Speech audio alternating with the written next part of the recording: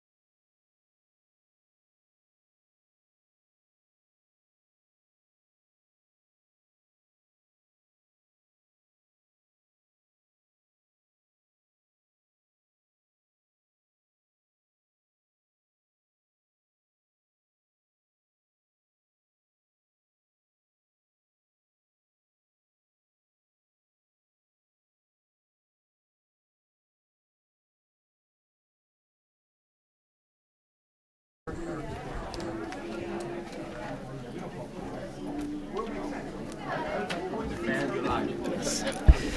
Good evening, everyone. Welcome to the March 25th, 2025 meeting.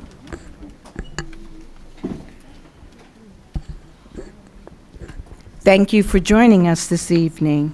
This is a regular meeting of the Council of the Township of Montclair and is being broadcast live on Channel 34 and is streaming live on the Montclair TV 34 YouTube channel. It's available on demand and can and will be rebroadcast. This meeting is called pursuant to the provisions of the Open Public Meeting Act. This meeting was included in the revised annual notice of the meeting schedule as set forth in Resolution R-25-038, adopted by the Township Council at its regular meeting of February 25th, 2025, advertised in the official newspaper on March 6, 2025, posted on the bulletin boards outside of our municipal building, and has remained continuously posted. In addition, a copy of the revised annual notice is and has been available to the public and is on file in the office of our township clerk.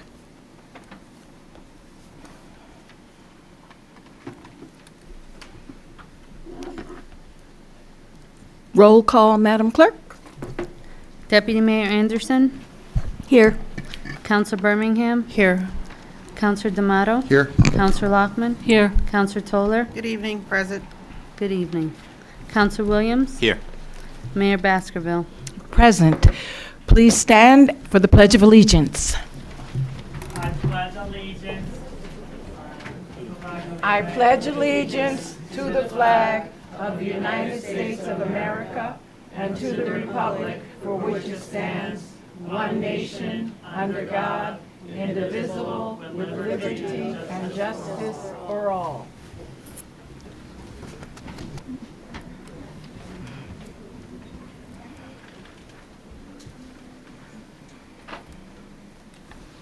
There have been presented to the council the minutes of the regular meeting held on February 25th, 25, conference meeting held on March 11th, 2025, and the minutes of the executive sessions held on July 30th, 2024, December 17th, 2024, December 30th, 2024, January 2nd, 2025, January 10th, 2025, January 28th, 2025, February 3rd, 2025, February 6th, 2025, February 11th, February 10th, 2025, February 11th, 2025, and February 25, 25. Does anybody have any, has everyone had an opportunity to review our minutes? Yes. Are there any corrections? No. I'd like to make a motion that we adopt the minutes as provided for us. Second. All in favor? Aye. Any opposed? Thank you. Okay, at this time, we are going to move on to proclamations. And we're going to start with a proclamation for honoring Ifeoluwa Josep. Councilor Toller? Sure. You just give us a moment. Go ahead. We want to, thank you for that. We just want to show a clip as to why we're honoring this young lady. So if you can just give us 2 or 3 minutes of your time, and let's take a look at the screen, and we'll go on with the proclamation. Thank you. Okay. While you're setting that up, do you mind if we do the United Soccer? I think I believe Mr. Fan is Oh, setting he's it going to to do go it now. from the back. Yes. Okay. Thank you. Well, I'm excited that we're honoring her today. I think it's a wonderful thing. Yes.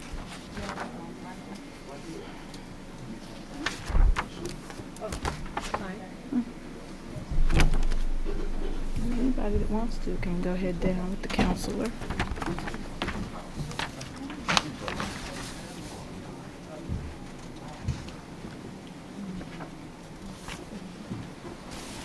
The clip is going to be before you actually present that? Okay.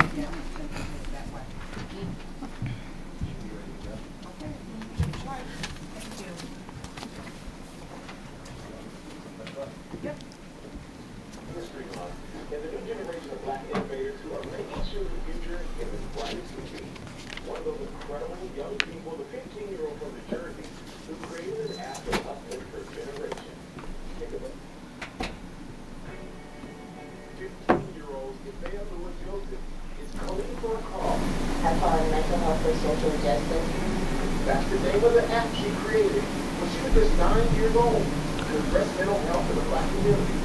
Mental health is important because it's the leader of our daily lives. The idea is one from our own personal experience. Back in 2020, during that period after George Floyd's passing, it had a really profound impact on me. She began journaling as well as writing and performing poetry as a way to release her emotions.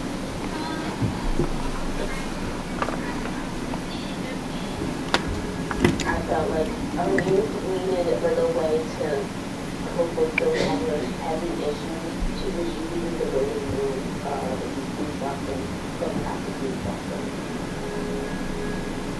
Her app offered Black youth a platform to journal, chat with an AI robot, and connect with licensed mental health professionals.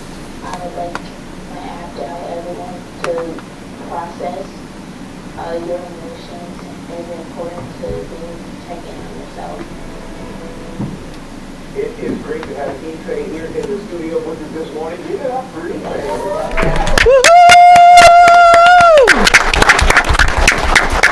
All right. On TV, which is actually something that is so confident in everything that he's done. And watching, what are kids right now watching you? How do kids now know where to start when it comes to journaling or poetry? What advice do you have for them to get started? Well, I want them to know, well, thank you for having me. I want them to know that they don't be afraid of what you are coming with when you start into your coaching journey. What you have is enough. Go seek your public resources, public libraries. That's really where to start because the programs, they always have flyers for different outside of library programs. It's always the best way to start. Just go to your community. And get started, that's right. Well, we're really lucky because you're going to perform one of your poems for us right now. It's called Generation Rising. Yes. All right, Ife, take it away. Even if you are not ready for the day, it cannot always be night. For the sun needs to come out and shine its light on the blades of grass rooted in the dirt below, the history of the soil helping it grow. Though small and many, each blade of grass is worth the fight of generations of the past. Therefore I know, even against the hardest stomp, you will last.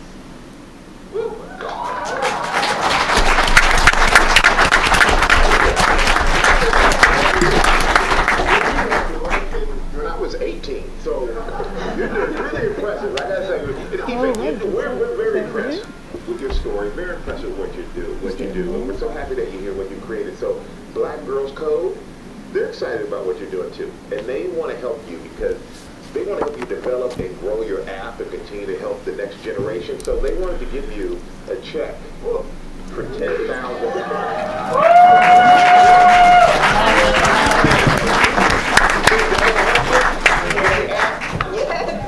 Yes, you know what? Your laugh is infectious too, just like your poetry. I love it. Well, congratulations. Thank you for all you're doing out there. Keep on rising and motivating and inspiring. Thank you, Faye. Oh. Woo-hoo! Woo-hoo!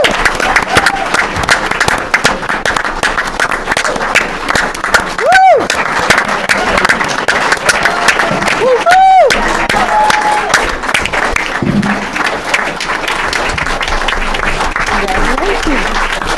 I'm there, we're in our pink and purple. So thank you all for being here and allowing me to share the clip from Good Morning America. I know that took a little bit of time, so I won't read the entire proclamation. Madam Mayor is with us. Come on in, love bug.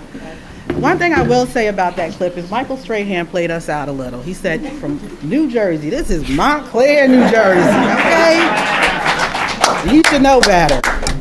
So what I'll do is I'll read the first paragraph and I will read the last paragraph, and I don't want to hold up too much of time. We have other proclamations this evening. So, whereas in recognition of Women's History Month, observed annually in March, it is a celebration of contributions and achievement of women throughout history, culture, and society, and serves as a call to action for accelerating women's equality.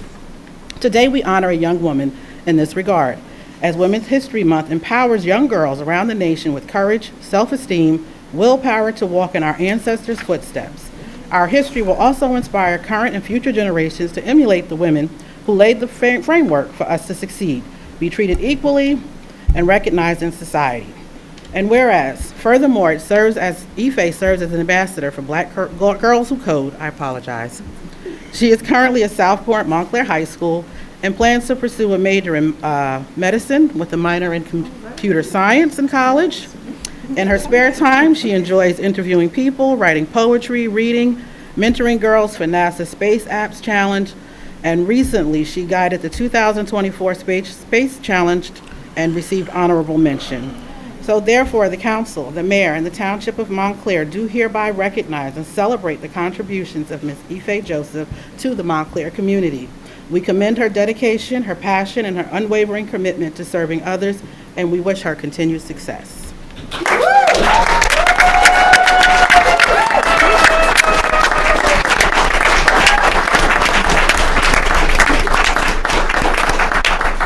Thank you all. I would first like to thank the Honorable Mayor Renee Baskerville and Councilwoman Amina Toller and the rest of the counseling body of Montclair. Being in a town with a Black female mayor really pushes to my testament of Black women being able to go anywhere and do anything they mind and put their minds to.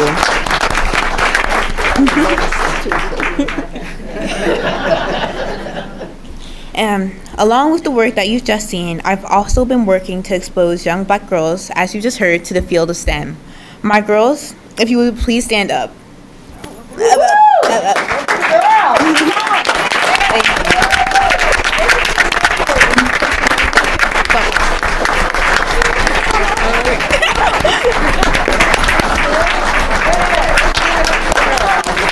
Amongst you are the strong, powerful, self-assured Black girls that I've had the honor to work with. I've mentored them through the summer and during the fall, helped them in the NASA Space Apps Challenge, that we got honorable mentions. Though I'm very honored for this proclamation, I would like you all to know that my flowers go to them, towards our future. Thank you. Yeah.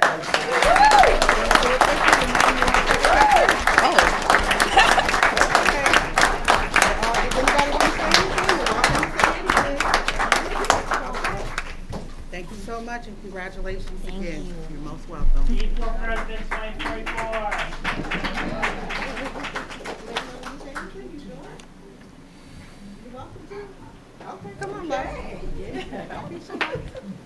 I just wanted to say that I'll thank Ife for giving us all these opportunities to express ourselves and express our Blackness in all of the mentoring that she does for us.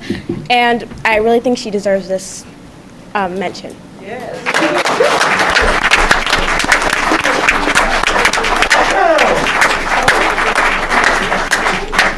All right. Thank you.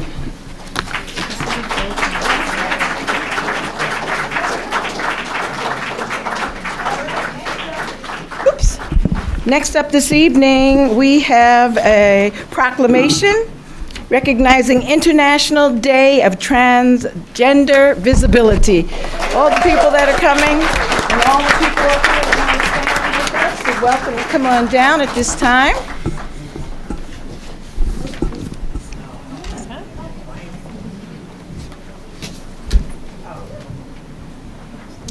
Oh, nice. Look at everybody coming out. How are you? Good, good, good. Good. Thank you for being here with us. Good to see you. Oh, don't stand behind me. Good to see you. Yeah.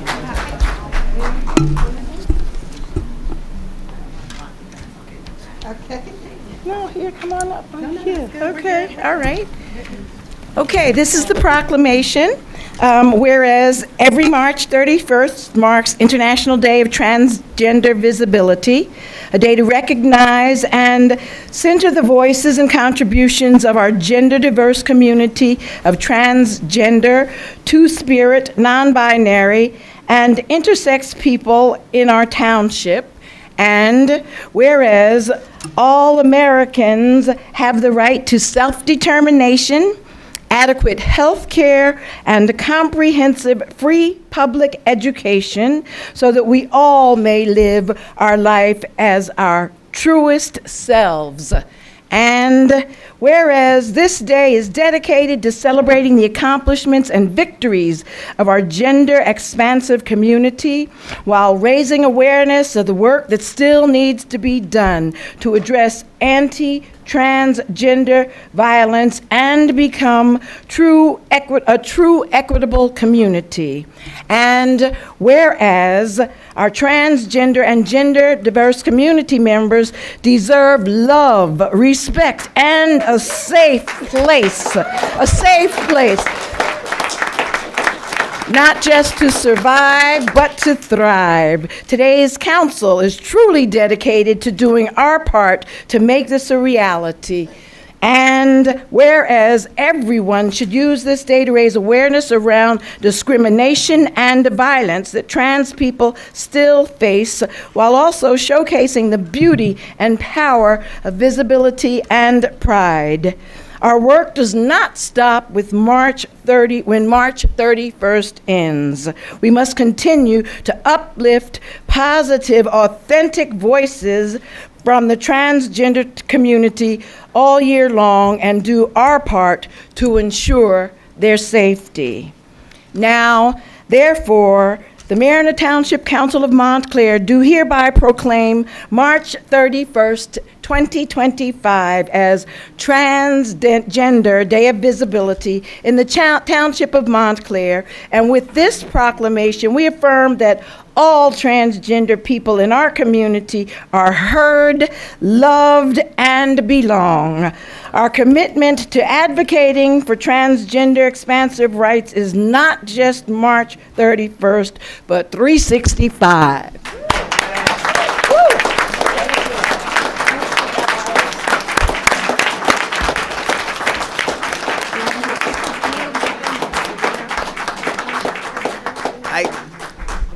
Good evening, everyone. Thank you, Council. I cannot express how moved I am meeting Dr. Renee Mayer some years ago. Gave me faith and hope of our future. To have a mayor behind you and to say, I want you to be part of this community, you and your wife, Madeline Gale. That was before. I think that was even before we co-founded Out Montclair. It is a very proud moment because many people I know here share the same story I did, where I was in a closet. I was invisible. I chose to be invisible because I was scared, fearful of what could happen. I'm going to make this long, but we cannot, number one, be erased from history.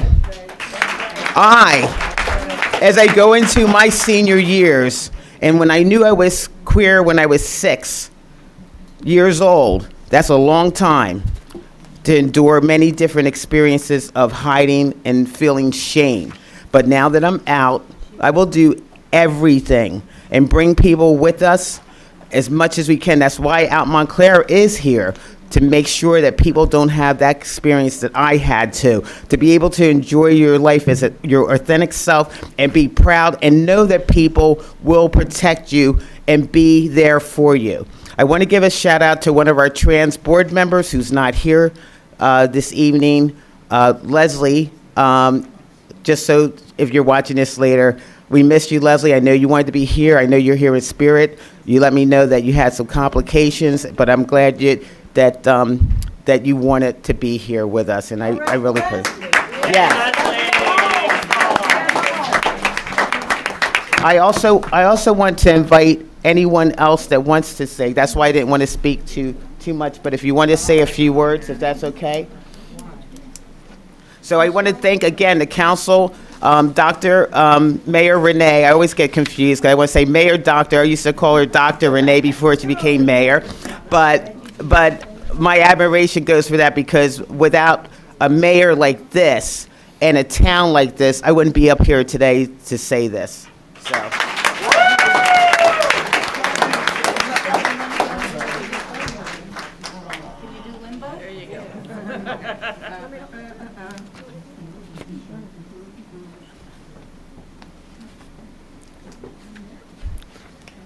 Hello.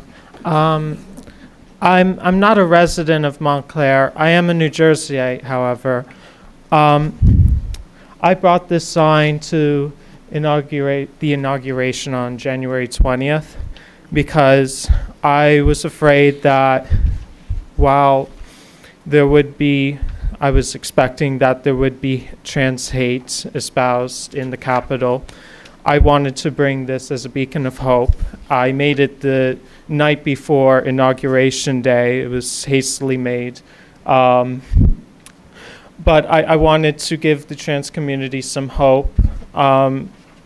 Personally, I've gone through a lot of transphobia, and I made this sign because although I personally am not afraid, I'm determined to go through these 4 years. They're not easy. They're not easy for anybody, but I always have hope, and I want to share that hope with the sign that I made. And even though I'm not a resident in Montclair, I am deeply thankful that the city respects me and my community. It means everything to me. So thank you.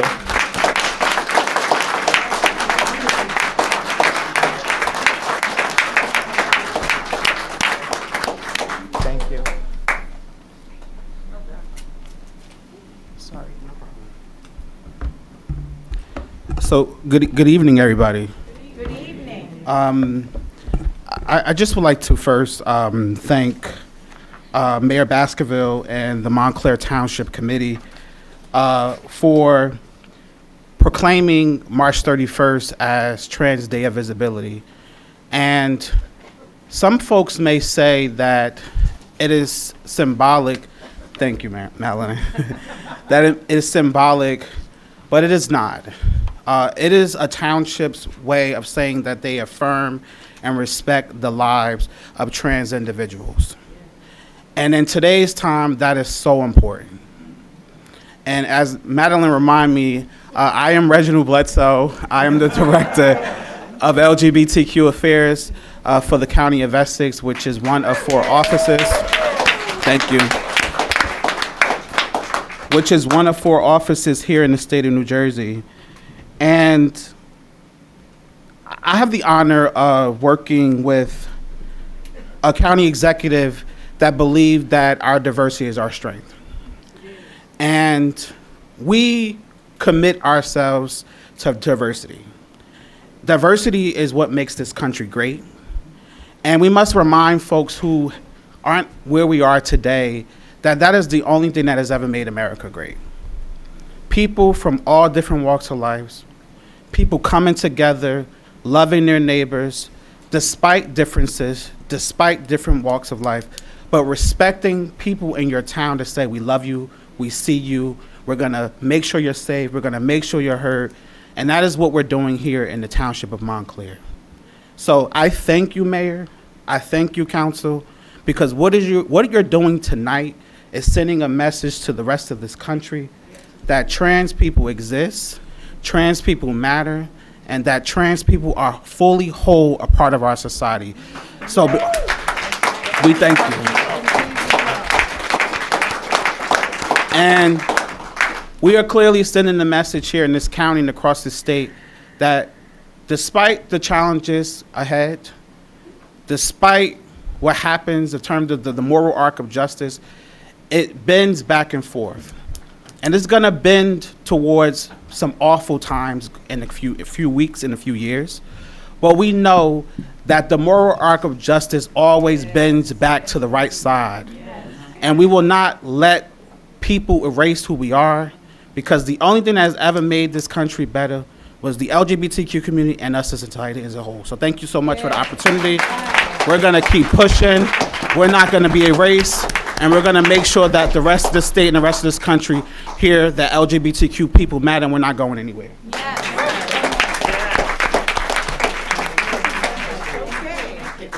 Thank you very much.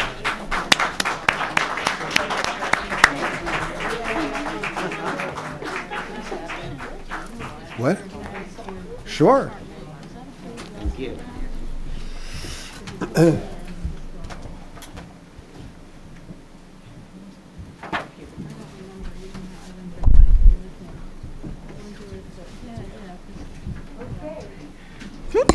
Next up, we have a proclamation, and our final proclamation for this evening before we move on with the agenda. I'm so excited that so many people came out to receive and be recognized. Councilor D'Amato is going to present a proclamation to the United Soccer team. Is there someone here to receive the proclamation, please? United Soccer. All right. Thank you.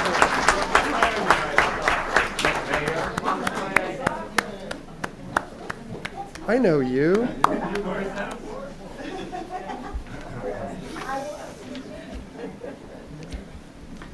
All rise for the honorable. I'm going to read this even though I am the least athletic person on earth and could never kick even a soccer ball. The Township of Montclair, New Jersey proclamation recognizing Montclair United Soccer Club as the Grand Marshal of the 2025 July 4th Parade.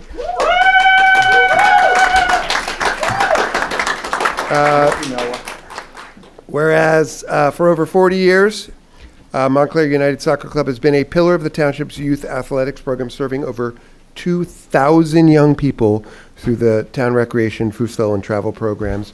And whereas the coaches, managers, parents, youth volunteers, and leaders of the organizations have generously dedicated their time and energy to the service of the young athletes of Montclair, and because the club values sportsmanship, fair play, integrity, and goodwill towards an opponent, the club also provides opportunities for young people to become licensed and work as youth referees, whereas Montclair United organizes and facilitates a top soccer program that connects high school students with children with disabilities to participate in fun and empowering activities built around soccer. And whereas the organization ensures access to its programs through scholarship, better known as soccerships, for families in need of financial assistance. The club sponsors various Montclair community and school events each year and has contributed generously to urgently needed soccer equipment as well as field outfitting and maintenance. Whereas Montclair celebrates July 4th committee nominated and unanimously chose Montclair United to join past Grand Marshals as part of the history and legacy of Montclair. Now, therefore, the Mayor and Council of the Township of Montclair do hereby recognize Montclair United Soccer Club as the Grand Marshal of the 2025 July 4th Parade and convey our thanks and appreciation to the organization for their commitment to the community. Thank you so much.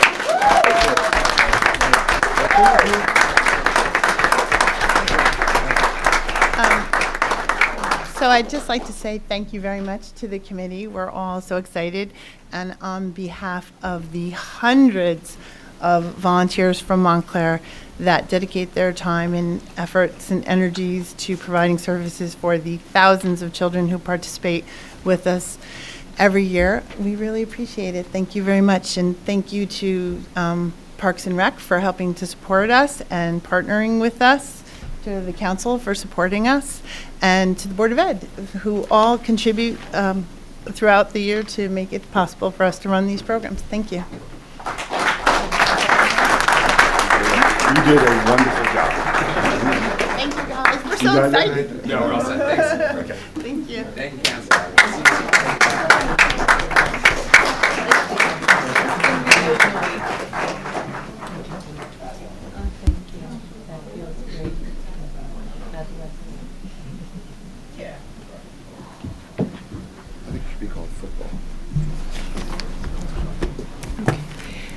So, for those of you who do not know,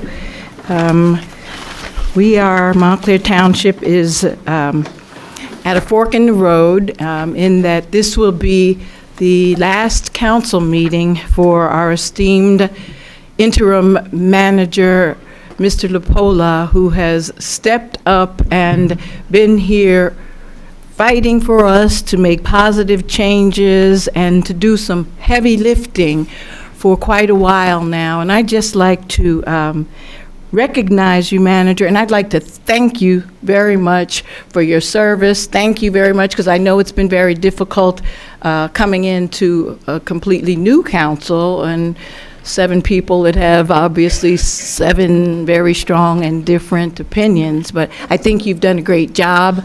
I've watched how the people in the township, your employees, really respect you, and more than that, I feel like they've, you know, a vote of confidence from them. So that means everything to me when I look around and see how much that means. And certainly you have done a lot to help me guide the way as I was trying to navigate some new territory. So I thank you.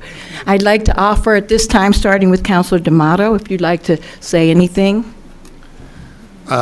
You said it all. I mean, I have appreciated very much working with you, Mr. Lapolla, and someday again, someday soon. And also, have a biscotti.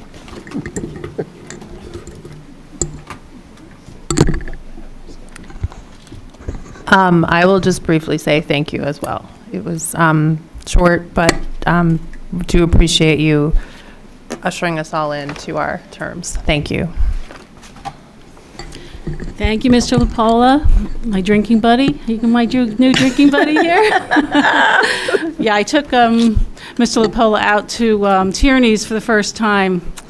He has been here 20 months, has never gone to Tierney's. Can you imagine? Can't imagine. So we went to Tierney's. It was fun. It's good to get him outside the office. You get the scoop on everything. And but while he was in the office, he was very helpful to me personally. I'm sorry we won't be going forward doing our development projects, which unfortunately I know you know, well, no, fortunately you know a lot about. I don't know that much about, and I wish we had working together, but there you go. Anyway, the best of luck to you. Godspeed.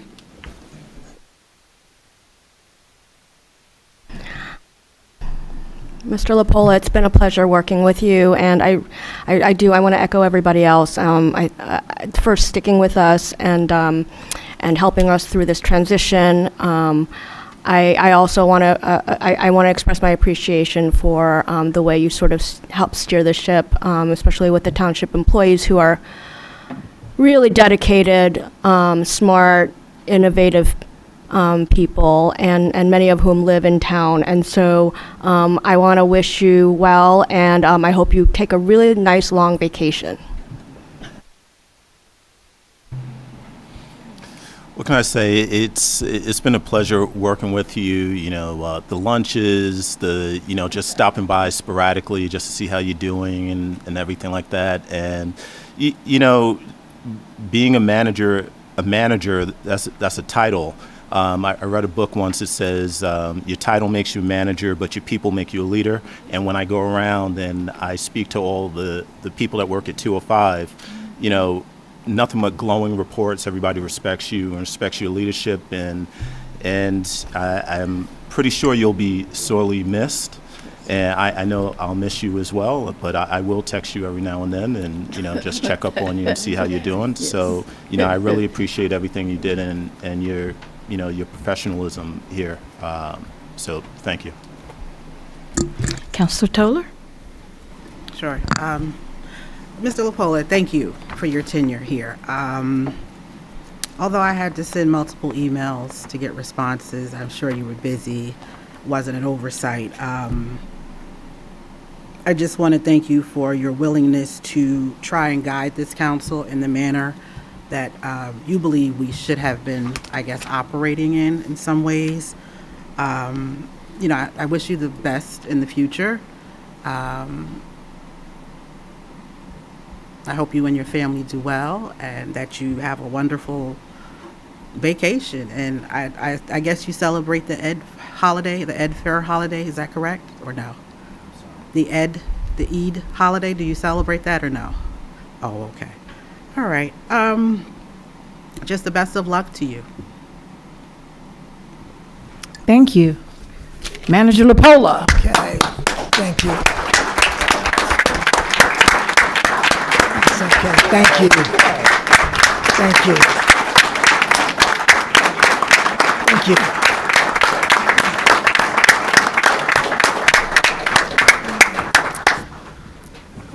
Thank you, Mayor. You surprised me there, and thank you to the council for your kind words. I came here in August of 2023, thinking I was going to be here less than 3 months, 3 days a week. It became full-time, and now, almost 20 months later, I depart. I'm not going to get into anything negative. I just want to say that I want to give special thanks to certain people. My right hand, Demetria Edwards. All those department heads sitting in the back. Angelise, who I couldn't have survived without. Yes. Madam Clerk, Madam Clerk. Mr. Burr, is Mr. Burr still here? Yes, There he is, my buddy. Mr. Garcia for stepping in. Yes. You may never speak to me again, but thank you. And I just want to say to the residents of this town, I have been in government for over 40 years. When I was 26 years old, I was elected a freeholder, served 2 terms. I was a freeholder director. I was state director for Senator Bill Bradley. I was first assistant prosecutor. I ran the Turnpike Authority. I was Union County manager, and I have to say the people who work in this building are some of the best people I have ever worked with. And I just want to thank all of you. Seriously, they work hard, they do their jobs. Sometimes they have to take a lot of abuse, sometimes from the people who live here, but they are Class A quality people that I would say are second to none in government in this state. So I want to thank all of them. I truly enjoyed walking in the building every morning.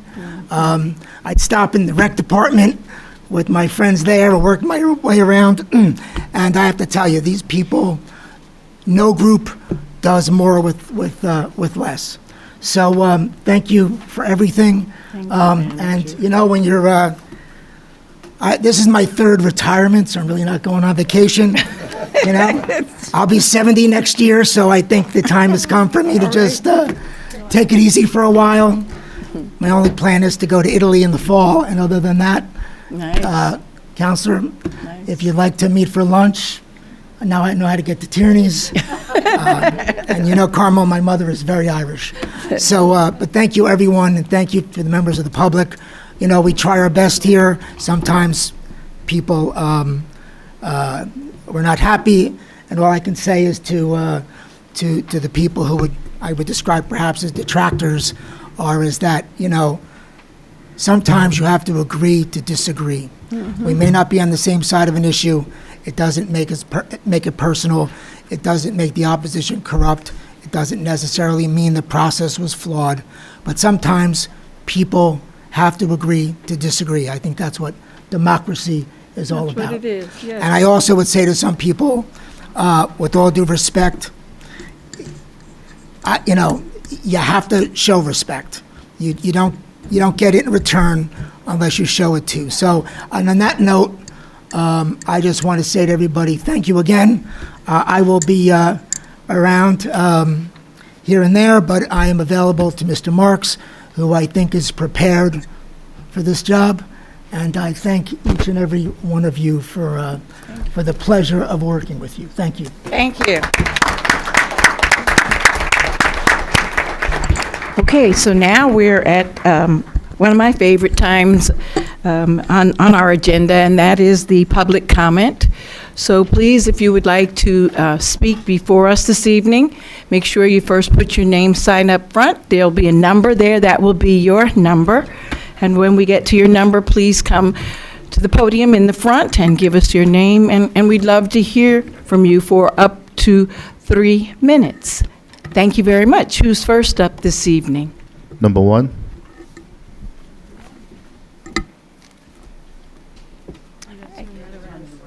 Or either you, yeah, it is, yeah, you're right. Thank you, yeah. Hey, Margot. Hi. Thank you, Mayor Baskerville, and to the Town Council. My name is Margot Sagel. I'm a 35-year resident of Montclair and a business owner for 29 years here as well. And I am adding my voice tonight to ask you to support the library and the budget that's coming up. As the director, Radwa Ali, said Montclair is a crown jewel town, and we deserve a crown jewel library. And you can tell, Montclair has always been a literary town. You can tell from the dedication of the schools, the neighborhood book groups, and the literary events we have throughout the town. And the library is the center of literacy, and it's the center of community. I don't need to list all the programs the library holds. You know them well, but I just want to emphasize that it's a building for everyone, and it deserves to be operating so that we can continue to use it. There are no entry fees or dues from toddler story time to senior meetings, the adult school, teen gatherings, open book, open mind, Succeed Together's tutoring programs. The library serves everyone and deserves to be supported by the council. So I implore you to consider the increase to the operating budget and the proposed capital budget. Thank you. Thank you very much. Next guest, please.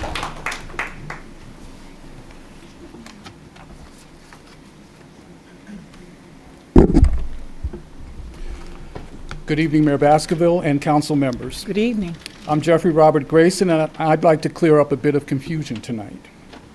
During public comment at the March 11th council meeting, I was one of 3 people who spoke on behalf of reopening Firehouse 3 in South End.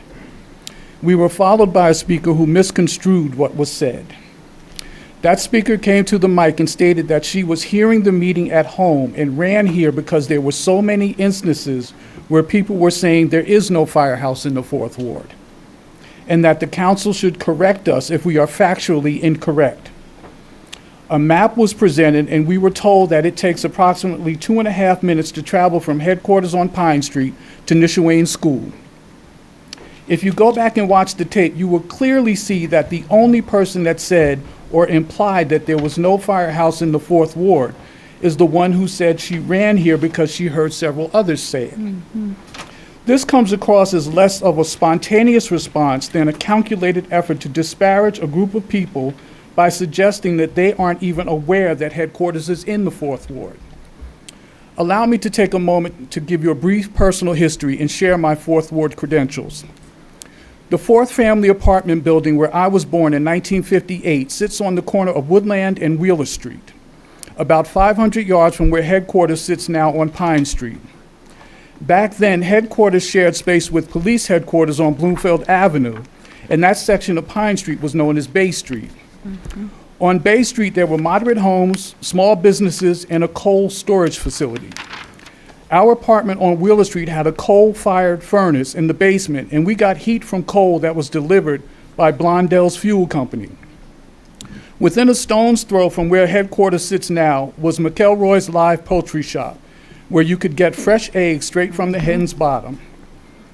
The first 7 years of my education were spent at Our Lady of Mount Carmel School on Baldwin Street, where many of my classmates were the grandchildren of Italian immigrants that settled in the 4th Ward along the Baldwin Street, Pine Street, Glenridge Avenue corridor.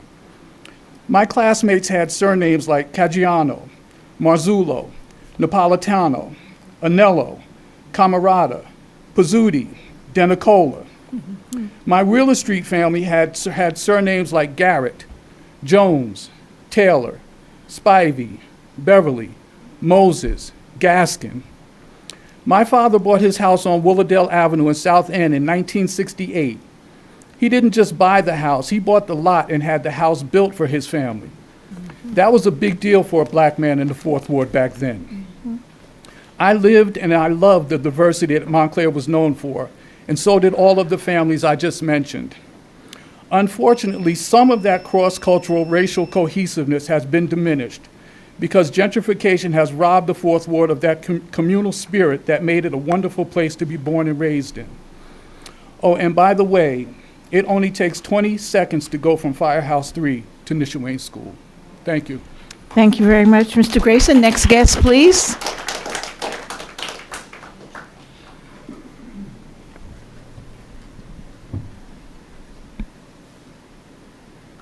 Hi, I'm Ruth Kunstadter. I've lived here for 34 years. I wasn't planning to speak tonight. I came to support Transgender Day of Visibility, but I do want to say, I want to ask, is Montclair officially a sanctuary city for transgender and gender nonconforming individuals?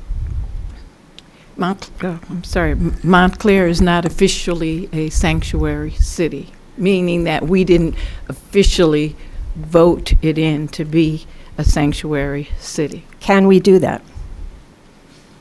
That would be the will of the council. Okay. I would like for that to be considered. I know that, well, first of all, I'm the very proud parent of a trans daughter who has a trans male partner. I have a non-binary bonus kid. I have a lot of trans and gender nonconforming people in my loved ones circle and friends. And it's a crisis right now. It's a crisis. And I've always been an ally. I became extremely active last year when my friend and colleague's son took his own life. A young trans man, he took his life at Montclair State University. You may be aware of that. This is a real crisis situation, and we need to support our trans, not just with a proclamation is great, I really appreciate it, but we need to really support it tangibly. And one thing that can be done, New Jersey is a shield state for trans-affirming care and also reproductive care, but it's only a shield. That means that you can't be prosecuted for getting or providing trans-affirming or reproductive care. It's only a shield state by executive order of the governor. That could change with the new governor, and we're trying to get it codified into law. And you can go to jerseytrans.care to find out about that.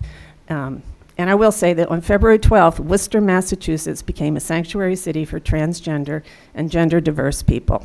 So, and Boston and Cambridge are, I think several other towns in New Jersey are, and I think that we should put our money where our mouth is. Thank you. Thank you very much. Next guest, please.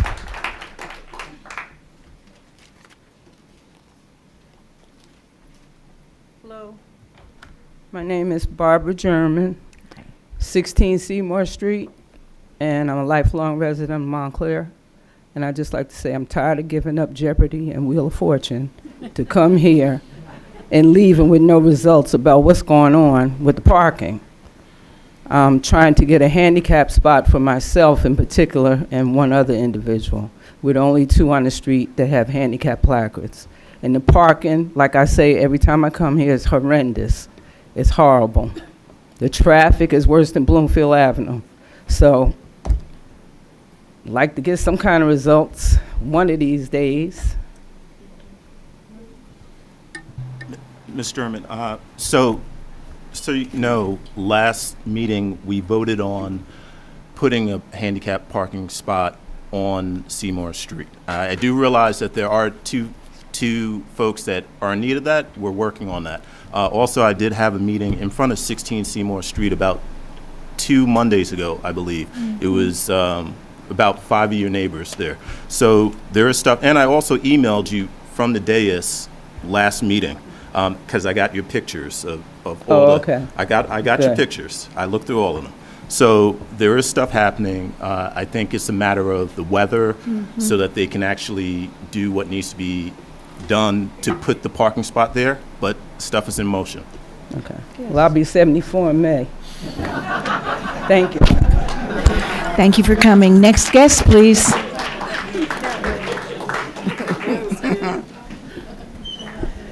Good evening. Good evening. Happy National Women's Month. March, it's almost over. We've had a great March.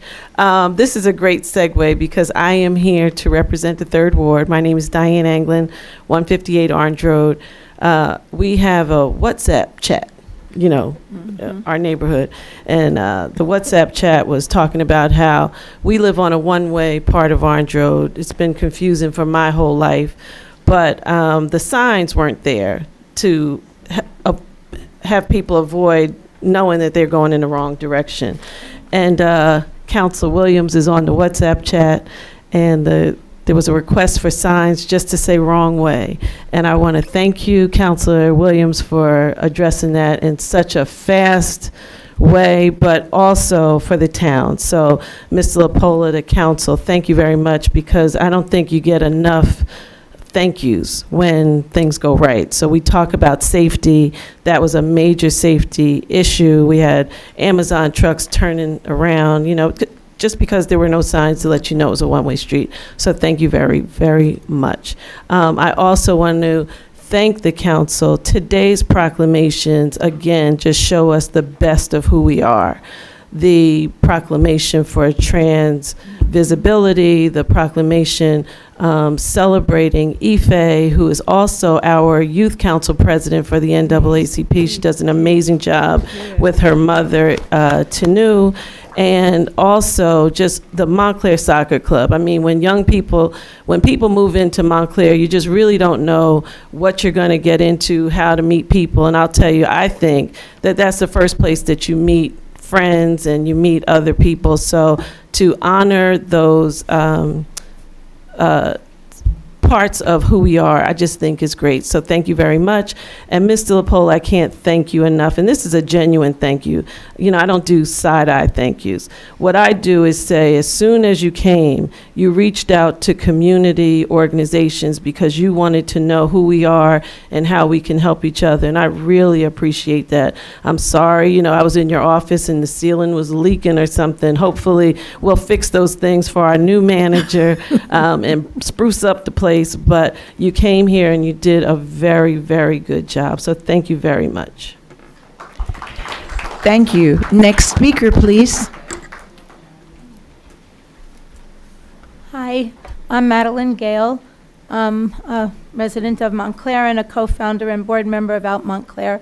And I wanted to thank the council for your recognition and commitment to the safety and care of the LGBTQIA community, in particular the gender diverse community of transgender, two-spirit, non-binary, intersex people. With that said, I also ask that the Montclair becomes a sanctuary city for the trans community. Hopefully that's something we can all work on together. I also wanted to let everybody know a little bit about Out Montclair for those that may not know. Our mission is that first, we're a nonprofit organization to create and raise awareness and provide support and solidarity for the LGBTQIA community. Excuse me a minute, my phone's just playing tricks on me. I'm sorry about that. Please forgive me. Of Montclair and our surrounding area.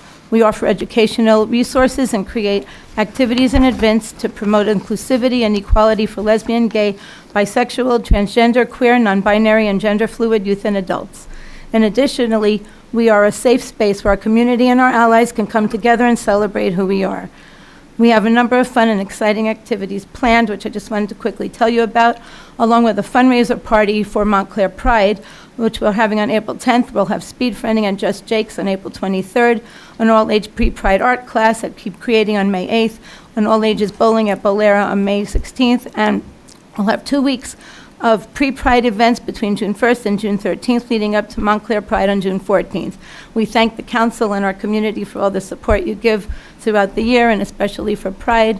And again, thank you for doing the proclamation tonight. Thank you very much.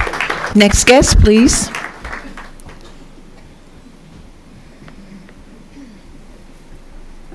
Good evening. William Scott, 23 Good evening. Cedar Avenue. And thank you also, Mr. Lapolla. Didn't have a lot of interaction with you, so that means I didn't get into too much trouble. Okay. But just thank you for your service there. I have a couple of questions. Matter of fact, one on item number 20. Well, let me just start with this. I support the firehouse on Cedar Avenue and High Street. That firehouse should remain open. I'm a resident of Montclair for 75 years. I've seen that firehouse address many, many needs in the community.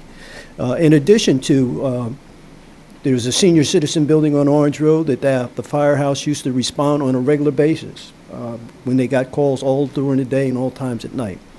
And I also believe, and someone can correct me if I'm wrong, this will be the second firehouse being closed. There was one closed in the 3rd Ward, which was currently, I think it's the EMS emergency service unit is housed in that building. And that used to be a firehouse in the 3rd Ward. So, you know, we've gone from the 3rd Ward, we're working on the 4th Ward. We should have very serious concerns when the firehouses continue to be closed in the third and the fourth ward. So I just want to make that point. Also, item number 25 on the agenda, a resolution R-25-08. This is a resolution of the Township of Montclair, County of Essex, State of New Jersey, approval of transferring the financial agreement between BSREP to Wellmont East Urban Renewal to the South Willow Urban Renewal LLC. I have no idea what's going on with that. I know that there was an agreement initially with the Wellmont Development Agency. I've never seen the second redevelopment agreement that's being referenced from a transfer standpoint until you get a until you get a thorough understanding what this financial agreement may be entail for the Township of Montclair. It should be pulled from the agenda tonight, and a thorough review should be done from a financial standpoint. Also, there was another resolution that was put in place which dealt with the Montclair Center Gateway 2 phase redevelopment plan. This is back in November of 2023, which allowed the 37 Orange Road to be used as a Airbnb development. 36 units were supposed to be set aside for an Airbnb. Airbnb, I always mix it up, excuse me. And that agreement was voted on and approved by the council. I found out at at a planning board meeting back in November that the developer decided not to go through with the agreement, but the council approved the agreement. So if that is a change from the developer standpoint, that whole ordinance needs to be reviewed and amended to pull out what was approved for the developer. Thank you. Thank you very much, Mr. Scott. Next guest, please. That one's not on here, but it's, yeah.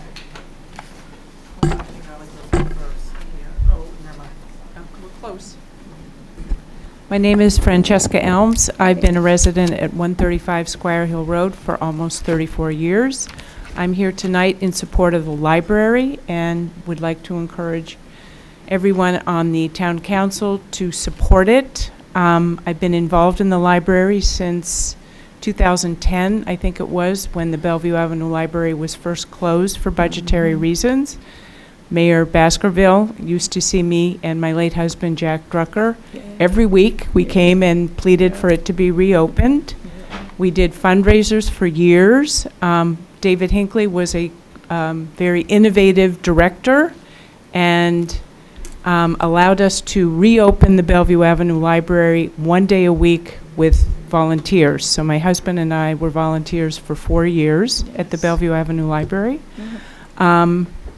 It got closed again later, and we got it reopened again. So I'm very aware of budgetary restraints, but I also want to encourage everyone to consider in these very difficult times, this is the only really open democratic institution for everyone.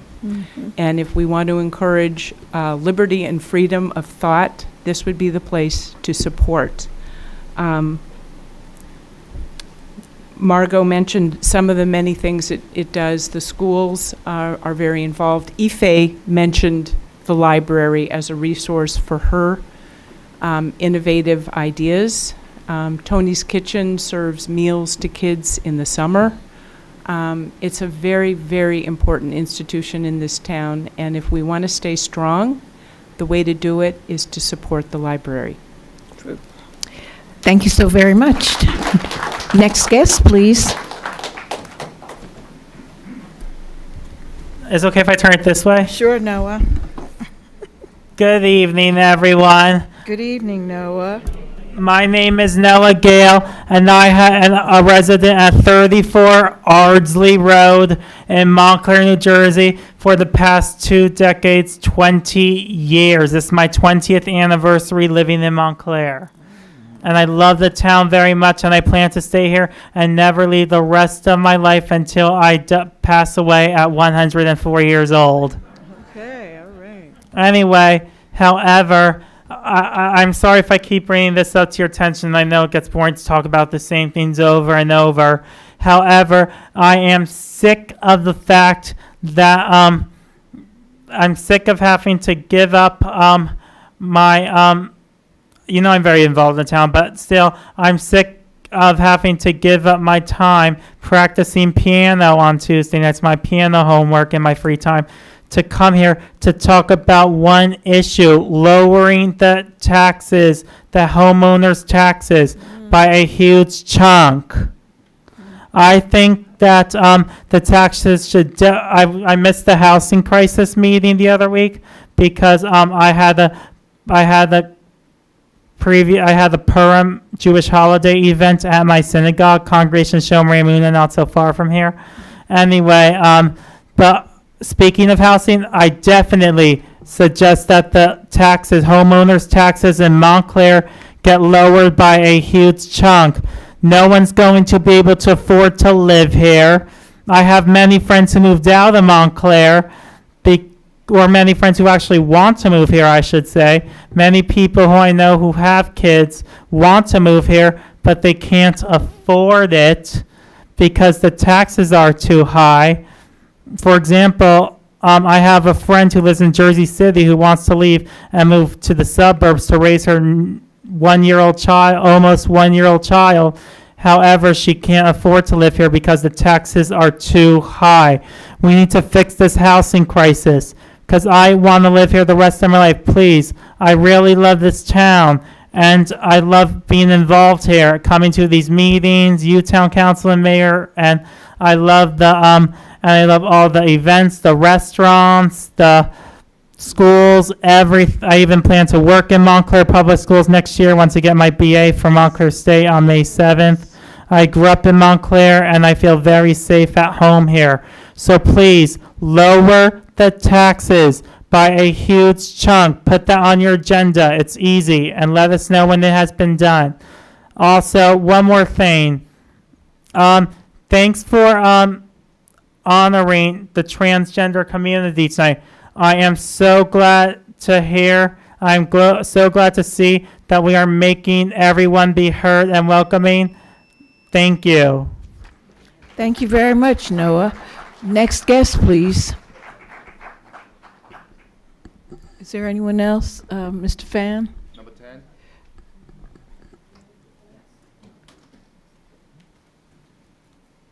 I know I was up here earlier. My name is Rubina Spence. I'm the chairperson and a co-founder of Out Montclair, proudly so.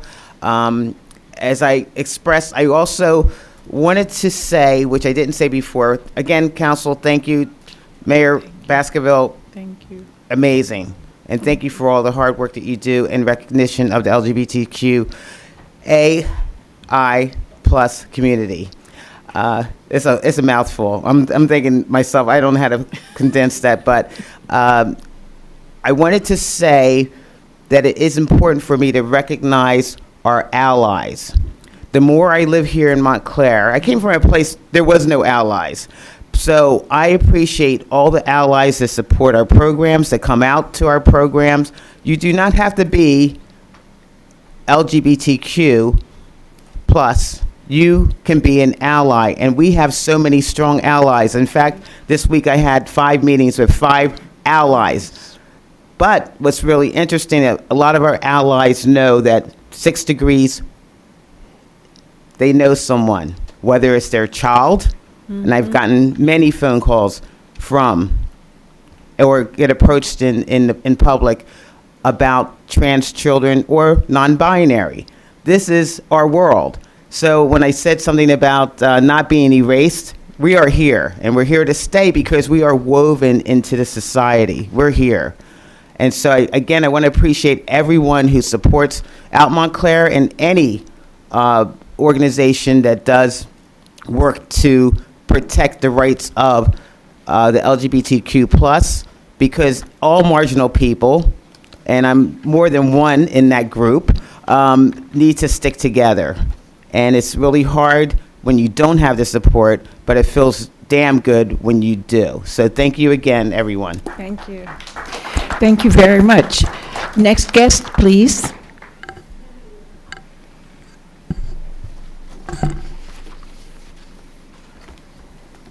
Good evening, Mayor Baskerville and Council. How are you?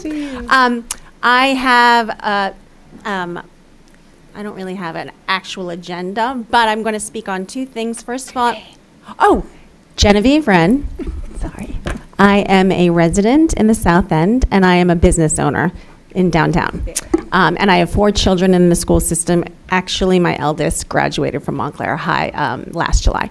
So I'm also the new director of events for Out Montclair, including Pride. So I'm very excited in taking over this responsibility. Fantastic opportunity. I was really pleased with the outpouring of support from not only residents in Montclair, but also the surrounding area. Montclair, I think, means a lot to the residents, but also other towns and communities and residents of New Jersey. There are a lot of other towns that specifically since the January inauguration have changed their policies to disallow flags, pride marches, etc. And I'm very heartened to see that Montclair is standing behind the LGBTQIA+ community. So thank you.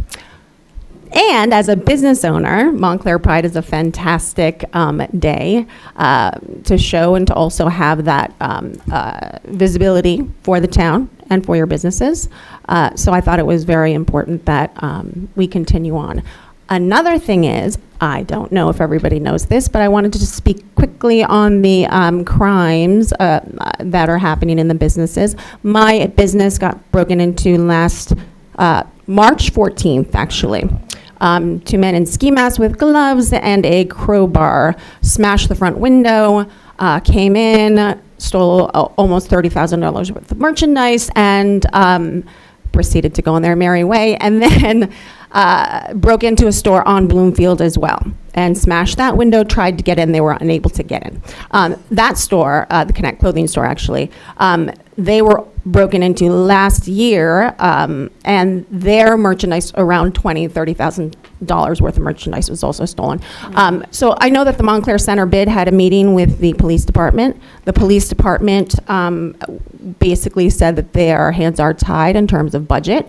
So I would like to appeal to the council to have some sort of initiative where we can actually have some type of progress in preventing this, because I don't know how much my insurance is going to go up after this claim, but if it goes up the same amount that the other store's insurance went up after his robbery, I have to close my business. And so it's very untenable for all these things to happen. And I heard also, since the beginning of February, there were 15 break-ins in Montclair. This is what the detective told me. Now, I don't know if that's just for businesses, but and also residential, but it just seems that the crime and the robberies are escalating at an alarming rate. Thank you. Thank you very much. Good to see you. Next guest, please.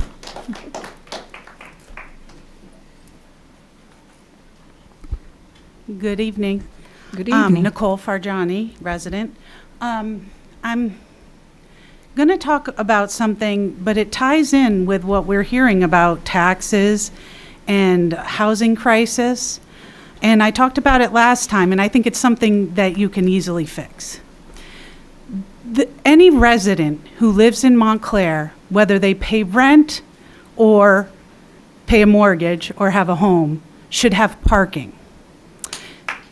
It's inequitable to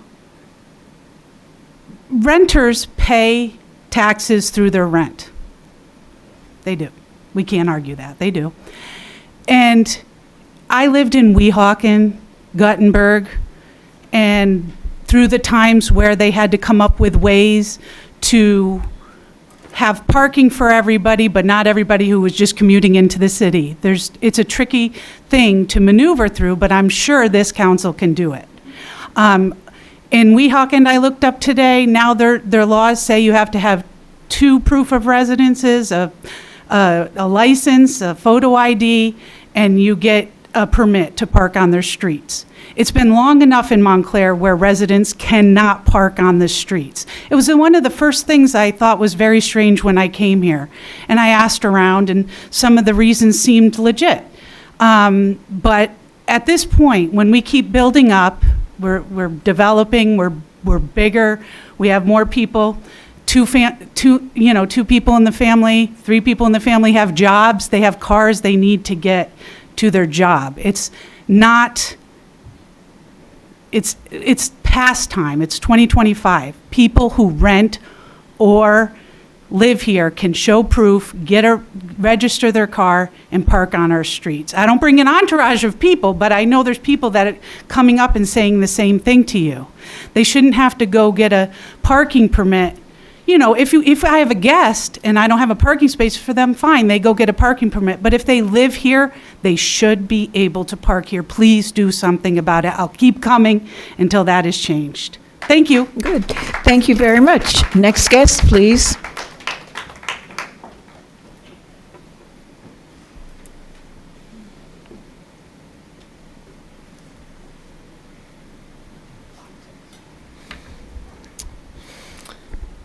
Should I say my name first? Yes, please. Okay, my name is Michelle J. Carroll. I am from Monmouth County.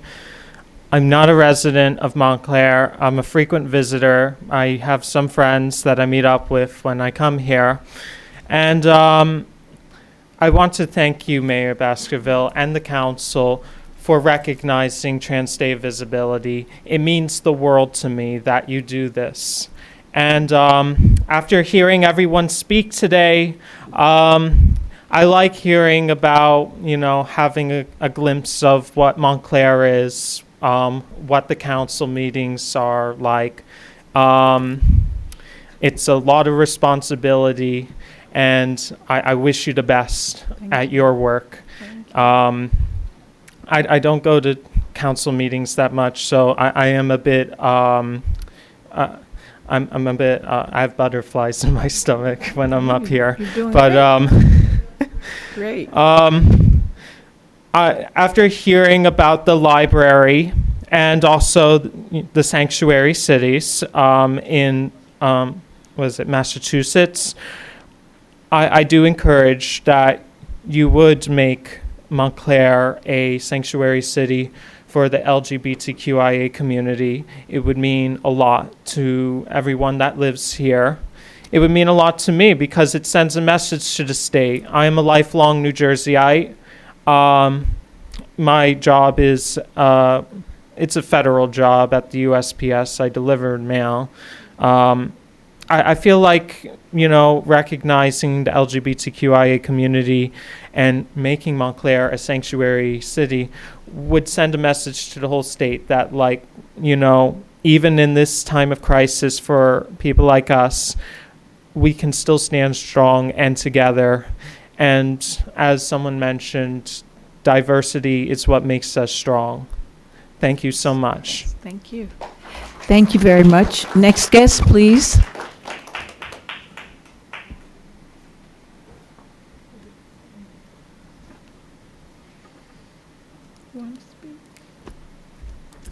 Good evening, Sarah Avery, Montclair Good evening. resident. The first quarter of 2025 is over, and the current year budget has not even been introduced. So, Manager Lapolla, you have some nerve proposing an ordinance to exceed budget appropriation limits. How dare you force increased taxes on the residents of this community? The budget was required to be introduced by February 10th, and over a month later, you present a resolution to postpone introducing the current year budget. When was the community going to be notified that the budget will be introduced? March 31st is next Monday. How much notice do you think should be provided? How can the budget be adopted by April 30th when there have been no hearings or any opportunities to challenge the gross pay-to-play practices, nepotism, patronage, and enormous waste of taxpayer resources that I am sure the budget includes? Oh, I get it. You don't want the public to participate. All right, change of topic. Legal notices show the township planner was awarded professional service contracts in Teaneck for 2015 and 16, and in Cranberry for 2017 to 2019, during which time the planner was being compensated for a full-time position with Montclair while purportedly working full-time for the township. The record shows that the town planner has committed grievous errors on multiple occasions in connection with ongoing development that subjects residents of this community to increasing financial and physical risk. Not only that, but each of the traffic studies performed for proposed development reduced estimated traffic by 20% based upon an assumption that some of the tenants would not have cars. While that may support minimal parking reductions, those tenants who don't have cars are using ride-sharing services like Lyft and Uber, which certainly compound the dangerous traffic congestion residents experience. Manager Lapolla describes the town planner as a consummate professional. In my opinion, the town planner is either incompetent or sabotaging the community because residents face ever-increasing financial and physical perils. Maybe what Lapolla means is due to the planner's consummate professionalism, developers walk away with more than their share of profits, leaving the residents to pay for the chaos they have left behind. I'm sure that's what he means. Thank you. Next guest, please.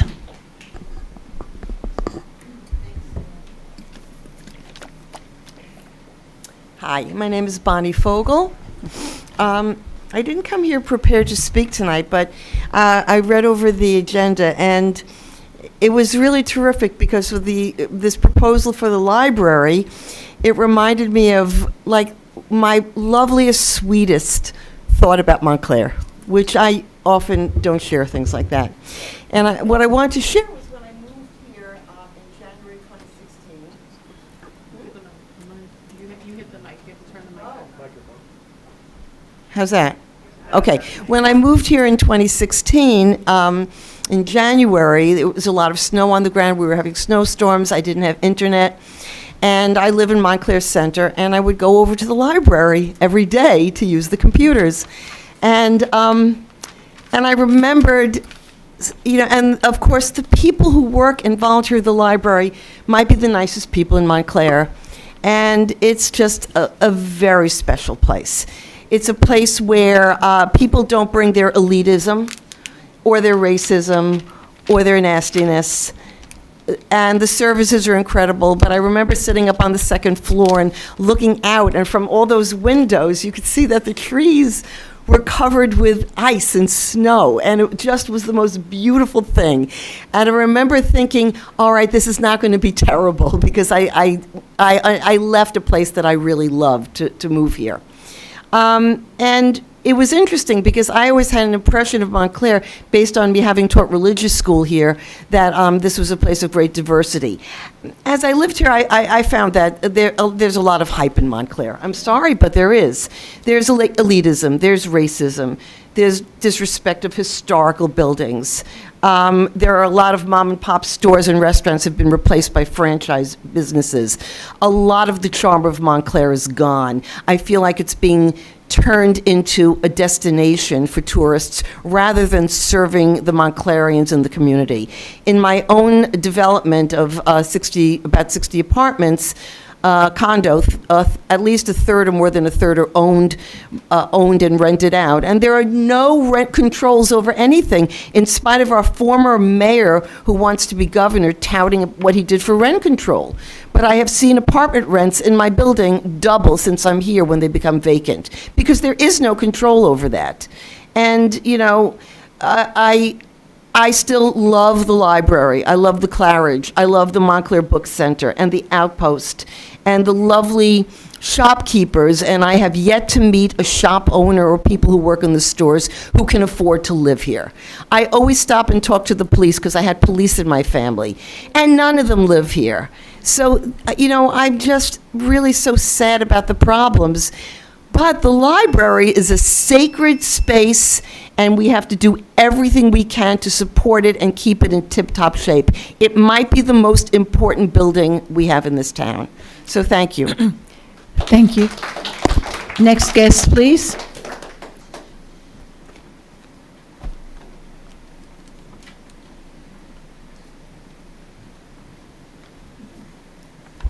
Good evening. Ilmar Vanderer, 127 Edgemont Road, lifelong resident of Montclair, or as I'm apparently known tonight, number 16.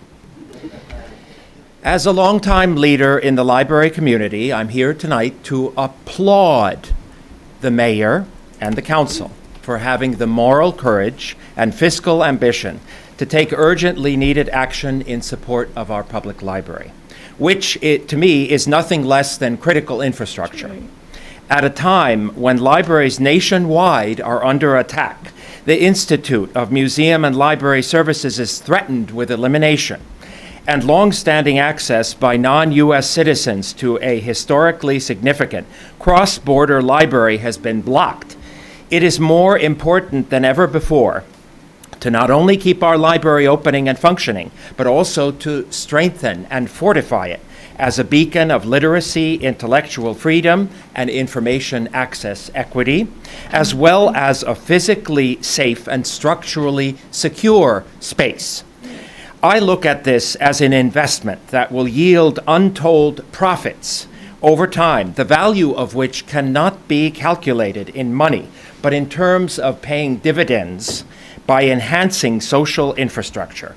Significant peer-reviewed research from the Every Library Institute shows how libraries impacting reading and literacy skills ultimately leads to reduced crime, lower poverty, and greater economic sustainability and prosperity by boosting school success, providing professional skill development resources, and creating connections to jobs. Taking a holistic approach to funding core services makes both social and economic sense. Making academic, social, and cultural investments today can stem the flow of crime and create and promote economic activity tomorrow, ultimately making the world better for all of us. I thank you. Thank you. Next guest, please.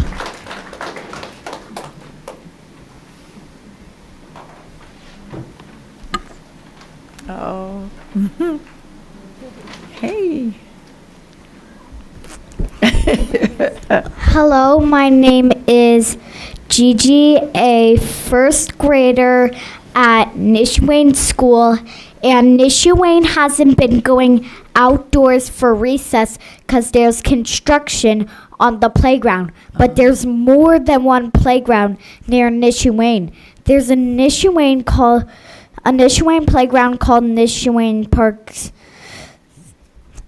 Playground, and we could have used that instead for outdoor recess because we've been stuck inside. On B days, the second graders go out, and on A days, the first graders. And sometimes it's neither A, neither B. So we have to stay stuck inside. We want to use Nishuane Park for our playground for using for recess. May we please use it? Oh, excellent.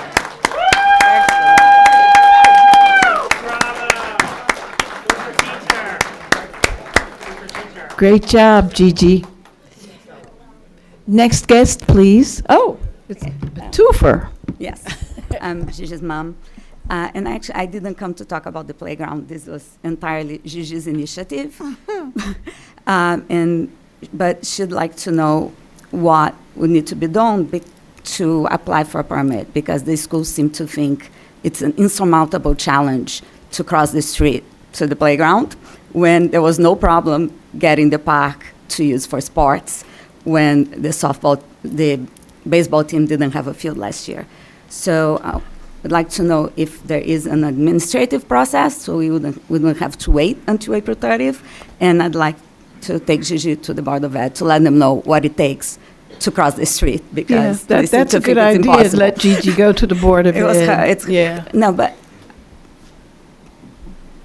what do they need to do Board of Ed. to apply for a permit to use to close the street and use the playground because they seem to think it's impossible. May I? Oh, yes, ma'am. Sure. Hi, thank you. Thank you, Gigi. Are you an A, B, or an A day or a B day girl? I'm an A day. All right, you rock. I think you want to start at the Board of Education to put your Yes. request in. We did. Okay, and did you get a response back? That it's an insurmountable challenge. It's just too much. It's just too complicated. Okay, then the Board of Ed would need to reach out to us. So To have that you need to discussion. apply for a permit to use the playground? I'm not sure what the Board of Ed told you. I think Go ahead. a couple of things. You I think approved, need- you approved the baseball, so you can tell me how to approve it. I approved That's the baseball different. because they came and asked. Yes, Right. they permission of the didn't. board. I have never heard from the Board of Ed on this Yeah, issue. they don't care And about the Manager Lapolla, I recognize you if you wish to And- answer that, Yes, please. and also, to close the street would involve a permit from, I believe, the police department, so it's a little more Right. complicated than us. I don't think anybody would have a reason not to allow them to use the playground, but until they reach out to us Right. with their plan, there's really nothing we can do. Correct. All right, thank you. Okay, thank you. Can the manager approve the permit? But it doesn't require a resolution. Thank you. My last 30 seconds, I want to try to talk about Clary Anderson, because Montclair taxpayers, which are grossly overburdened and already subsidize Glen Ridge by about $2 million a year with the fire department, are also subsidizing private clubs. We have no access to Clary Anderson Arena. There are no Friday night skates. The learn to skate programs are super limited and they're more expensive than at Montclair State. And yet, we are subsidizing that facility by a great deal. And you've reopened the RFP. There were 3 proposals, and there has been no progress and no news to the community. And I'd like to ask you to get a contract that doesn't force us to subsidize clubs or close the facility. Either way works. Councilor Lockman? Yeah.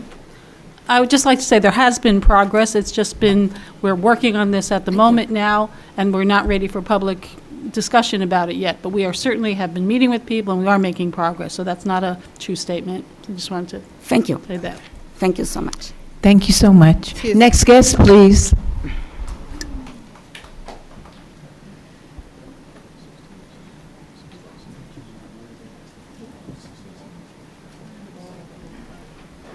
Good evening. Good evening. I'm Brenda Jones. I met with Mr. Williams about 2 Mondays ago about a parking issue on yeah, it's a green light, yes, on 16 Seymour Street, and we discussed the parking lot on the other side, if it's possible to have a walkway or a walk-through. Have that been brought to the members for discussion, or is that something that's still in the works? Yeah, the head of DCS is here. I did bring that up to him, but that's a major plan because the town doesn't own that piece of property right there. So, a lot would have to be done, but we did start having a discussion about it. I mean, just to manage expectations, I don't want to promise you that you're going to see anything in the next few months or anything like that, because a lot has to be done there. So the parking lot is private property, or the entrance, the access? Which one are you talking about? The deck?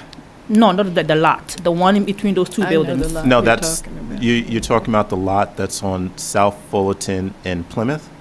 Yes, that one. Yeah, that's the municipal lot. Okay. But the stairs that you're talking about, those are private stairs that belong to that. That wall. Yeah. Okay. Okay. All right. Thank you. Mm-hmm. Thank you. Next guest, please. Number 20.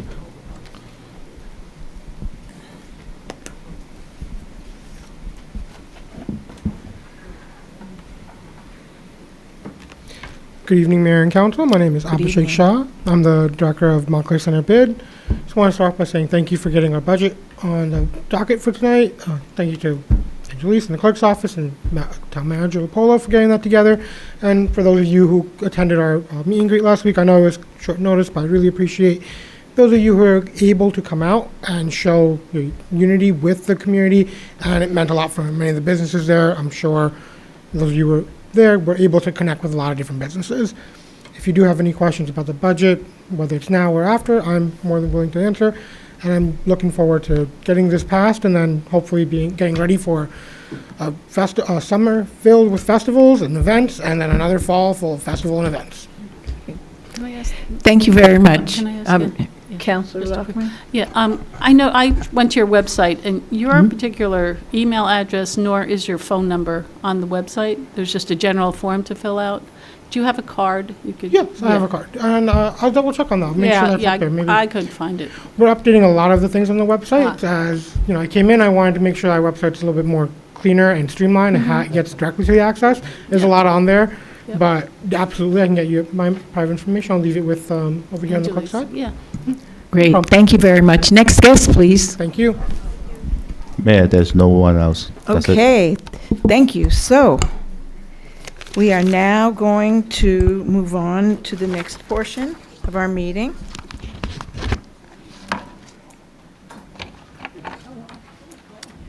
We're going to move to the portion of the agenda that's called New Business Ordinances. I think before I do that, I am to, if there are resolutions or other things that need to be pulled from the agenda this evening, I think I'm supposed to do that at the beginning of the meeting, and I failed to do it then, so I'm going to do that now. If anyone has anything that they wish to have pulled at this time, then I think that we should do that right away. Anyone? Yes. Councilor Williams.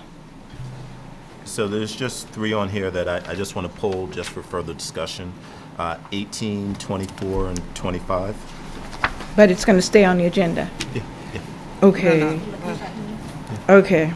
Wait, so you want to pull them or you want to table them? I just want to talk about them. Okay, I'd like Okay, to. I'm just trying to get the ones that we have to table, because when I read through the bylaws, they said I'm supposed to do that at the front of the meeting, and I didn't do it, so I'm doing it. So 18, I would like to pull because I still have questions on it.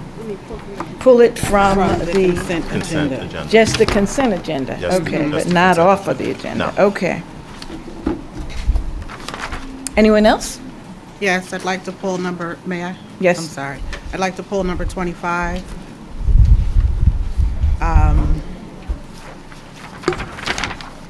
For discussion, I'd like to discuss number 14. No, not for discussion right now. Just for So, pulling? Okay, yeah. let me triple check if someone else has another one. I'd like to know why that's being pulled. I would like to ask that 25 also be pulled, and I'm asking because it was not fully vetted, and there's things in here that are just not accurate, and so I'm not comfortable on voting on it until the things that are written in here that aren't accurate are corrected, and the Finance Committee actually has an opportunity to fully vet it with the Chief Financial Officer and Planner and whoever else we need to go through it. There's language in here that's not true. Yeah, Can you tell me, I'm curious more than anything, which Sure, language is Where it not- says that the Finance Committee discussed it. Oh, That was an internal error. Right, so, but I'm just saying, it's an error, and we have to We have correct these redevelopment things. counsel here to answer And I any was trying questions you not to may get have. into that so that we could discuss it, but yeah, so it says that the Finance Committee discussed it, and we Yeah. didn't, so we need to. I had that circled as well, Okay, to make sure. okay, Yeah. cool. Yeah. But I mean, I think that this is, as I understand it, this is a sale. That, right? I mean, one Yes. company wants to sell it to another company, and I believe Right. there's. We're talking about a- 25 and... Correct. Yeah. About Seymour Street. 25 Right, and 26? right. Yeah. So we have our redevelopment counsel, Joe Ragnow, Yeah. here from Waters, who can Right. answer all questions. But essentially, yeah, they want to sell the property, and they Right. have to transfer the redevelopers agreement and the financial agreement along with it. Right. There's language in the resolution which states the criteria for doing that. We did run it by finance. The mayor's correct, and the mayor and I spoke today. That was an error. I'll take full responsibility. I thought it went to Finance Committee. I was wrong. But that's language that I don't think changes the substance of the resolution. We could just strike it and go on with the rest of the resolution. So But nothing- Joe's here if anybody has any questions. Okay. I mean, maybe we should take advantage of the fact that the attorney is here rather Oh, than pulling yes, it if entirely. if he would like to discuss that, please come forward at this time. I'm still requesting that since the Finance Committee did not have an opportunity to discuss this, that we pull it. May I, Madam Mayor? Yes, Thank Councilor you. Toller. Also, Is it on 25? 'Cause yes, we- it is. Okay, yes, I'm yes, trying to Councilor answer Toller. Okay. some of Councilor Loffman's questions, and then we can hear from the attorney. You know, there's the financial agreement. There's things about a transfer, taxes to be paid to the town at closing. We need to know what the original redevelopment agreement stated. It says 40 units. The one dated in either 2016 or 2018 says 10%. This says 20%. I'm looking for an ordinance to match this. It wasn't there. So this really needs to be a presentation and a full deep dive discussion. It's no disrespect to this gentleman for being here this evening. This just wasn't processed and presented to us correctly with enough backup and documentation. Nor was it given to us at the March 11th meeting, which it should have been. So there's a lot to take in here. There's ground lease discussion, all kinds of things that I don't feel comfortable with just a quick vote because it's for sale, but we need to really maybe even take it back to EDC first and then to finance. Well, my question really is, at this point, we can't change any of these agreements that are currently with the current owner. Correct. Yeah. By the way, I'm Joe Ragno. I'm your redevelopment counsel. It's the first time I've had an opportunity to come and present to you. But the financial agreements, which are the subject of resolutions 25 and 26, have standard language in them which contemplate the sale of the project and the transfer of the rights and obligations of the financial agreement from one urban renewal entity to another. This language is common to every financial agreement I've seen over the last 20 years. The provision provides that you'll consent provided certain conditions have been satisfied. Those conditions are that the assignee, the transferee, is an urban renewal entity. It is. And that the assignor is in good standing on this financial agreement. And at this stage, with this financial agreement being, I guess, 7 years old, what the CFO is looking at is whether or not the taxes, the payment in lieu of taxes, have been paid to date. And the conclusion there was that they had been, and that the required audited financial reports, which were due up to this point, had been filed, and they have.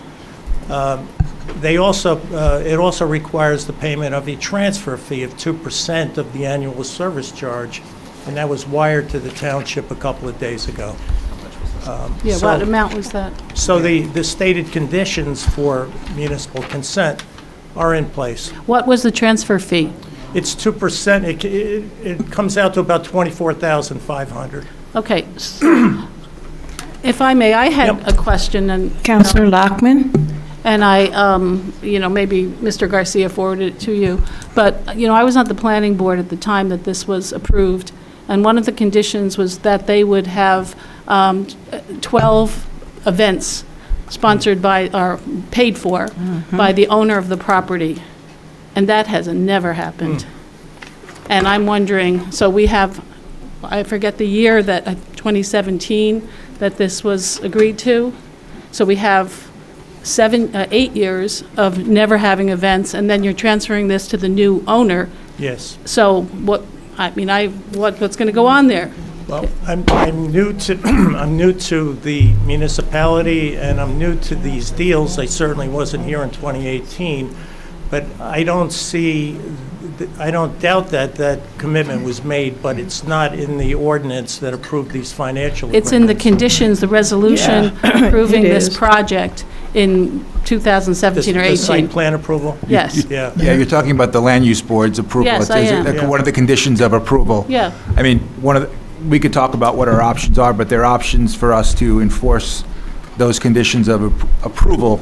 I don't think that that's in the redevelopers agreement or in the ordinance, which I think is separate and apart from what we're dealing But with doesn't today. mean that, so The obligation would continue. The runs approval with the sta- land. right, It the says approval- it the right appro- there. The approval stands, right? So if they would have to should have the new paid- entity would have to comply, or we Yeah. would pursue litigation to compel them to comply. So say they should have spent $20,000 a year on 12 events or whatever. It could be even more. There was no money cited.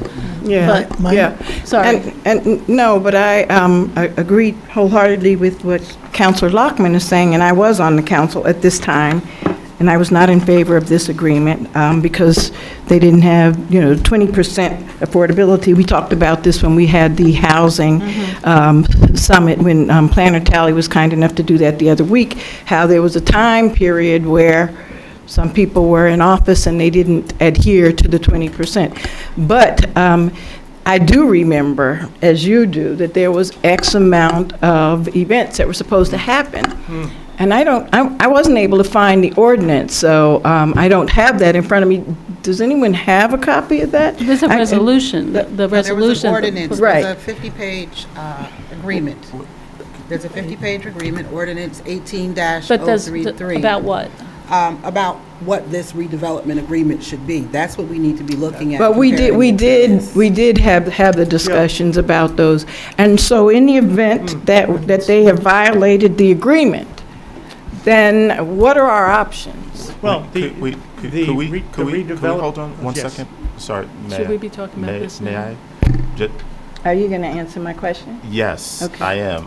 Because I think the concert series, does that qualify as My 12 understanding is events? that the Wellmont does have those events, and there's an Okay. agreement with. Yeah, and I know that they have the events because the residents of Two Willow and other places Complain about it email all the me time. all the time about how loud they are. Who So pays for those events? I think it's the My understanding is the developer and that They should be, but- they pay the Wellmont to Okay. put on the They pay events. the Wellmont to do the Yes, events. that's my understanding, yes. Yeah, and how come they built a movie screen there specifically to show outdoor movies? How come there's never been a movie out there? I don't know that. I don't know, this, But I was just trying to, so did we, I didn't get an answer to my question. I'm not sure. So in the event that they did, if they did the 12 events, right, then that would make the question, null. But if they did not, I just want to know then what are our options? Well, I believe that maybe the 50-page agreement that's referred to is the redevelopers agreement. Right. And I have reviewed that, and I will review it again, but I don't believe the commitment to the events is embodied in the redevelopers agreement. No, But it's but not. The beyond affordable that- housing But is- beyond that, I believe that this redeveloper got a certificate of completion, which relieves them, which essentially is the expression of the township that they've complied with the requirements of the redevelopers agreement, Okay. except for the non-discrimination things which continue at it. What gave year them that? was that issued, please? There was no number, no. May I, whenever we get a chance? I just want to find out, because you said that there was this by the township. So what year was that, please? This certificate of completion, I do not have a date on. Thanks. Okay, thank you.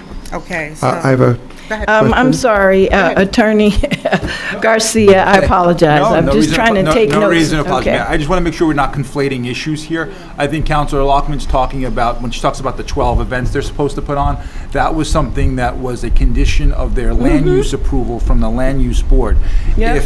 If any entity, the initial entity who got the approval, or a successor entity or an assignee is not fulfilling those obligations, we can pursue litigation against them to make sure that they fulfill the obligations that were part of their conditions of approval. To Mr. Ragnall's point, I don't believe those to be in the redevelopers agreement. Okay. To the best of our knowledge, belief, they're in full compliance. They're not in default of the redevelopers agreement. They meet all the criteria set forth in section 8.1 of the redevelopers agreement. So we can't unreasonably withhold consent here. And we could talk about what happens if we do. We're not going to do that in open session. We could talk about that in closed session, but. Mayor, quickly. Yes, Councilor D'Amato.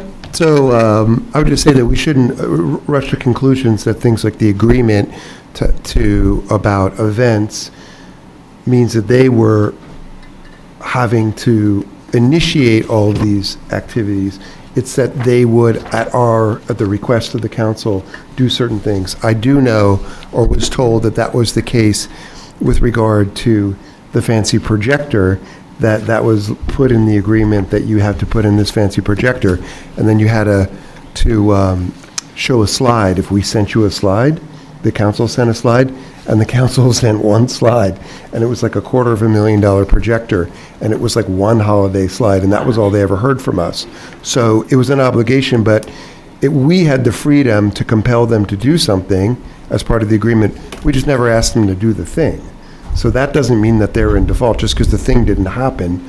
It could have been something that we were supposed to, they were supposed to give us the right of way or something. I'm pretty sure that that's the case with this projector. I do have a question, Mr. Reitman, and welcome.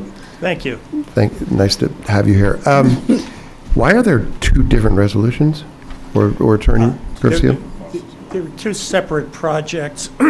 Oh, And okay. under the long-term tax exemption law, each project has to be owned by a discrete urban renewal entity. Fine. And other question, is there any indication that there would be any hardship if this was delayed Hardship to whom? to the businesses that are asking? I don't know what their timeline to close the sale is. Okay. Again, I mean, if there's no They're harm. pushing hard to get it done. Councilor Birmingham? Yeah, just to follow up on Councilor D'Amato's question. So this was it was one project being split into two? Like they had it as one project?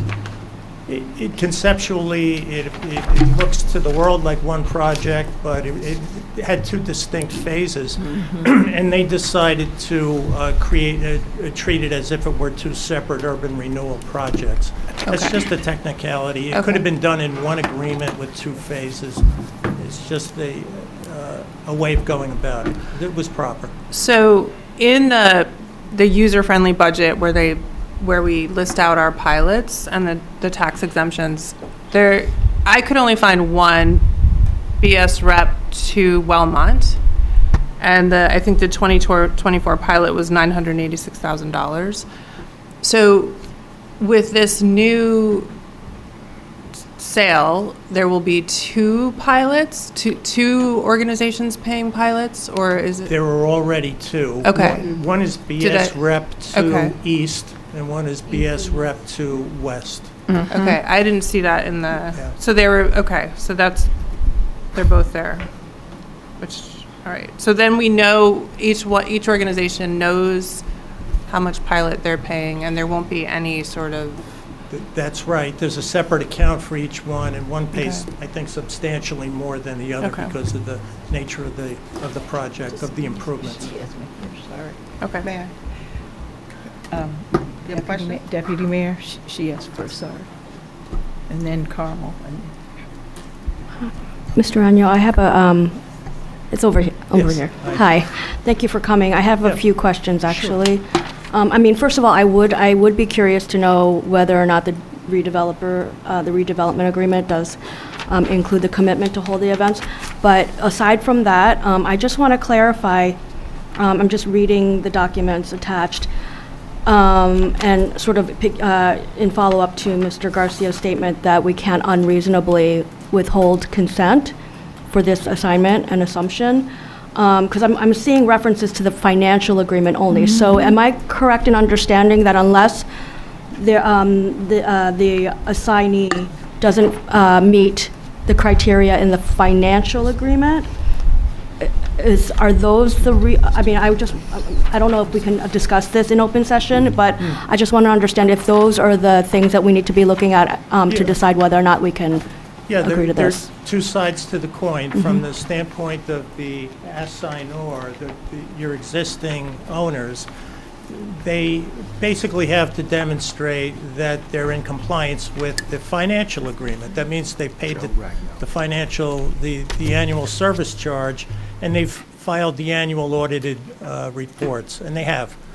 From the other side of the coin, what we're looking at is whether or not the intended assignee is a duly formed urban renewal entity approved by DCA, and it is.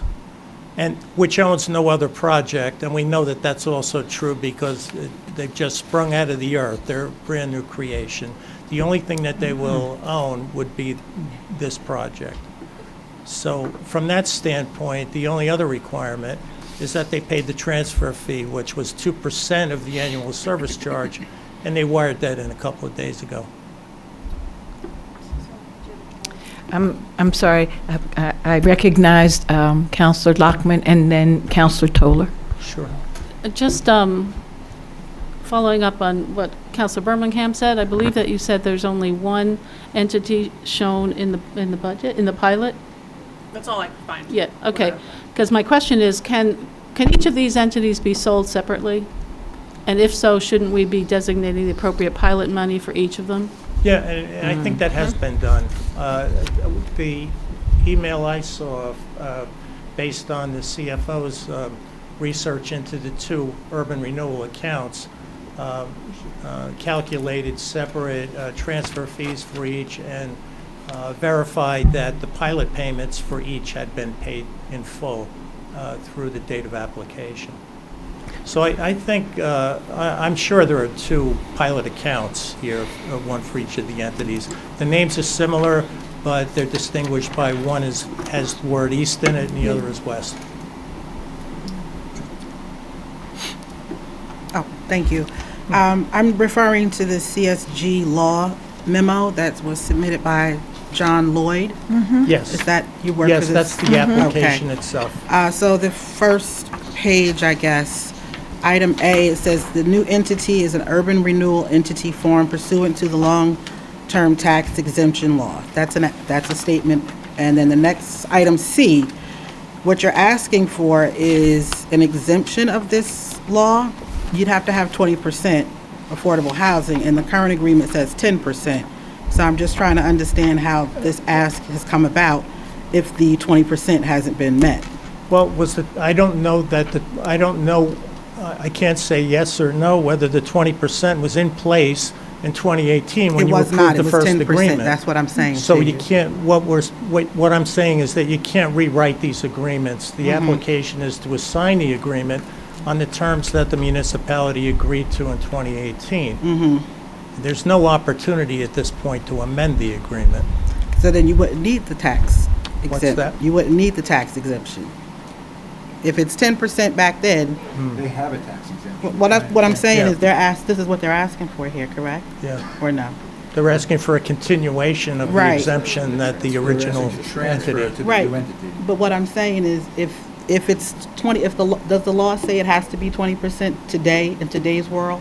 But they're asking to transfer the agreement that was agreed to in 2018, not in today's world. So that has Right, the nothing- agreement in 2018 says 10%. Right. Okay. Right. And they're asking to transfer that agreement. Seems like you might be trying to change the terms of that agreement. No, that no, was I'm not, agreed to. I'm asking a question. I'm not trying to change anything. Okay, well, I'm trying to answer your question. Okay, so I'm asking you, in 2018, it was 10%, right? I was not here. Okay. It seems to be that's what's in the agreement. That's what's in the agreement. Councilor Toller, can you read the part that you're speaking about where you Joe. see, it says 20%? I don't have the document in She's front of me. I saying do that have it on Change, does it email. have to go to Okay. 20 because the Okay. law requires What I'm it? trying to understand is if they are even eligible for this tax exemption that they're asking for, because the current law says you have to have 20%, but the agreement says 10%, so how did we Okay, get to? no. That's why I said we need to just really discuss. So just so you'll know, the township quote-unquote law was that it was supposed to be 20% then. That was a decision that was made by the sitting council. So that seems to be what this, they're just asking us to transfer that. But I want to know if, say, a council now, years later, come in and they said, wow, that's absurd, tax exempt, and they don't even have 20%. What recourse do we have? It seems as though you're saying we have none because they've met the necessary things. Is that accurate? And if not, can you give me That's accurate. any indication of what options we may have? I can tell you that there is not a lot of case law on this. There is one case, however, which enforces the agreement on its terms. In this precise circumstance where there was an application to transfer an existing agreement. Yeah. And the municipality was not acting, and the transferor entity, went to court to get some sanction from the court, and the court enforced the agreement on its terms. Okay, So I don't think there's a lot of legal recourse. okay. Had this new entity decided to add on to this project and sought a new exemption, certainly the 20% would apply. Whatever your requirements are now would apply. But for now, they're stepping into the shoes of the original entity on the original terms. And your inquiry is whether or not they're in compliance with that agreement at this point. And, you know, the investigation shows that they are. Thank you. Yeah. Yes, Councilor Birmingham. So I think I'm going back to, I think, what the deputy mayor was asking. The financial agreement is set, you're saying. Yes. But is there any way that they can say, like, this is a public art space that we have now, that they can come in and then say, sorry, you made that agreement with the first developer, that these, the stipulations that were part of the original redevelopment plan will still hold even with a new owner coming in? The stipulations that were made with the original developer as embodied in the redevelopers agreement and the financial agreement hold today, and they will continue to apply to the N.J.S.A. Okay. Thank you. I have one more question, please. And so, again, I wasn't able to find the original agreement there. Was there, at the time of this agreement, anything in there that said they were supposed to provide for workforce housing as well as the 10% of affordable housing? And if it was in there, I don't see, I'm not certain, do they have, you know, X percent of workforce housing in there, or is that a violation of the agreement? I don't know. I'm looking over to Mr. Garcia. I don't know that there is, I don't know that affordable housing is even addressed in the financial agreement. I think it would have been addressed, along with workforce housing perhaps, in the redevelopers agreement. But again, what you're going to run into is that they got a certificate of completion, which basically says you have complied with your obligations under the redevelopers agreement. Who grants that? The You- town, you guys. Who in the town? Who looks at it? I don't, it was 2023, I think someone said. Oh. You want to ask Janice? right, but, okay, that's a good idea. I don't know if Planner Tally wanted to come and help us out with this discussion or not at this time. It's your choice, I'm not trying to, okay. Because, just because in 2023, the sitting group, see, that's what happens, you know, when everybody changes. The sitting group said that they completed it. Now they're coming to us and they're asking us to vote something up or down. And so, either we have a voice here, which it seems as though we do. We got a lot of papers to read through, and they're asking our opinion. So suppose we say we don't believe that they have completed it, and because of these reasons. Planner Tally, thank you. All I can do is give you a little history, because I think I'm the only one here who was here when all these agreements were signed. Not true. When they were signed in 2023, 2020, The last one, 22, yeah. the certificate Yeah. of completion. So the certificate, the township did sign a memorandum of agreement with the developer regarding the 12 events, the use of the public space. So that memorandum of agreement indicated the 12 events per year, who was going to do it, where the equipment was going to be stored. It gave us the ability to use some, for them to create some light signs for the township's use. So there are a whole series of things that were put in that memorandum of understanding. I don't know remember exactly when that was signed by the township. Once that was signed, then they satisfied the requirements in the redevelopment plan and then in the redevelopment agreement, and a certificate of completion was issued. And again, off the top of my head, I don't know what year that was. The issue about the workforce housing, that was a requirement in the redevelopment agreement. And the workforce housing was offered to township employees. There were no takers because the language did not include any developer subsidy for those workforce housing units. So it was basically market rate housing that was made available to employees, and nobody took them up on those units. So the final thing, I know you talked about the affordable housing. The 10% requirement was written into the redevelopment plan, even though the township's inclusionary zoning ordinance was 20%. So that was the law as it applied to this property when the project was approved and when all these agreements were signed. So, So just, and I appreciate you coming up here to try to help me to better understand this, but I'm still really confused. So if a group is thinking that they're agreeing to something that has has workforce housing, and if the township doesn't move forward to try to figure that out with the developer, then it's just like, too bad you guys don't get what you agreed to, or what. Do you understand what my question is? Because I'm thinking that the agreement had workforce housing, and then it's sounding like, okay, well, the developers did nothing to do that. But and the developers did set aside the 10% of the units for workforce housing and said, Montclair Township, offer these to your employees.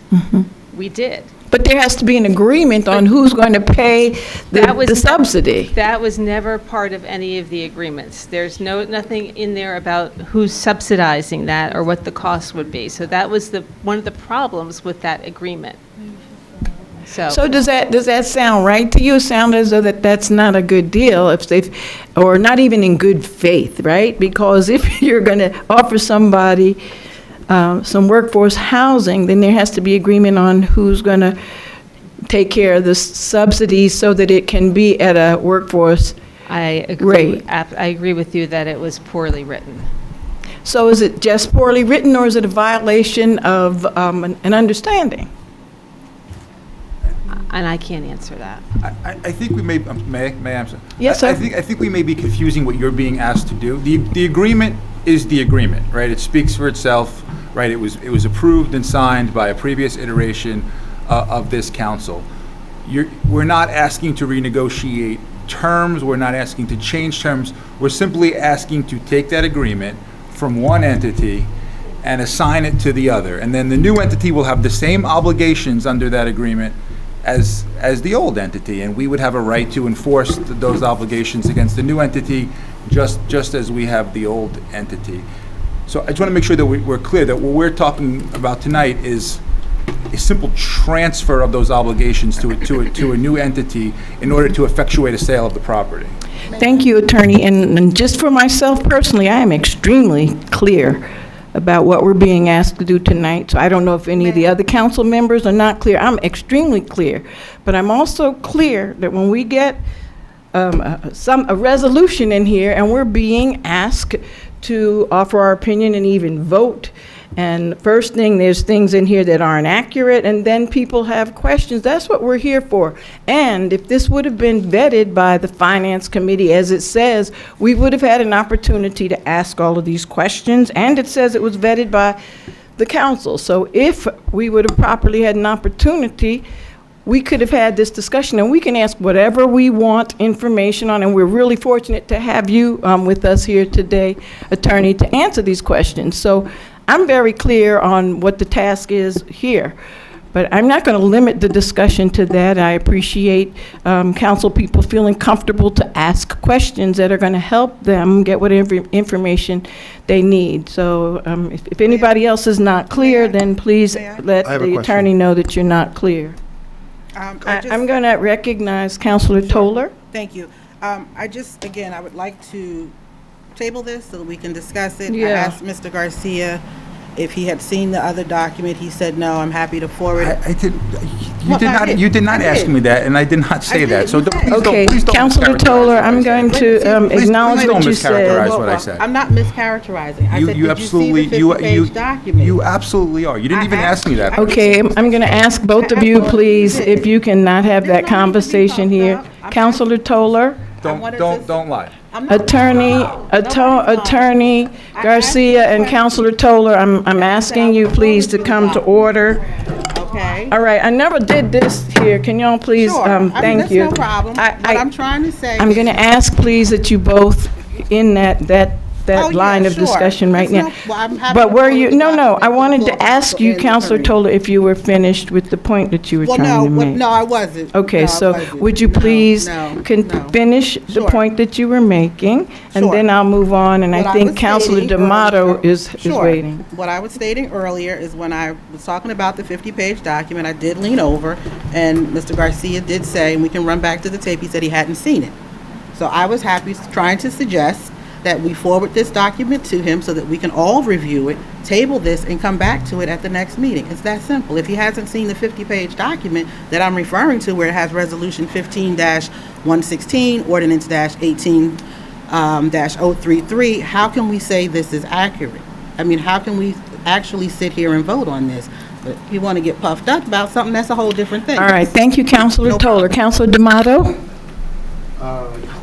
Sorry, I have a technical question, then I was going to say something after that. First, the new entity, or entities, entity? Two Two. entities, yes. The new entities are redevelopment entities. Urban renewal entities, yes. Why are they urban renewal entities if this project is already built? They must be by law Oh, ad in order infinitum. to take the assignment of a financial agreement. So they must be until, let's say, the 30 years of the financial agreement go on? Correct, because an urban renewal entity is a limited dividend Right. entity. Their profits from the project are limited by Understood. law. So this will last for a certain thing. And then I would just say that, without getting hyperbolic, that, a lot of people, we were talking about national political issues before, and so I think it's okay to go there, that a lot of unhappiness in the country right now is due to a government that is essentially reopening a lot of contracts and changing things that have already been decided, that have, legally binding. I have people that I know around the world who thought they had a job or a contract and somebody decided to tear it up. And I don't say that that is exactly what's happening here, but I think that we should be careful when we look at contracts where we don't have the legal ability to reopen them. We don't really have any real reason to look at it. It's just being transferred. And we should think about the consequences of doing that, of looking like we're reopening contracts that have the town's, legal imprimatur and moral imprimatur on. And I think it leads you into a dark place and leads to some bad karma, which we just saw here. So I would recommend that we use this as a lesson, that if we do another redevelopment agreement, that we be very careful as a body, that we dot all the, I's and cross all the T's, but that we not go back and start messing with ones where we really don't even have the power, without probably putting ourselves in legal jeopardy, and just sign off on it and use it as a learning experience. And Thank you, Councilor Lockman. I just want to go back to the practicalities here. Sure. Planner Tally said that there was a memorandum of agreement, I think she said, for doing 12 events at this site for the public.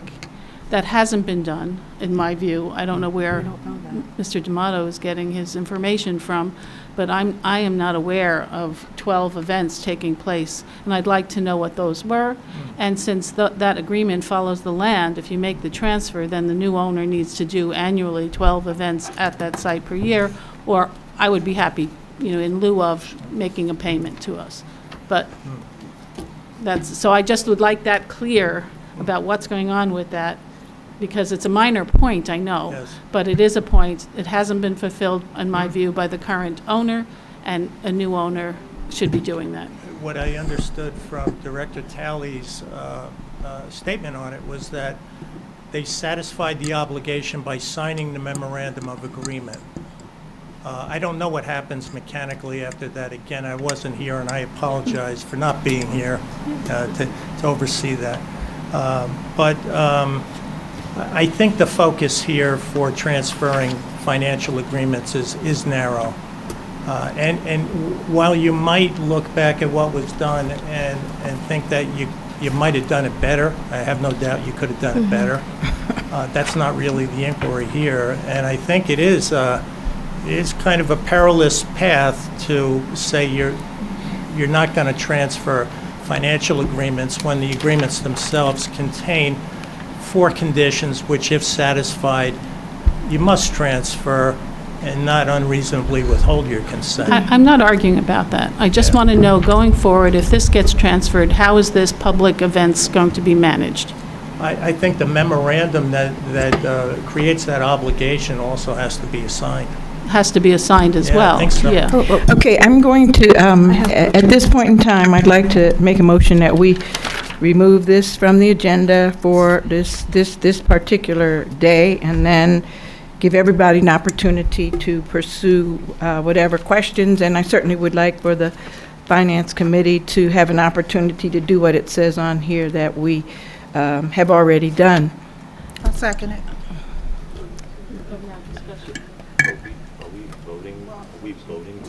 I want to remove it from the agenda, number 25. But so just removing it from the agenda just with a second, or are we voting We have to vote. I'm just asking. Well, Madam Clerk, what are my choices for removing this? If I understood the motion, Mayor, you want to table Resolution R-25089, which is agenda item number 25. You want to table that to April 8, and you do have a second. So do you want to have a roll call vote? I think they want to table 26 then, too, because if you're going to do 25, Well, They weren't introduced. I understand that they weren't introduced. Thank you, So Mr. that's what I'm Lapolla. asking. Since we didn't introduce them, can I just withdraw 25 and 26 until the April 8th meeting? Yes, if you have a motion to table it to the next meeting, that's what I understood, but I understood agenda item number 25.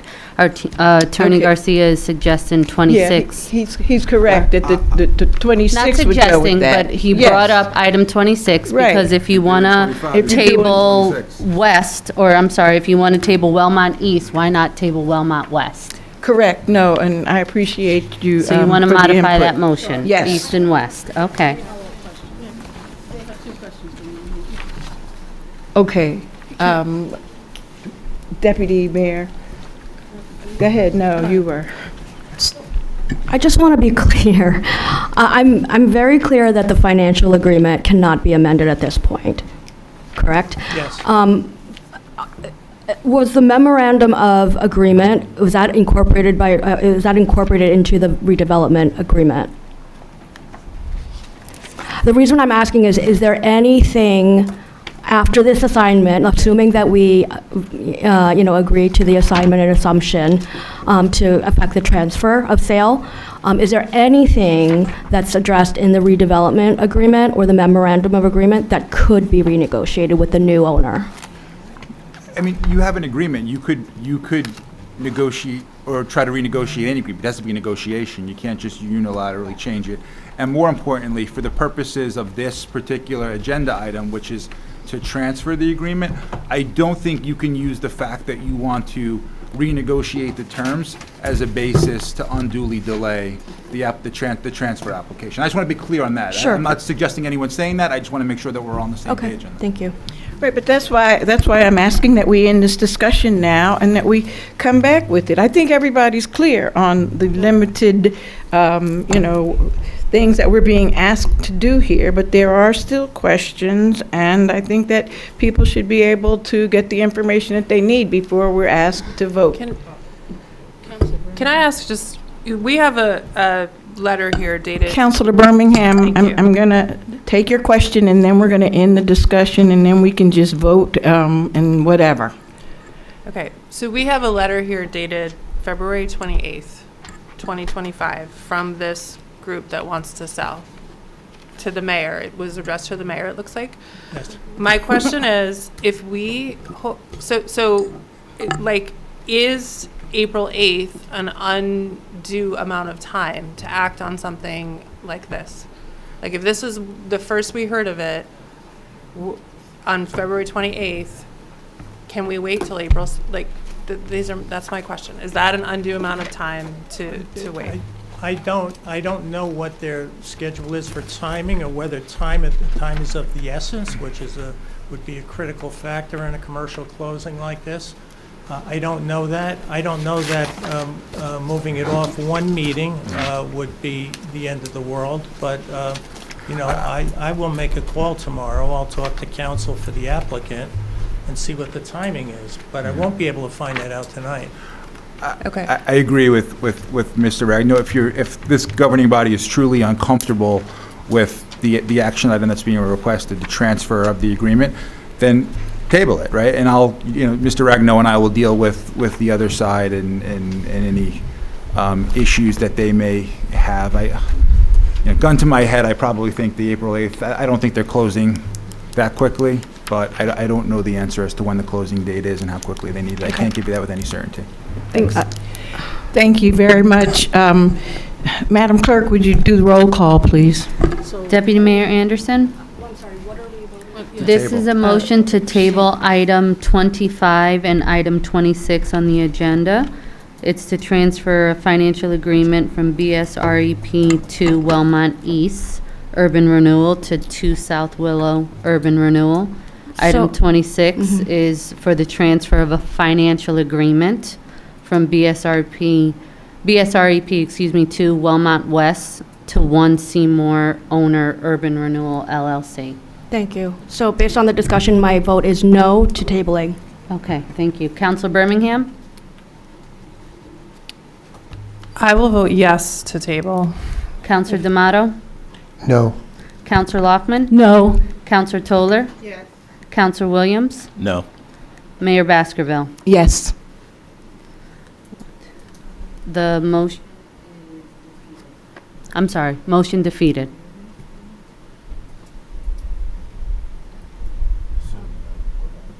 Okay, so now we're going to go to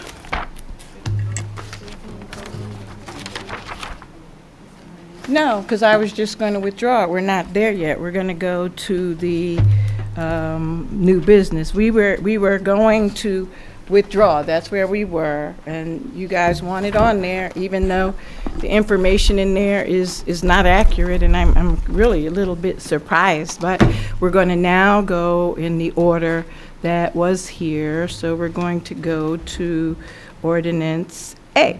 So Councilor D'Amato, can you please start with that?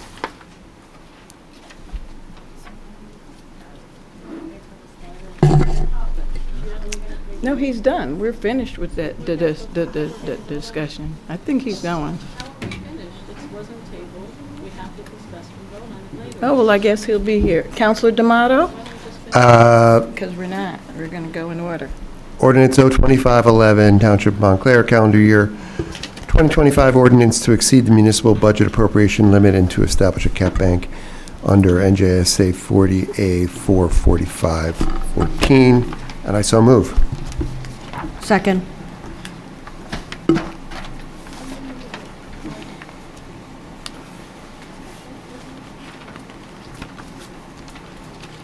Who is the second? I was. Any discussion on the Ordinance A? Yes. May I- Councilor Toller? Forgive me if I'm, not up to speed on this. I'm just wondering how we can, the budget hasn't been presented, but we're asking to vote for this amount to be approved. Yeah, because and perhaps the CFO can explain better, but typically this is done before the budget's introduced, and because we're up against two caps, one is the levy cap, which this is not affecting, the tax levy, this is the appropriation cap, and essentially you are just giving yourself, either you can spend it or you can bank it. So this is not saying that we are necessarily spending it, but we may bank it for 2 years in case we have an occasion where we have an increase in expenses above the 2.5% COLA. So I don't know if that's it. Okay. Thank And we you. do this every year. Don't necessarily have to use it, it's just there to use if you need it. It's a formality. Councilor Toller, do you have any other questions? No. Okay, does anyone have any questions? Madam Clerk, can you do a roll call vote, please? Deputy Mayor Anderson? Yes. Councilor Birmingham? Yes. Councilor D'Amato?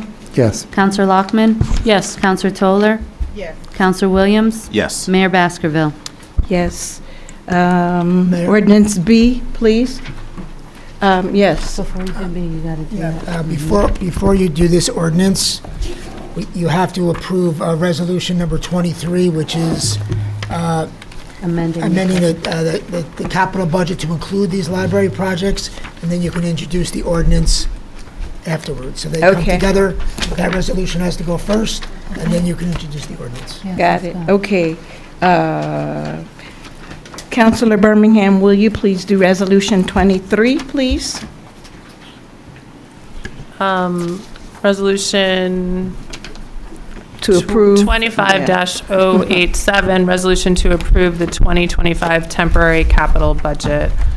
And this includes library projects as detailed here. Second. And I so move. Sorry. Second. Any discussion? Madam Clerk? Deputy Mayor Anderson? Yes. Counselor Birmingham? Yes. Counselor D'Amato? Yes. Counselor Lockman? Yes, but I guess I had a question, but I'll do it later. Counselor Toller? Yes. Counselor Williams? Yes. Mayor Baskerville? Yes. Okay, now you can do item B. Okay, now we can get back to the ordinance. I'm sorry, am I doing this? Okay, so, ordinance, sorry. Ordinance 0-25-12, bond ordinance providing various capital improvements to the Montclair Public Libraries for the Township of Montclair, appropriating the aggregate amount of $5 million therefore, and authorizing the issuance of $4,760,000 bonds or notes of the township to finance part of the cost thereof. I so move. Second. Any discussion? Madam Clerk? Deputy Mayor. I'm sorry, Counselor D'Amato? Oh, I think it can't go right to the roll call on what is a very, very big piece of business here. Maybe the CFO or the planner or somebody can correct me, but I think that this is the largest piece of funding that we have given our wonderful library in many years, maybe 50 years. It is not an extravagant expense that we are doing. We are taking care of some very pressing needs that accumulated over time, and I've worked closely with Director Ali, who is here tonight, and other people at the library, and it has been such a good experience for me to look at something where I come to government generally with a pretty skeptical eye, especially on the spending that we do sometimes, and to really have confidence that every line in here is well thought out, and people are watching our money on what is going to be done. And if people don't know what is going to be done, we are going to be replacing and upgrading the HVAC, which unfortunately broke last summer, and we had some good news about that in terms of the projected expense coming down, replacing the roof with a solar project, improving the entire outside of the building envelope, including, I don't even know how many square feet of glass in the front, glass that is degraded to a point. Miss Fogel was here before talking about looking at the icicles through the windows. You can't really see the icicles through those windows, actually. They're too old. They've really lived a long life. And in the Bellevue Avenue branch, to fix the water infiltration that has been a curse there for a long time, the roof, and then to restore and beautify the front. That is a lot of work for $5 million. So I'm very pleased with that, and I'll just wave to Director Ali. Thanks. Anybody else have any further discussion on here? Mayor. Yes, Madam Deputy Mayor. I want to thank everyone who worked on this, including Councilor D'Amato. Ms. Ali, thank you for putting this together. I'm very happy to support this. I appreciate that these are the they seem to be pretty essential improvements that will, are really like contribute to the operational costs. And, some of the, the roof replacement, the windows updating, these are all, these improvements, if they're made, will also help lower the utility costs. I think our library, we deserve, our town, our residents of all ages, all abilities, we deserve to have a library that's functional and open every day, that it can be. So I'm very happy to support this. And sort of Okay, one other- Councilor Toller, we're just going to go give everybody an opportunity sure. to say nice things now. Yeah, so this topic was presented to Facilities and Infrastructure. I sit on that committee along with Councilor D'Amato and Councilor Loftman. I will attest that Councilor D'Amato did do the heavy lifting for this, but this was a joint effort. I'm just hoping that some of the repair money here goes for things like general repairs and the stairs and the carpet. So I know our library director is here, but I'm very happy to do this and approve this for our library because it's an institution here, and we're very lucky to have 2 libraries in our township. So that's all I wanted to add. Thank you. Thank you, Councilor Toller. Councilor Williams. Congrats. Councilor Birmingham.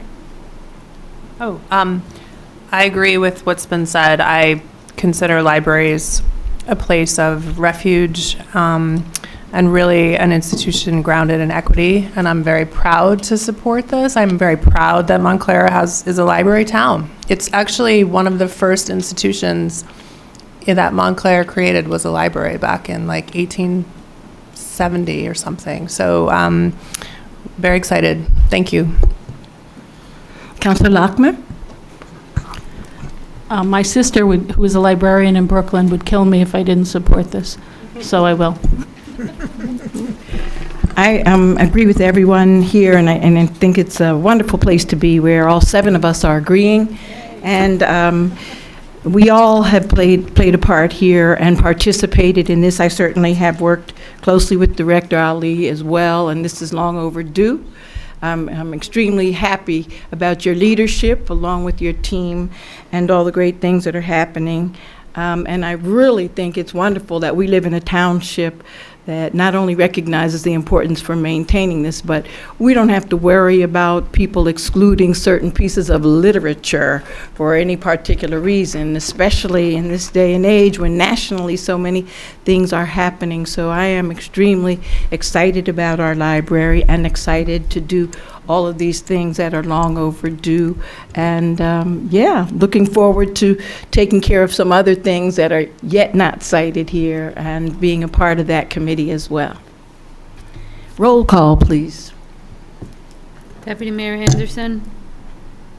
Yes. Councilor Birmingham? Yes. Councilor D'Amato? Yes. Councilor Lockman? Yes. Councilor Toller? Yes. Councilor Williams? Yes. Mayor Baskerville? Yes. Okay, so we have been presented a consent agenda. I'm going to turn the consent agenda over to Mr. Lapolla.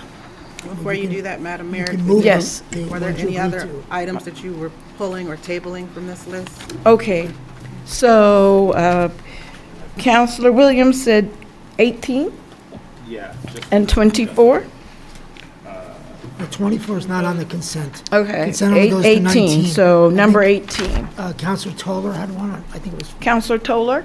did you say 14, Councilor? No. I was asking the mayor if she was pulling anything else off the consent agenda. Yeah, number 18. So you said it goes to Councilor- number 19, right? Yes. So 18 and 19? Well, Councilor Williams had a question about 18. So everything I did not have a question about Okay. 18 or 19. Okay, so we're going to remove number 18 from the consent agenda. Does anyone else have anything they'd like to remove from the consent agenda at this time? No, okay. So you'll move all the consent Yeah, agenda? so I'd like to make a motion then that we accept the consent agenda as it is presented to us, number 1 through 19. Except 18. Number 1 through 19 minus 18. Correct. Yeah. number 1 through 19 minus number 18. And I move, so move. Second.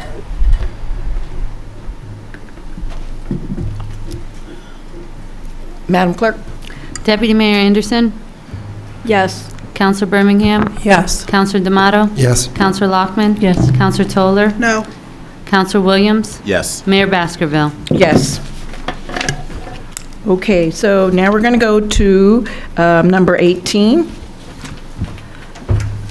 Anybody want to read 18? I guess that would be Councilor Lockman? I think No, you did the library. I'm sorry, Deputy Mayor, number 18.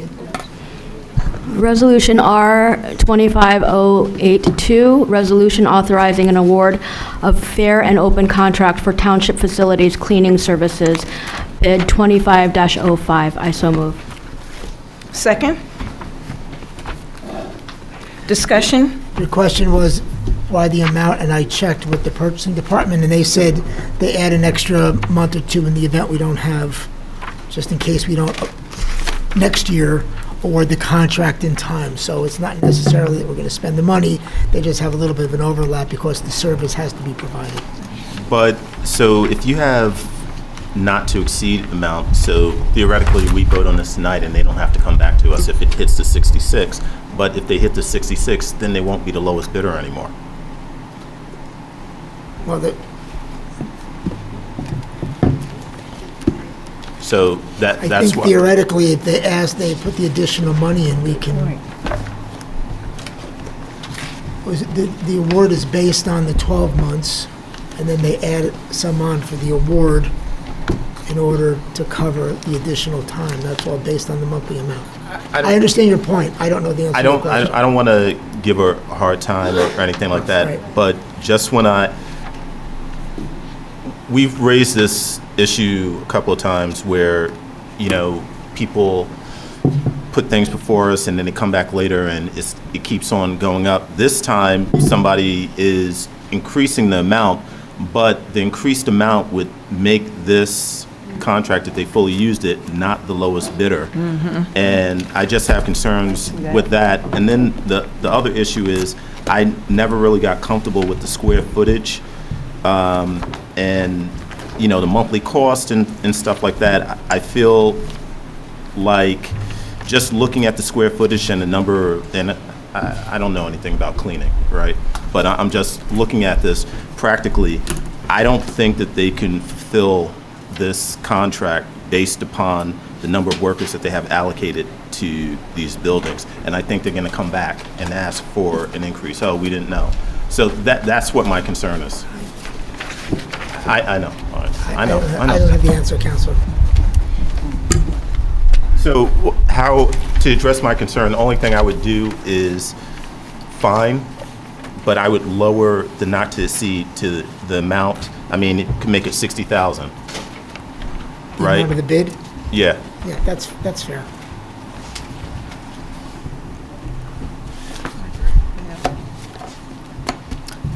Do we know how many hours per week they work, or how? Because there's no schedule, if you will. So maybe that would be something you would want to have included with this. I don't know. Maybe. There's no way to justify the money if they don't say. Yeah, I don't want to micromanage it. No, it's not micromanaging. Even though I am micromanaging. Yeah, you need to know how many employees and how many hours per day they're working. That might help you get to a more rounder number, but. I'll be fine if you just limit it to the amount of the bid. Just round it up to 60,000. I'm good.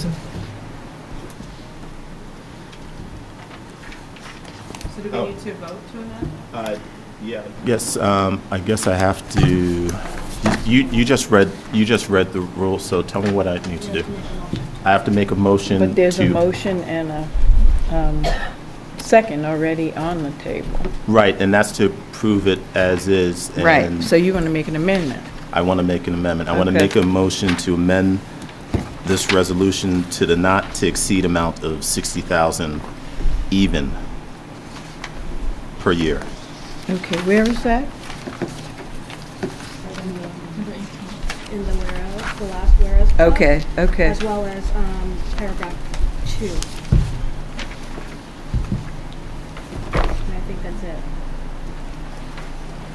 Oh, and also 7. Can I have a second? Second. Thank you.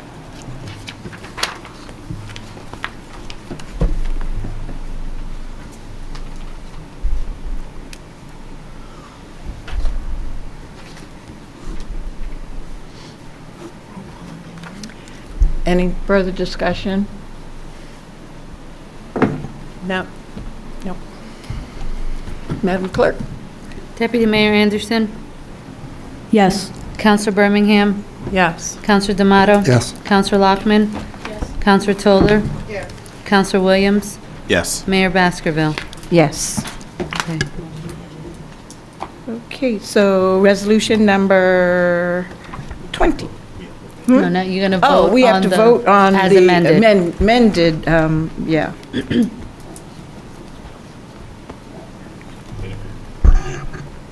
Madam Clerk?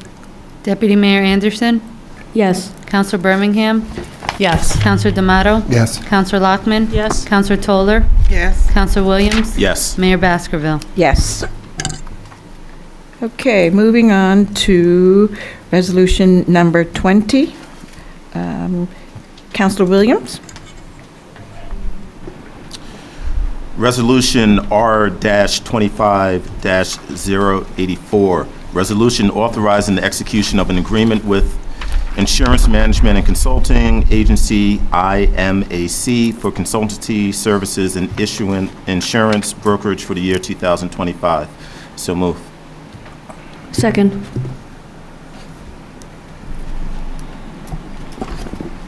I just have one question, please, Manager. How did we decide on them? I know we didn't have to go out to bid, but how did we decide on IMAX? Mayor, they have been our Doing it for a while. consultants for, I think, at least 10 years. Yeah. So that's, and they know the town and et cetera. And we were looking at one point to go out and start a whole new process, but once we realized that we were not able to move on the health benefits, Right. we figured, and that's coming up soon again, on whether or not we could, what we're going to deal with in terms of the state health benefits plan and going to a HIF or going to a private carrier. Yes. And we best to keep what we have as we go forward and decide, because you may want to break it up, you may want to, because the health benefits is the big part of what we do here. And a lot of the other stuff is just paced through the JIF, so we're not going to get, except I think for maybe, the dental plan, everything is placed through through the JIF, and then, we don't pay a commission on state health benefits plan. Okay, thank you.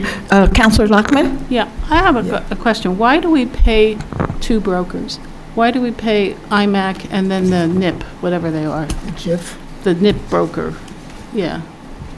There's a broker that brokers the program with the JIF. It's NIP is their initials. That's, Could one be property and casualty and one's insurance? No, well, the JIF is I mean, sorry, property and one's casualty. health- Yes. I'm sorry. No, right. One's health and benefits and one's P&C? As I understand it, the IMAC is both health and property and casualty. Oh, no. we don't pay any, you don't pay a broker, you don't get a commission on the state health benefits plan, correct? You might pay a fee. Oh, I need that answer. The fee is, Like, yeah, why I do don't- we- I the fee is in the know. I'll have to look into that $95,000 for to you, cover Councilor. all the consulting, and we deal with them, we also deal with them on our workers' comp and I understand that, and but everything wh- else, but that is included in the $95,000 So fee. IMAC pays the NIP people? They got to get paid somehow or other. That's built into the, whatever insurance they're placing as the whole group. Okay, so my second question is, I would like to have a presentation on our insurance program, because it's more complex from reading the policies than we are led to believe. Sure. And so I don't know who does that, But or we can would you arrange have that. the broker I'll make come sure. in? I'll tell, yes, you can have them Yeah, come in and yeah. explain everything. Thank you. Sure. Question? Councilor Toller? Yep, thank you. So on the IMAC consulting agreement, the word January is spelled wrong, but I want to refer to the 5-page document here where it says the fund commissioner. Does this name need to be changed throughout this? Is this effective just until March 31st? Will the name need to be changed come April 1st? You'll have a resolution on naming the new manager as the fund commissioner at your first meeting. Okay, so we'll have this again. Yes. Thank You'll you. have that one resolution just appointing the Okay. fund commissioner. I have been the fund commissioner, and Ms. Tassi has been the alternate. And then you will appoint the manager. It doesn't have to be the manager, but you can appoint who you want as the fund representative. Thank you.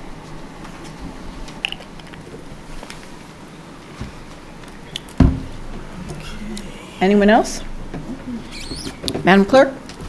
Deputy Mayor Anderson? Yes. Councilor Birmingham? Yes. Councilor D'Amato? Yes. Councilor Lockman? Yes. Councilor Toller? Yes. Councilor William? Yes. Mayor Baskerville? Yes. Resolution 21, Councilor Toller, please. Sure.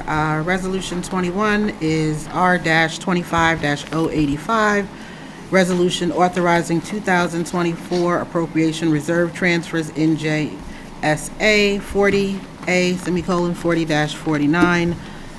2024 bills have been presented for the payment this year, which bills represent obligations of the prior fiscal year and were not covered by order number and/or recorded at the time of transfers between the 2024 budget and the last 2 months of 2024. I so move. Second. Discussion? Yes. Councilor Toller? Thank you. So basically, these funds are going from these account lines to this one, and I see that there's capital fund money that's going to be allocated into this account line. Do we know what that's going to be used for at this moment? I'll defer to the CFO.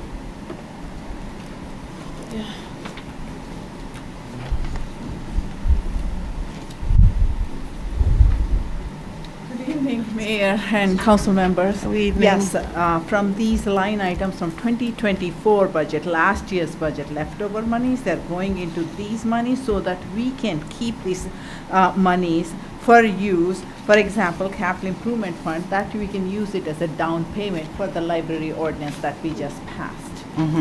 And the storm clearance money, that Yeah, we can that's continue. self-explanatory. I was just wondering, I should have been more specific, and I didn't mean to cut you off, I apologize.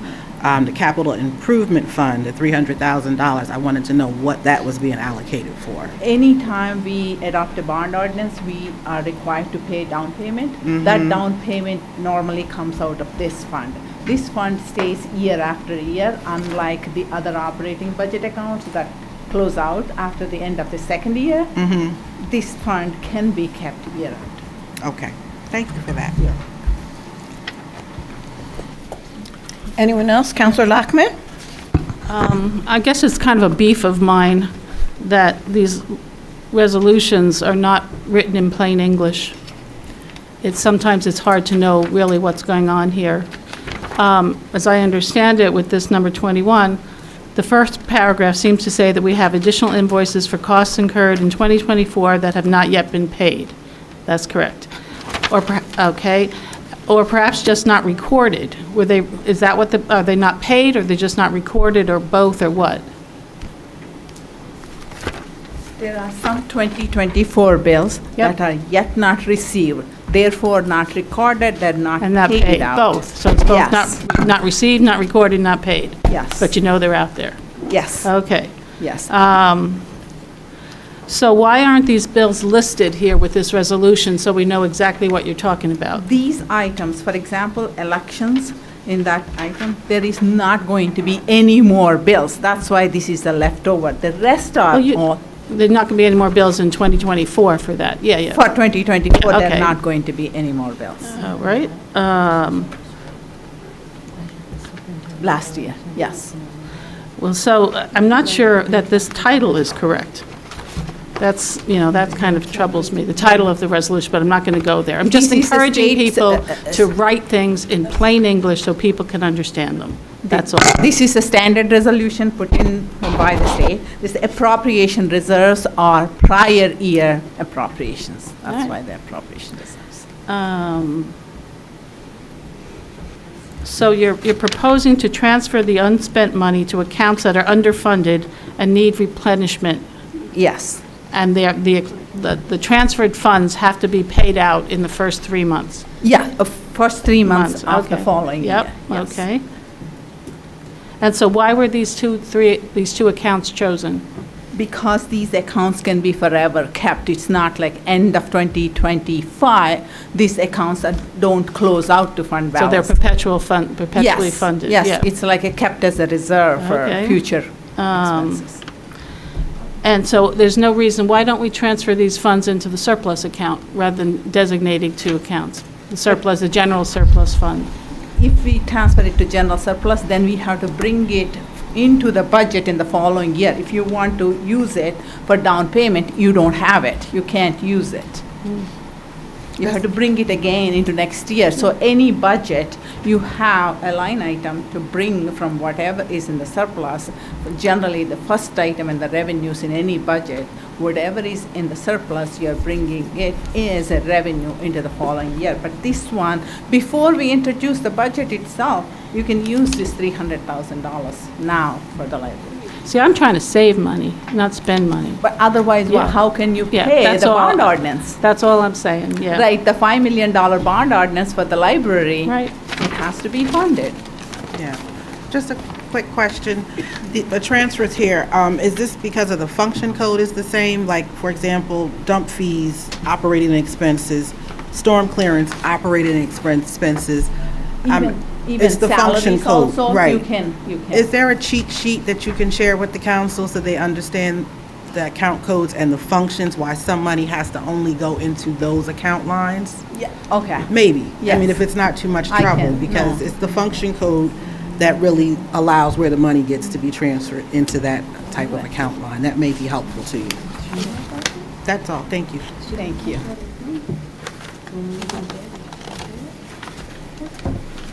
Anyone else? Madam Clerk?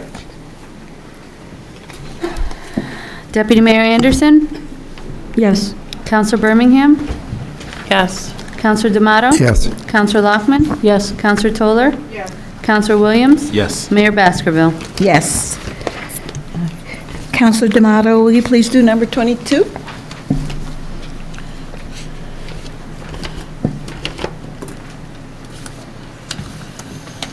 R-25-086, resolution authorizing extension of budget introduction and adoption deadlines. And I so move. Second? Discussion? Councilor Lockman? I mean, this is okay, this is probably for the CFO. If she wants to. All right, I'll just ask it then. Okay, so the revised date for the 20, I don't know, all these budget things, she should stay up here. Please, Ms. Rao, if you would be so kind. Thank you. Okay. I guess I have a question that was similar to someone in the audience. So according to the information that you provided, we are basically, it's almost a month later, and we still have not received the 2025 budget. Why? That's correct. Because the budget is not set yet. Why? Well, we're working with the Finance Committee. It's at the point now where the budget goes to the committee and and then after the committee goes through the process, it comes to the full. Why is this Mayor. taking so long, is the question. We have dates here that say, these are the dates, these are the revised dates, and we're a month past the revised date, and we still haven't gotten a budget. And then we have to approve the budget by, I think, is it April 30th No, or something? once you introduce, there is 28 days for everybody. Yes. 28 days for us to look at the budget, ask questions, have hearings. Is that ample time? It is now, no, 28 minimum, so you can put more days if you want. I thought this said the budget had to be adopted by the municipality by 4:30. So we'll have roughly 30 days. If we introduce on time, because once you introduce, there must be 28 days minimum. So So if this were introduced in the middle of May, we'd have 28 days. So yeah. there's not a hard and fast date for when we have to have our budget done and produced. There is. That is The state recommends that we introduce the budget before these deadlines, before actually February 10th. If we are not ready, then they are asking us to extend it to one more month. Now, if it is possible, we can do it on April 8th. This is up to the new manager to introduce the budget. The new manager will come on April 1st. Yes. He'll hardly have time to look at this budget. I'm asking you, why is this always delayed like this? What is the problem? This is the one function that you have, is doing the No, budget. it's not my function. It's the manager's budget. Well, let's have a conversation, and I can provide you with a list of information I requested from the CFO in Yeah. order to get to this point, and the dates I received it, which would have made it impossible to have it done by February 10th. So let's talk about information that flows only that you have to me, to the committee. Please do not look at me like I am doing this. It is impossible. It's like pulling Okay, teeth so to get I'm information gonna from the just ask CFO if from the finance department. If there were any further questions at this point in time?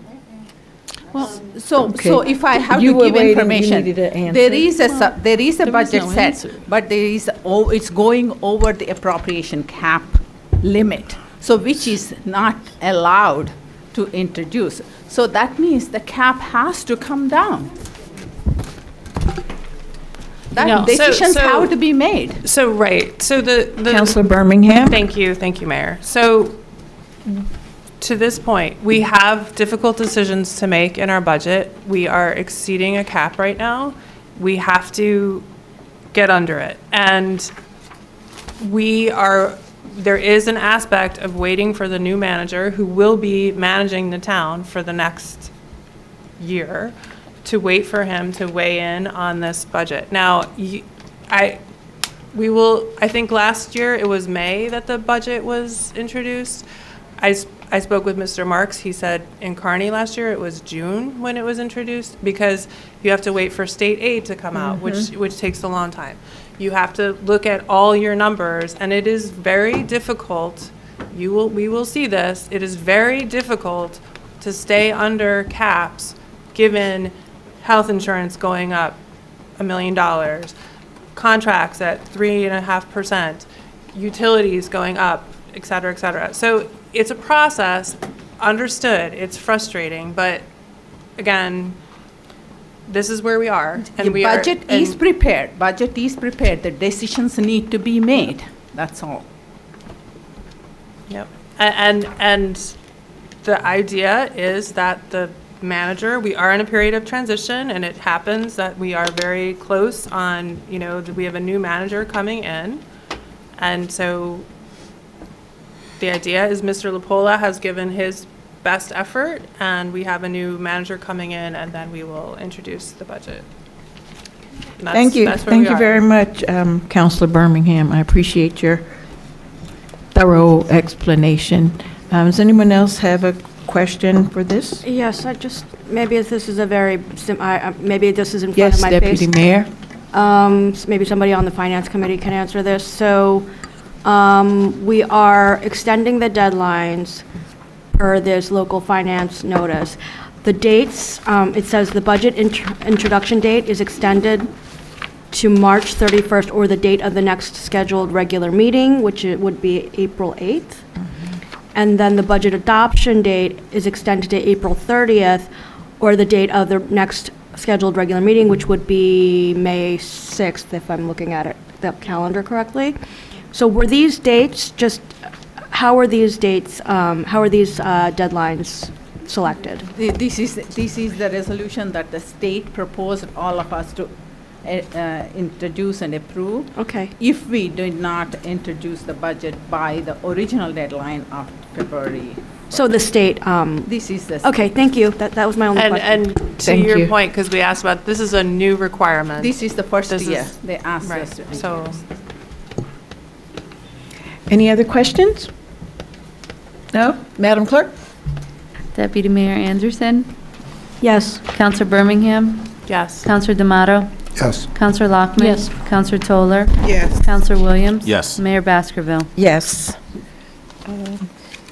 Resolution number 23, please. I'm sorry, we certainly did. Number 24, please, Councilor Birmingham. Resolution R25-088, resolution to awarding a fair and open contract to Witmer Public Safety Group Incorporated to upgrade the police department's duty weapons pursuant to N.J.S.A contract number Fleet-00767. And I so move. Second. Discussion? Yes, Councilor Williams.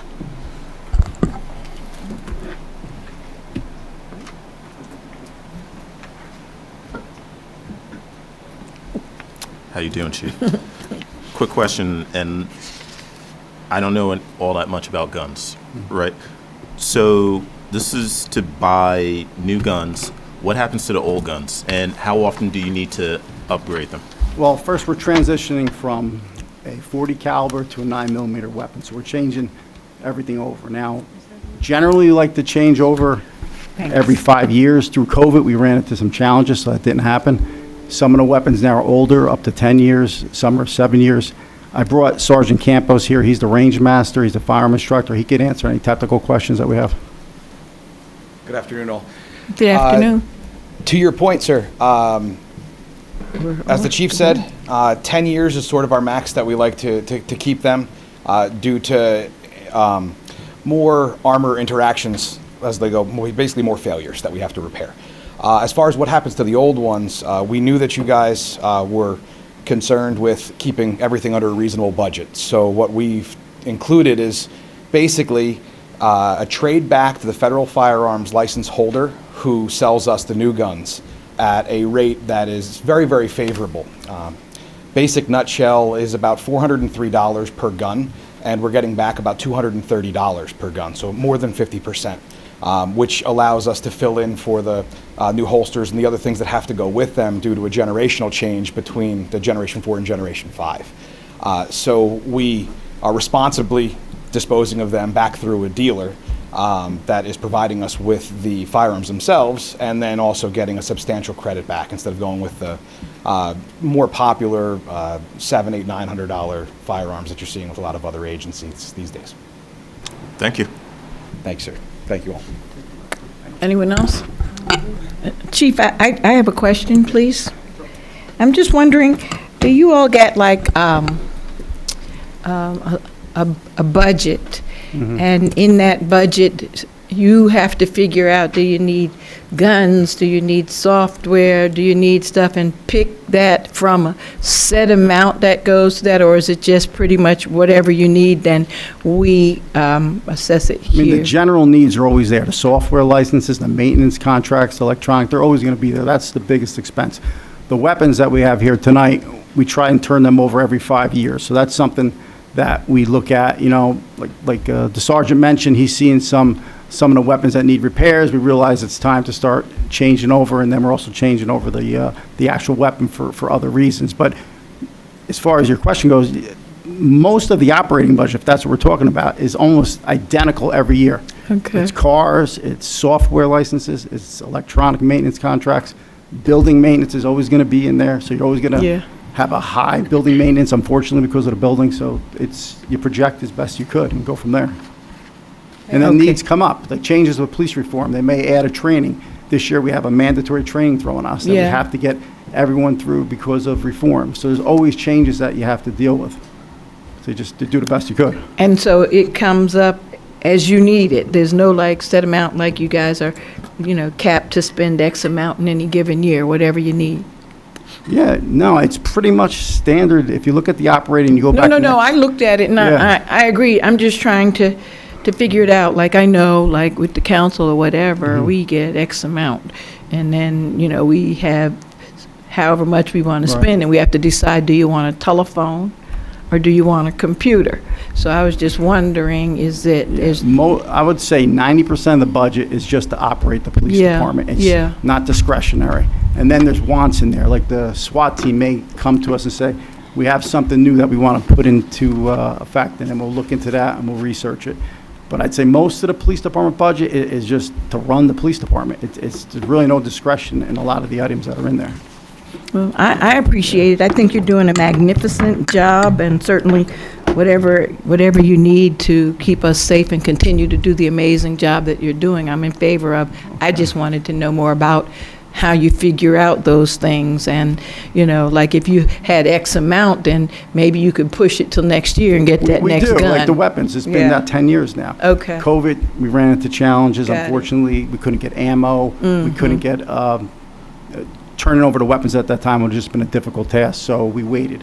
Now's the time to do it, so, yeah. Got it. Thank you. Thank you. Councilor, I'm sorry, I saw Councilor Toller first, and then Councilor Lockman. Oh, I just wanted to say thank you for all that you do, and I see that you guys actually saved us some money, about $2,700 with the buyback program, so thank you for that. Okay, Yes. thank you.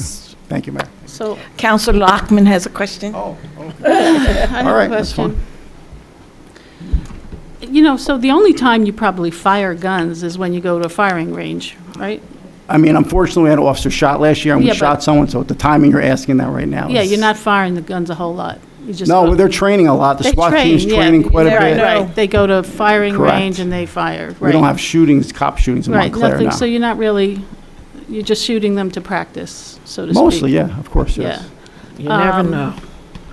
So why don't you share guns? Why That's does impo- everybody get their own gun? I've never heard that question. What do you mean, share?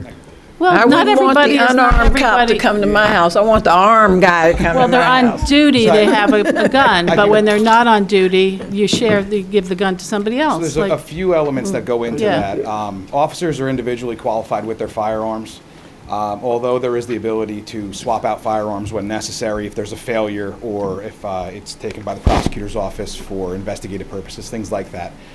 Generally, an officer is responsible for his own firearm, responsible for cleaning it, maintaining it, and making sure that it works well. It's something that's really burned into our system as far back as the academy. It is something that you may have to depend on to save yours or someone else's life, and how another officer might maintain it is not something that we generally take into consideration. It's far from any type of law, but it's basic fundamentals of carrying a firearm for a living. Additionally, officers are authorized and encouraged to carry their firearms when off duty, anytime within the state, and with certain permissions of federal law when in other states. But coming back to just the state of New Jersey, officers have law enforcement and arrest powers anywhere in the state, and again, encouraged to carry a firearm. If we only had a small amount of firearms and you had to draw from a pool, the off-duty carry for lacking someone who purchases their own would significantly limit that. But I would say the most important part is that you train with your firearm, you qualify with your firearm, you know how your scores are and how you produce. But I don't know they're all the same firearms. What do you mean that they're your firearm? It's not, Well, right? So yes, they are all the same. Yeah. They are all the same model. They Yeah. obviously are different. But again, going back to the maintenance, Yeah.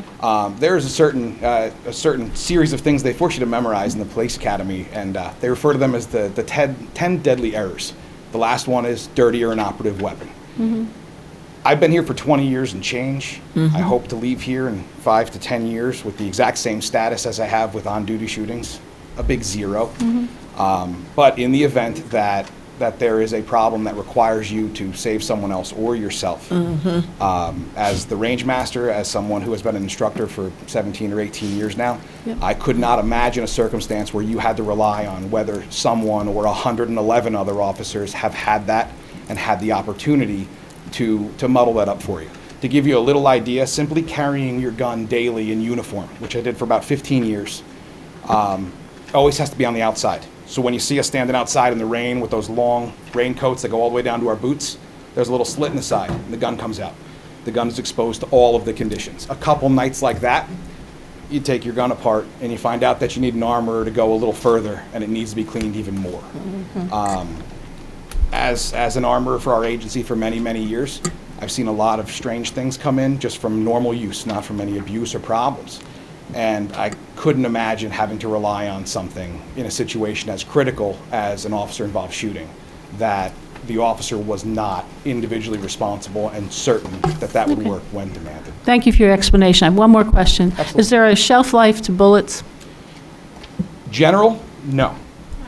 There are conditions to that, though, if they're stored in bad conditions. But you can certainly find, World War II ammunition that's still perfectly serviceable if it was stored correctly. Thank you. Thank you. Anyone else? Just say this is not a very big expense because unfortunately, in America, guns are really, really cheap. This is Other countries, they share that. Madam Clerk, please. Deputy Mayor Anderson? Yes. Councilor Birmingham? Yes. Councilor D'Amato? Yep. Councilor Lockman? Yes. Councilor Toller? Yes. Councilor Williams? Yes. Mayor Baskerville? Yes. Next one, please. Deputy Mayor Anderson, Shin Anderson. Are we going back to 25 and 26? Yes, 25. 25, okay. So you want me to do both? No, we could do 25 and then 26, and then if anybody has any new discussion. I do have a new discussion, I'm just wondering. Okay, we're going to let her do Oh, go 25. ahead. First, Resolution R-25-089, resolution of the Township of Montclair, County of Essex, State of New Jersey, approving the transfer of a financial agreement from BSREP to Wellmont East Urban Renewal LLC to 2 South Willow Urban Renewal LLC. I so move. Second. Councilor Toller? Yep, I just wanted to make sure that the attorney that was here, you don't have to get up. You don't have the other agreement with you. You didn't know about it. Is that what you said earlier? Uh-huh. I don't have it with me. I do know about it. I do have it back. Okay. You can just come on up. I was just trying to get a yes or no, but. I'm going to have a birthday soon. In May. The RDA, I have reviewed it, but again, there was a certificate of completion, so as a matter for discussion with the council today, it's really not on the table. You're really limited to the terms of the financial agreement, which lay out the 4 preconditions to municipal consent, which shall not be unreasonably withheld. It's very narrow, and I understand that as you look back at the transaction, if it were a new transaction today, you might have negotiated different terms, but that's what you have. And the assignment simply places the new entity in the stead of the original entity. All the terms and obligations remain the same. Councilor Birmingham?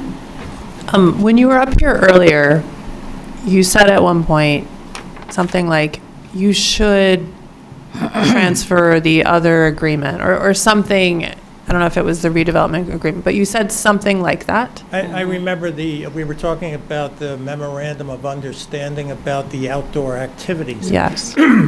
Which I had not heard about before today, but apparently that was a term of the original site plan approval. Site plan approvals run with the land, so in a sense, nothing needs to be done because the new entity who buys the property, again, has the obligation because if that was part of the site plan resolution, it ran with the land.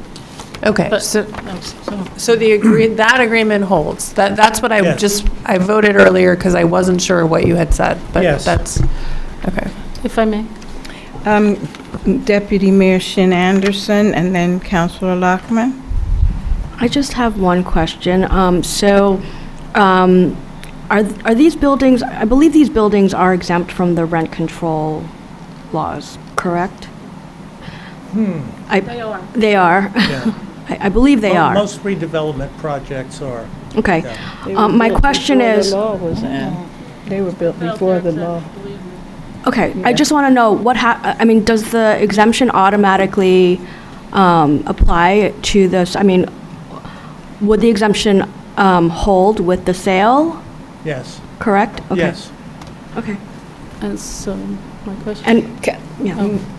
Are you done? Finish now. Go So, ahead. so that means that the new owners wouldn't have to do anything to... No rent control.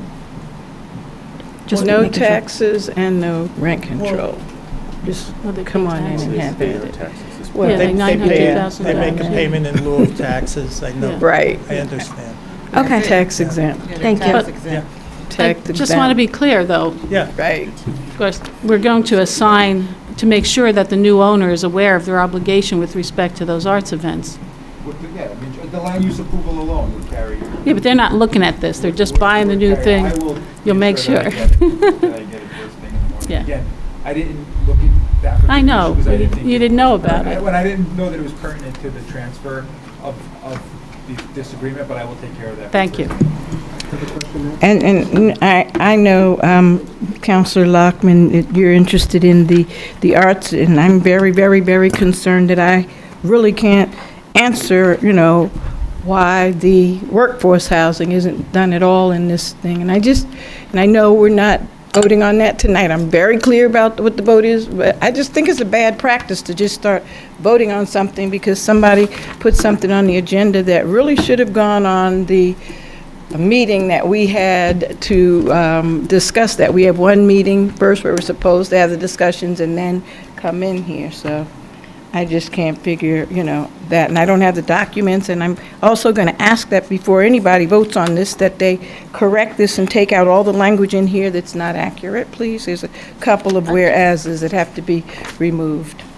Excuse me, Madam Mayor. I think Councilor go D'Amato ahead. was next, and then Yeah, I just Councilor had a Toler. technical question about the rent control thing. So the rent control, there's a 30-year exemption generally, but it runs with the mortgage, not with the land, correct? Rent control is your ordinance. Right. Yeah. Yep. So in our ordinance, it is tied to the mortgage, right? It isn't? Oh, I thought the idea was that it was 30 years, and if you refinance, It's actually when it's built. Anything before 1987 is subject to rent control, but after that, it isn't. okay. Councilor Toler? Right. Are we supposed to be presented with a second redevelopment plan if this transfer goes through? Because it's not here. Is that part of the deal? No, the redevelopment plan became at that time the zoning for the project, for the redevelopment area. The project was developed in a manner consistent with that zoning, and there's no reason to amend the redevelopment plan unless you see fit to do it because there's some other development activity going on the project, on the site, on those tax lots, which might be inconsistent with the existing plan. Right. So But these projects are built out as I understand it. Well, as a matter of fact, we did have an amendment. Councilor to the plan. Lockman? We had an application to put up cell towers that was passed by the planning board. Right, so, I'm just trying to understand because there's 180 market rate rentals in this property, and there's supposed to be 200 units altogether, right? And of the 20, do you know offhand how many are low and moderate income units? I don't know that offhand. All right, I just don't understand why the prior agreement wasn't presented to us so we can at least ensure that we're in compliance. You understand what I'm saying? Because you Yes. didn't seem to know. No, I do understand okay. it, and it's a good question, except that when the certificate of completion is issued, the RDA, the redeveloper's agreement, then is deemed satisfied. So it's off the table at this point, except for continuing obligations, which generally relate to And what are civil the rights continuing concerns. obligations? Hmm? What are the continuing obligations? Basically, non-discrimination in housing. So Yep. you don't know about how many units? I don't know. I'm not prepared with that tonight. Because it's not relevant.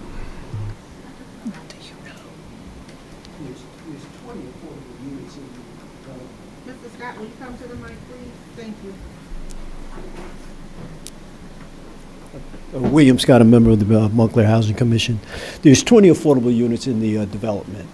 Okay. And then there was a question about the exemption from rent control. Correct. That exemption starts with the first owner, if they have filed for the exemption. And then if there's a new owner, It doesn't go back to 30 years. I think the attorney should definitely check that out. It would be a reduction from the original 30-year exemption moving forward with the new owner, but I'm not a lawyer, but I think that's the purpose of your town lawyer, that they should be able to answer that question. Thank you, Mr. Scott. Thank you. Any other questions? So I just wanted to see if Mr. Garcia could address that. Again, I can't because we didn't prepare for that tonight because this was a simple transfer of the agreement. I don't know all the ins and outs of the actual agreement other than there was a certificate of compliance, right? So that we're just transferring the agreement. These are questions that frankly are not relevant to the agenda item before you tonight. I understand that there might be valid questions, but I'm just phrasing it in that way to make you understand why Mr. Ragno and I don't have some of those answers for you tonight, because they weren't pertinent to the agenda item before you, which is whether or not they satisfied the criteria to approve the transfer of the existing agreement. But Councilor Birmingham? But this idea, if there's a financial agreement with a 30-year pilot, them re-signing this or transferring this agreement does not start the 30-year clock over again. Correct. Okay. They 30 years is the max. Yeah. Okay. And it will expire on the 30th anniversary of the CO. This could be something very similar to what's being negotiated at the Alistair right now. This is what could potentially turn into. Mm-hmm.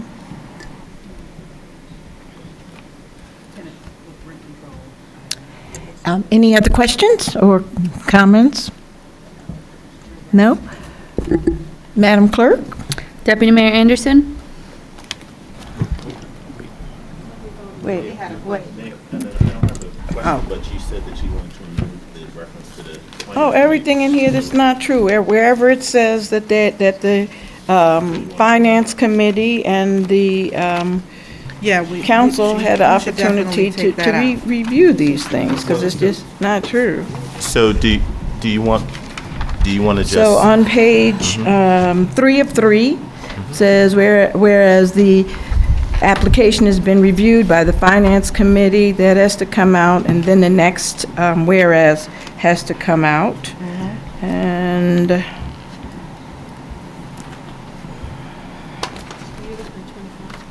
yeah, I'm just looking at the ones that jumped out at me early on. I got one too. On page 1, the 1, 2, 3, 4. The fourth, whereas, the last phrase there, it should be investment and remove authorizes. Right? Yeah.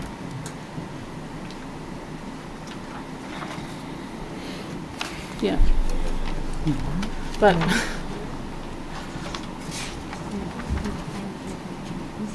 and there was, Finance Committee on page 3, right? That's the only ones that I see. Yeah, 26. I think I'm good with what I see immediately. Anyone else have anything else that they would like those are to the only things I add? see. Page 3, number 3, if the attorney can. Oh, I'm sorry. Were you Where are you? You're on I'm on page- 25, Page yes. 3, number 3? I'm just wondering, the audited financial report for 12-month period ending December 24. I mean, it's not here. Well, you know what? I understand. I got it. As long as the word Finance Committee is removed, I think some of you will be very happy down the road. The Alistair this is exactly what happened with the residents at the Alistair. I thought with Alistair it was because the certificate was not filed at the time But the they rent did the... control wasn't there also, so we're going to get new tenants Different, yeah. in these buildings under this agreement. And I won't, we can talk about it. But it's not going to be rent control. Yeah. Right. Yeah. Madam Clerk, do you need someone to move the amendments and then second yet? I don't know if I so move those changes. Second? Madam Clerk? Deputy Mayor Anderson? Yes. Councilor Birmingham? Yes. Councilor D'Amato? Yes. Councilor Lockman? Yes. Councilor Toller? No. Councilor Williams? Yes. Mayor Baskerville. I'm going to abstain for the reasons that I've articulated several times. So that was to make the changes. That was the vote on the amendment, correct? That was just to make the changes. Oh, to the Just amendment? amendments, yes. Yes, I want the amendments, Yes. yes, thank you. You can I change thought we were mine to voting yes on it. for the Thank you. amendments to And we're that, but I'm talking not voting. 25. Thank you. Yes. Now, Now, should we move both of them at the same time? or- 25 and 26? I Can don't we, know. can we move 25 and 26 at the same time? But they're for both monies.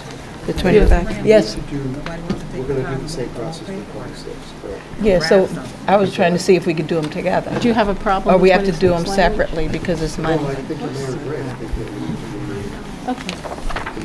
So now we just have to vote on 25. Five. Okay, Madam Clerk, can you please do the roll call on 25, please?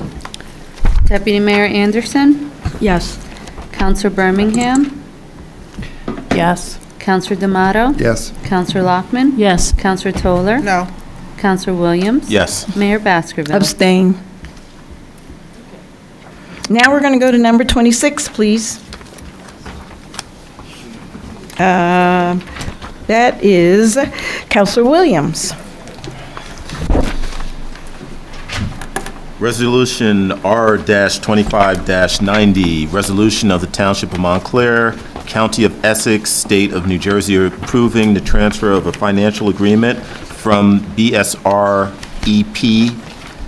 Second, Wellmont West Urban Renewal LLC to AHGBGO 1 Seymour Owner Urban Renewal LLC. So moved. Second. Discussion? Sure, we can have a discussion. Councilor Toller? I guess this is page 2 of 3. You know, I'm just curious, the 2%, what is the total amount of that? That would be $24,000 is what he said? I'm sorry. Yeah, it if was I about didn't hear you. 24.5. 24.5. Yep.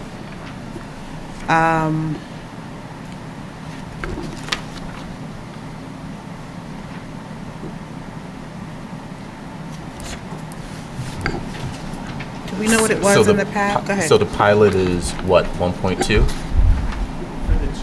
yeah, for the combined. It's about 1.2 a year? Yeah, if you want the breakdown. That's fine.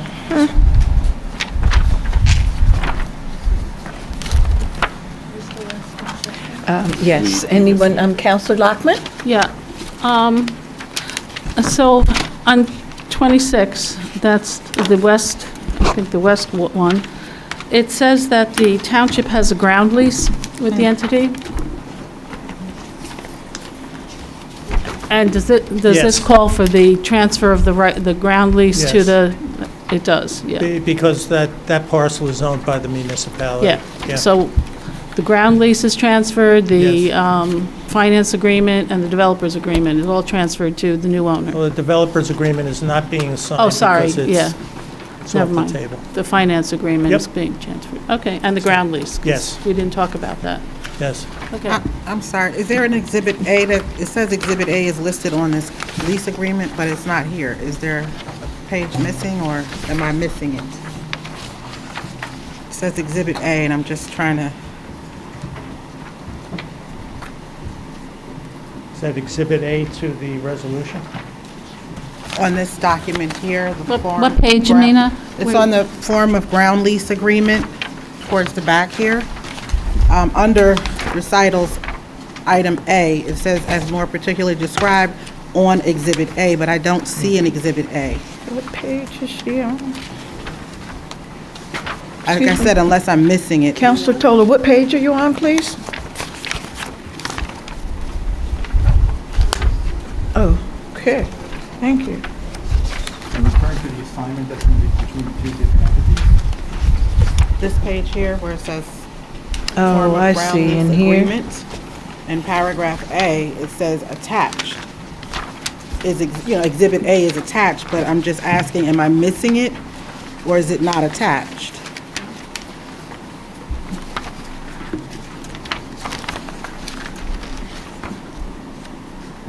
I see what you're referring to. Right here.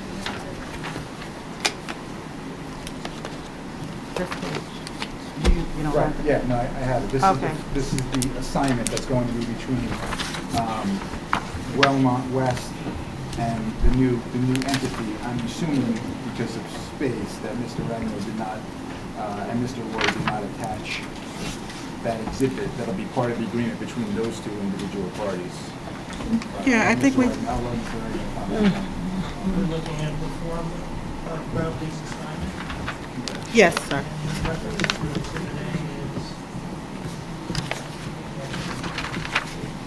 It's in the first paragraph there, paragraph A. It's about the third sentence down. I'm just asking, it says attached. You know, Exhibit A is attached here too, incorporated herein for reference. It's either it's a survey and a meets and bounds description of the leasehold parcel, the land itself, which is subject to the lease, What did you say? and where the project is This is a developed. survey, it's a land survey. It's the South Fullerton parking lot, it's the meets and bounds. We have it on file in my office. Okay. With the original ground lease. That's good. Thank you. It's not attached. Any further discussion? Do you want to do the same edits here as you did on the last one? I didn't see him in here, it wasn't even, yeah. Oh, wherever it is, I didn't even bother, because I Whatever it thought is. for sure the The council would fourth whereas. do what we normally do if we don't get paper beforehand and withdraw it, so. Would you pull, absolutely, unless you want to just vote on stuff that's not true. So I want to make an amendment Now, here. that was really uncalled for. I want to strike, Vote no to everything. I want to, Just rude. Go ahead, Councilor Williams. Well, it is rude. I mean, you know, enough is enough. Go ahead, Councilor Williams, okay.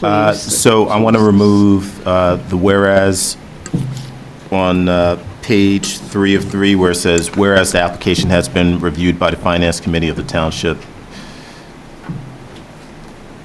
Council. Yep.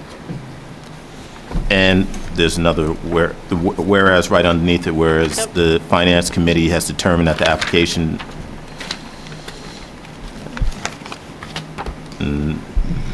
that is it. So moved. Second. But, excuse me, but you have to substitute, somebody has to have approved that. If it's not the Township Finance Committee, Council. who is it? What? Township Council. The Township Council? Okay. So substitute, edit it for Township Got it. Council. Yep. Mayor and Township Council. Thank you, Attorney Garcia. Okay. Well, I don't have to because I didn't read it, so, I mean, I didn't get the papers before the date, but anyway. Yeah, I second. Any further discussion? Without interference from people on the dais, would you please? Yes, Mayor. Deputy Mayor Anderson? This is the motion to make those amendments I that were understand. just stated. Thank you, Madam Clerk. Yes. Counselor Birmingham? Yes. Counselor D'Amato? Sure, yeah. Counselor Lockman? Yes. Counselor Toller? For the amendment? Yes, ma'am.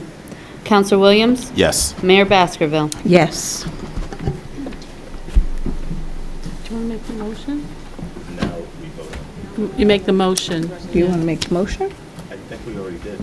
Who No, seconded we it? just, We already did a second. not for the final vote. I have the motion is Counselor Oh, Williams, and the excuse me. second is Counselor D'Amato. Okay, roll call, please. Deputy Mayor Anderson? Yes. Counselor Birmingham? Yes. Counselor D'Amato? Yes. Counselor Lockman? As amended, yes. Counselor Toller? No. Counselor Williams? Yes. Mayor Baskerville? Abstain. Okay. Moving on to number 27. Resolution 27 is Counselor Toller. Sure. Resolution 27, R-25-09, resolution appointing members to the Planning Board. Be it resolved by the Mayor and the Council of the Township of Montclair and the County of Essex that the following persons are appointed to the Planning Board to the positions for the terms indicated. So moved. I guess regular appointment for Jacob Nyman, as well as an unexpired term for Jamina Grant as an alternate 2, Jacob as an alternate number 1, effective date March 25th, 2025. His term date ends December 31st, 2026. Jamina Grant, March 25th, 2025. Term end date is December 31st, 2025. I so move. Second.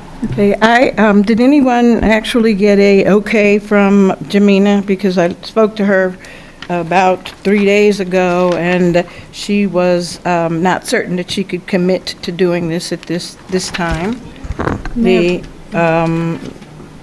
If she was going to be able to uphold the requirements. Yes, Councilor Lockman. I guess I'm surprised to hear you say that, Mayor, because as I understood it, you had talked to Jamina Grant about her willingness to be on the planning board instead of the zoning board, which she is on now, and her willingness to also be on the environmental, whatever it's called, the environmental commission.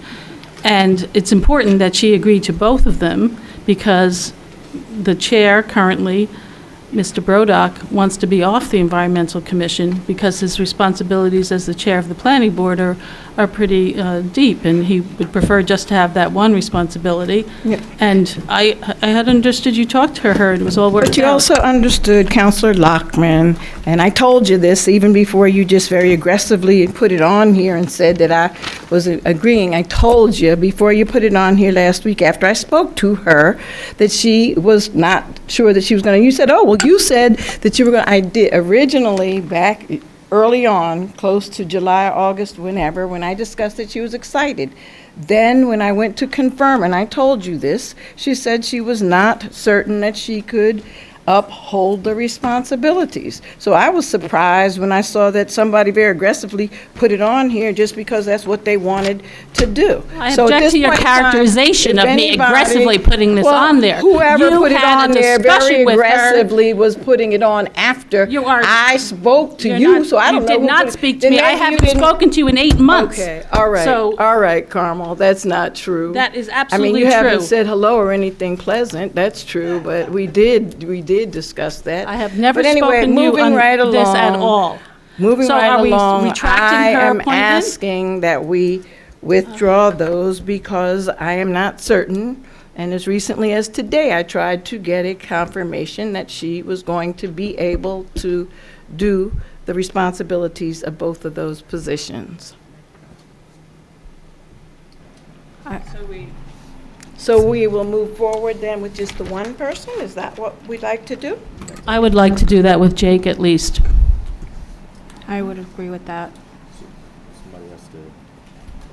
So, So do we have to amend this, or okay, so I'll make a motion to amend Resolution 25-091 to remove Jamina Grant, since we are not certain that she's able to fulfill the Second. commitment. Any discussion? I would just ask that prior to the next meeting, somebody take responsibility for checking with Ms. Grant, because it is important that we make these appointments to these boards. If I may, the only one who can appoint someone to the Environmental Commission is the mayor. Excuse me, if I may, the governing body appoints the alternates to the Environmental Commission. And if we are going to have Mr. Neiman appointed to alternate number 1, okay, so I'm trying to Yeah. remember now the roster. So currently he sits as number 2. Yes. And you're going to move him to number 1, and then number 2 will remain That's vacant. empty. Yep, Yeah. Got it. fine. Okay. Understood, thank you. Mayor, if I could just quickly say that that issue with Ms. Grant, it indicates, that we should be thankful for the service of people who serve on these boards, because it can be a lot of work. And so if somebody is feeling the weight, it's just another sign that, these are tough jobs. And I would also say I love Jake, just love him, so I'm happy to vote for this. Okay, Madam Clerk. Okay, so this is the motion to amend the resolution removing Ms. Grant's name. Deputy Mayor Anderson? Yes. Counselor Birmingham? Yes. Counselor D'Amato? Yes. Counselor Lockman? Yes. Counselor Toller? Yes. Counselor Williams? Yes. Mayor Baskerville? Yes. Number 28, please. Oh, we did the Gotta vote? vote on- No, we have to Now we withdraw vote her. on- We amended it, I think. Yeah. We need to vote on number 27. Number 27, please, roll call. Deputy Mayor Anderson? Yes. Counselor Birmingham? Yes. Counselor D'Amato? Yes. Counselor Lockman? Yes. Counselor Toller? Counselor Williams? Yes. Mayor Baskerville? Yes. Number 28. We're going to, yes.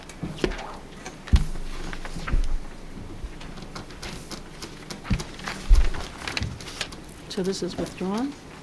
Number 29. It's withdrawn. I think. Withdrawn. Withdrawn, because, can I Number just ask you a 20 question? Is the regular members are just appointed by the mayor, but it's just the alternates, the full council appoints? For the Is that correct? Environmental Thank you. Commission, yes. Number 29. Resolution 29. Councilor D'Amato. Resolution appointing members of the Zoning Board of Adjustment, R 25093. So moved. Second. I'm very sorry.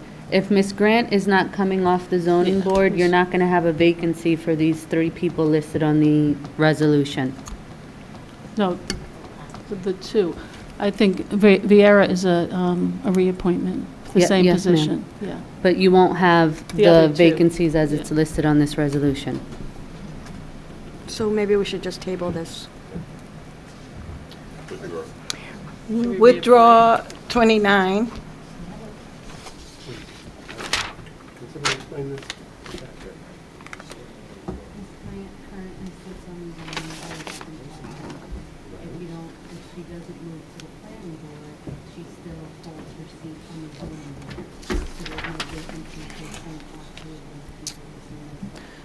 Number- No. But not in that position. I think, Can You you need please to either check that. speak in the mic so that we can all hear over here, or we can move on to number 30, the bill list? You got it? Councilor D'Amato, I'm sorry, because I just can't hear. I'm just trying to figure out how the system works, and I guess the Oh. idea is that Mr. Cruz and Mr. Griffith were respectively alternate number 3 and 4 prior to this.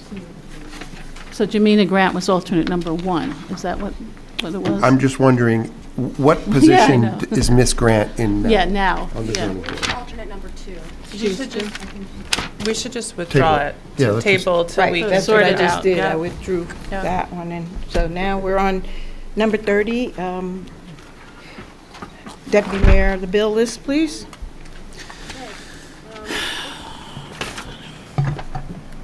R 25094 bill list resolution. I so move. Second. Discussion on the bill list, please. Yeah, I have a question, but I guess the gentleman's not here right now. I'm just curious, it says repair 2 cylinders on parks. Does that mean a vehicle or repair 2 cylinders on parks? 15. For GTM Mid-Atlantic, it's about $12,000. I'm just wondering what kind, is that's a vehicle?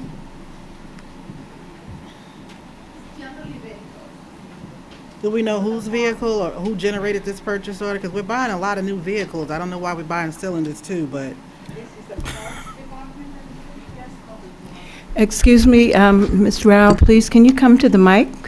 Nobody ever. Thank you very much. Sorry about I that. appreciate that. Yeah, generally these cylinders and all, can you tell me which, there Oh, are I'm page sorry, sure. numbers? Hold This on. is, it's page 2, and the vendor number is 9948.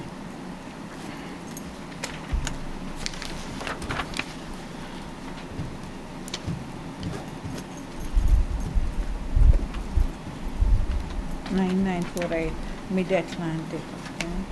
Repairs, Linda's and Parks Department. Generally, it's the Parks Department with the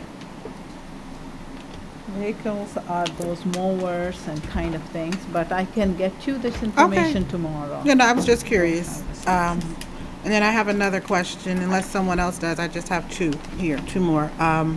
Vendor number 9033, there's a $30,000 payment to I'm Riker. sorry, Counselor, can you please tell me what page you're on? Sure. This is page, I don't know, page maybe 4? I ripped the paper off. No, hold on, Doc. You are saying 30,000? For Riker Danzig, I'm just wondering what matters do these fees cover? And I know we can't bring this up in public, but if somebody could supply me with an update on what these fees cover, the matters that are covered for that amount of money, I would appreciate that. Conflict attorney, I have no idea. It's a law department. Okay. And then there's a payment to Montclair State. We approved this just. Yeah, that for the tree grant. We Right. received the grant money and then we are giving it. It's also below to MSU. I just wanted to make sure it wasn't a confirming order, that we weren't paying something, well, you know what a confirming order is. Yeah, So yeah. this isn't a confirming order. This is not. Okay, And that's all. also it's below the threshold and the agreement is approved today. Thank you. Today or last. Thank you, Ms. Rao. Anyone else? Yes. In terms of the other one you, Counselor Toller asked about, it is a vehicle, Parks 15. It's a DCS vehicle, and parts, that's just the number of the truck. It's Parks, they call it Parks 15. Just one quick question. The tax appeal, are we getting a lot of requests? I mean, our taxes are pretty high, so I'm probably going to answer my own question. I'm just curious about the volume of tax appeals that we do, because I see it on the bill, so it's a lot. I mean, what do we... I'll get that from the tax assessor.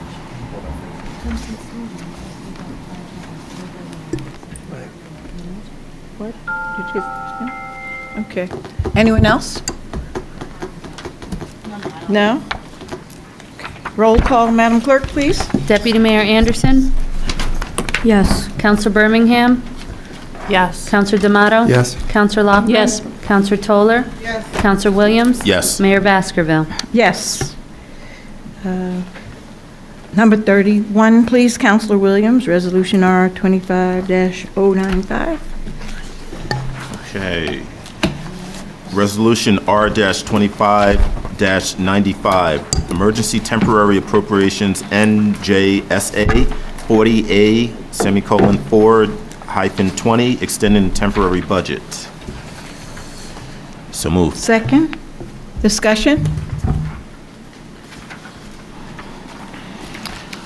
No discussion. Roll call, please. Deputy Mayor Anderson?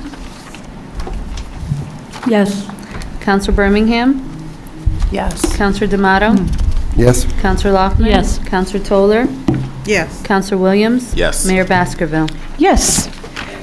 Okay, yes, Counselor Birmingham? Sorry, just so the general public understands that we're passing because we haven't passed our official budget. We have not adopted our budget, so this is an emergency temporary and extension, because in the January we passed for the first 3 months, and because we don't have one now, we're passing because there are bills due, like our pension payments, et cetera, and everything. But do you have anything Mayor, else to if I say? may. Yes, Ms. Rao, thank you. The first temporary budget is to cover the first 3 months, and now that the budget is delayed, it is to cover the additional period, and the bills are due.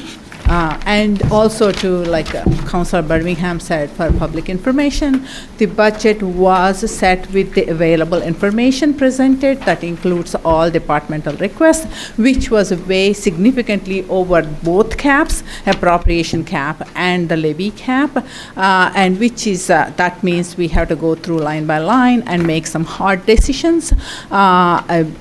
which is, even if it is below the line, that's not wise to do this.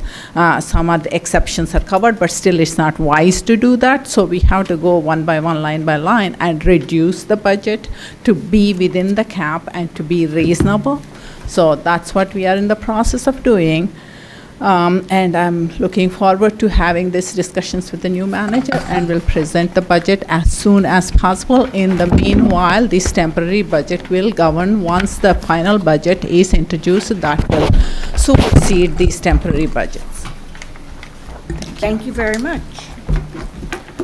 Anyone else? Mayor? Yes, sir. Before you get to Manager. discussions, I had, before the meeting, Mr. Fan asked that there's a resolution authorizing the emergency purchase of professional services and hardware from the cyber incident in 2023. So this is on number 31, the resolution? This is, I handed it out before this started. I put it on your desk. Right, but we voted on this already? No, you did not. Right, so, I know, I'm just saying it's not on the printed agenda. So I said no, before did you we get to vote on the discussions. 31, the temporary appropriation? This one doesn't have a Yes. number, yes. Okay. Yes, you did. So we Yes, sorry, voted I apologize. this one? Yes. Okay. Try to, yeah. All right, I'm no, losing that's track. fine. So, Mr. Good evening, Mayor and Council. This is, Madam Clerk, can I have a resolution number? Is that R25-096? I'm sorry, what number? This will be, I'm asking Madam Clerk, this will be assigned a resolution number. What is this that you're doing now? Yeah. Okay, we're going to take a 5-minute break and then come back and we can have, that, and then we can finish with the discussions. We're going to take a 5-minute break. Yes, ma'am.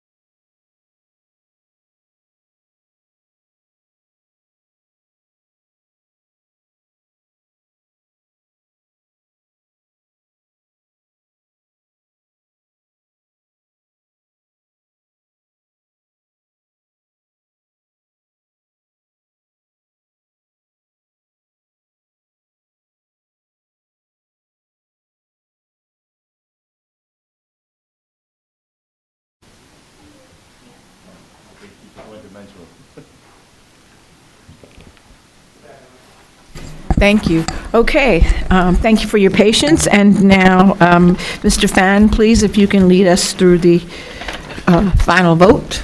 Good evening, Mayor and Council. This is Resolution R-25-096. Resolution authorizing the emergency purchase for the professional service and hardware for the cyber incident in 2023.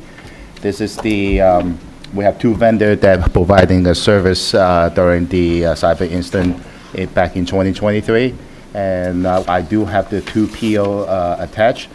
However, I cannot make a payment request until this emergency resolution is adopted in order to pay these two vendors. And these two vendors has been more than 18 months, close to 20 months haven't been paid yet. So therefore, I'm asking the Mayor and Council to adopt this resolution as well as adopt approval for the bill list so they can be paid. Let me further explain this. This money can be reimbursed to our cybersecurity insurance. However, I have to get the paid invoice along with the township, clear the check from the township to send it to insurance to get the reimbursement. Thank you very much, Mr. Fan, and thank you for taking your time during our break to explain this to me. It seems as though this is a matter of urgency, and I so move. Second. Any discussion? Yes. Councilor Toller? Mr. Fan, this is the Biff Duncan Associates, and this is the only firm that you could find that would be able to... At that time, the reason why we use that vendor, Biff Duncan, they understand our network infrastructure and as well as the system that we have. They also is appointed the technical support from for our emergency planning. They are appointed as a vendor to support the Township of Montclair in case of emergency. Okay, and I guess I'm just asking more for a legal, because this resolution number, it's not on the agenda. I know this was just handed us tonight. Yes, I apologize for that because I didn't realize that is an urgency for it and until today. I guess the legal question that I have, and perhaps the attorney can answer this, is if it's not on our agenda list, we can still act on this? Yeah. Okay. Yep. I don't have any other questions, Mr. Fan. Councilor Yes, ma'am. Birmingham? Why, can you just explain again, why are we paying this now? If it Because was- during that time, I didn't have time to put in the resolution. I declared emergency to the QPA, Mr. Altineros, and then during that time, the instance took over more than 6 months. And then in 2024, we're still dealing with the cyber incident aftermath. So therefore, it's a lack of my office to keep up with this invoice. Can I just? I'm sorry. No. Councilor Birmingham? Well, and again, I just want to be clear. So Biff Duncan billed, it says workstation remediation and re-imaging services, June and July 2023, total of 187 billable hours. And then it says that again, right? So what happened is, if I may, they send more than one technician to come out here. They have, because all the township computer need to be re-imaged. So with my limited staff at that time, I don't have the staff to do it. To re-image all the PC throughout the whole township, including the police, fire, DCS, and then utilities. So Biff Duncan sent 2 of the technicians to come out here to help us with the PC re-imaging. And also the network engineer was helping us to looking into our firewall, providing all the report to the Homeland Security or the state of New Jersey, the state police. Okay. And you think this will be reimbursed? We will try to go to the GIF insurance to get that reimbursed. Excuse me, may I? I'm sorry, were you done, Councilor? I just wanted to make sure Councilor Birmingham was finished. I was going to do that, and if you would give me just a moment. I'm sorry. I'm done. Councilor Birmingham. Thank you. Councilor Toller. Sure. So I just have one other question, because Lawsoft, we have not paid them to date, is that correct? Because this purchase order date says 12/16/2024. Today is March. Yes, ma'am. I mean, the So this PO, was in the system since December, and I'm just trying to understand why we're getting it now. because lack on my part, I take the blame for it. My office has been really busy applying for the grant and dealing with some of the software deployment.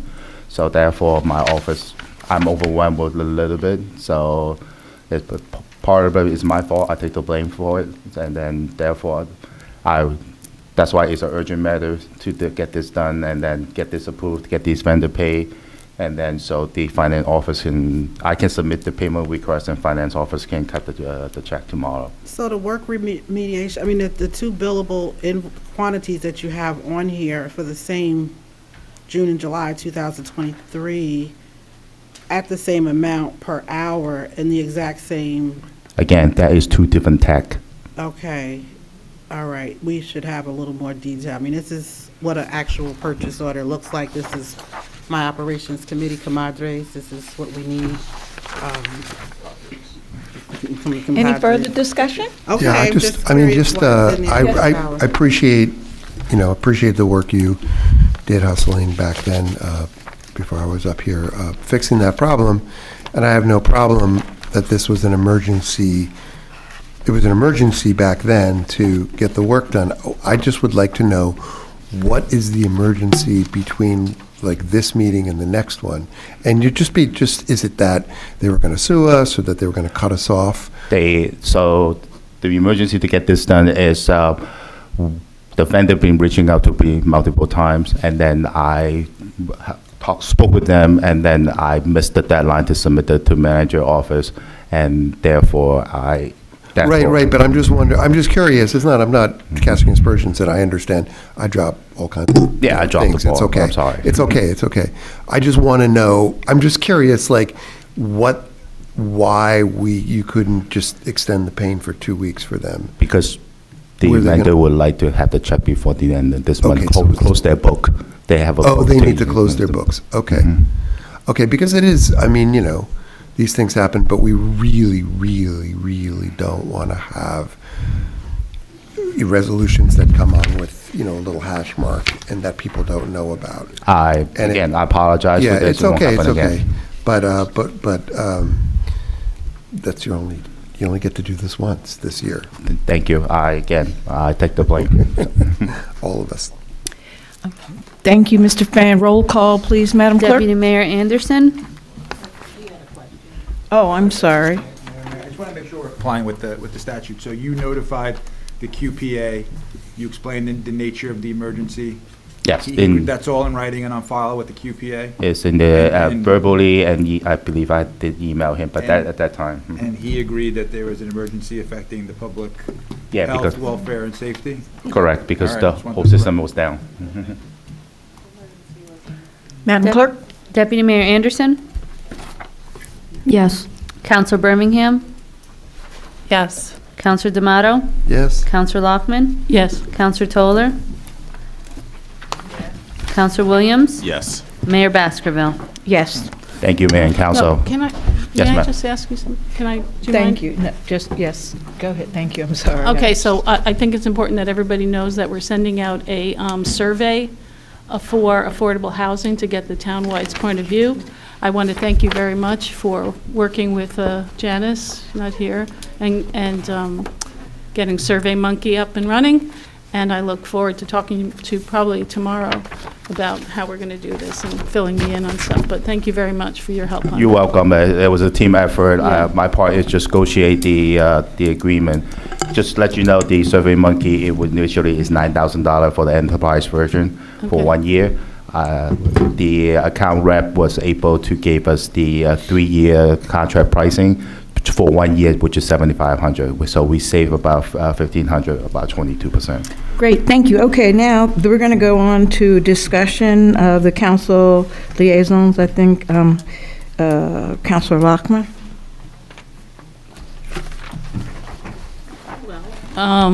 You're all aware that I had asked people to tell me their first and second choice for what, where they wanted to be the liaison for the different civic committees.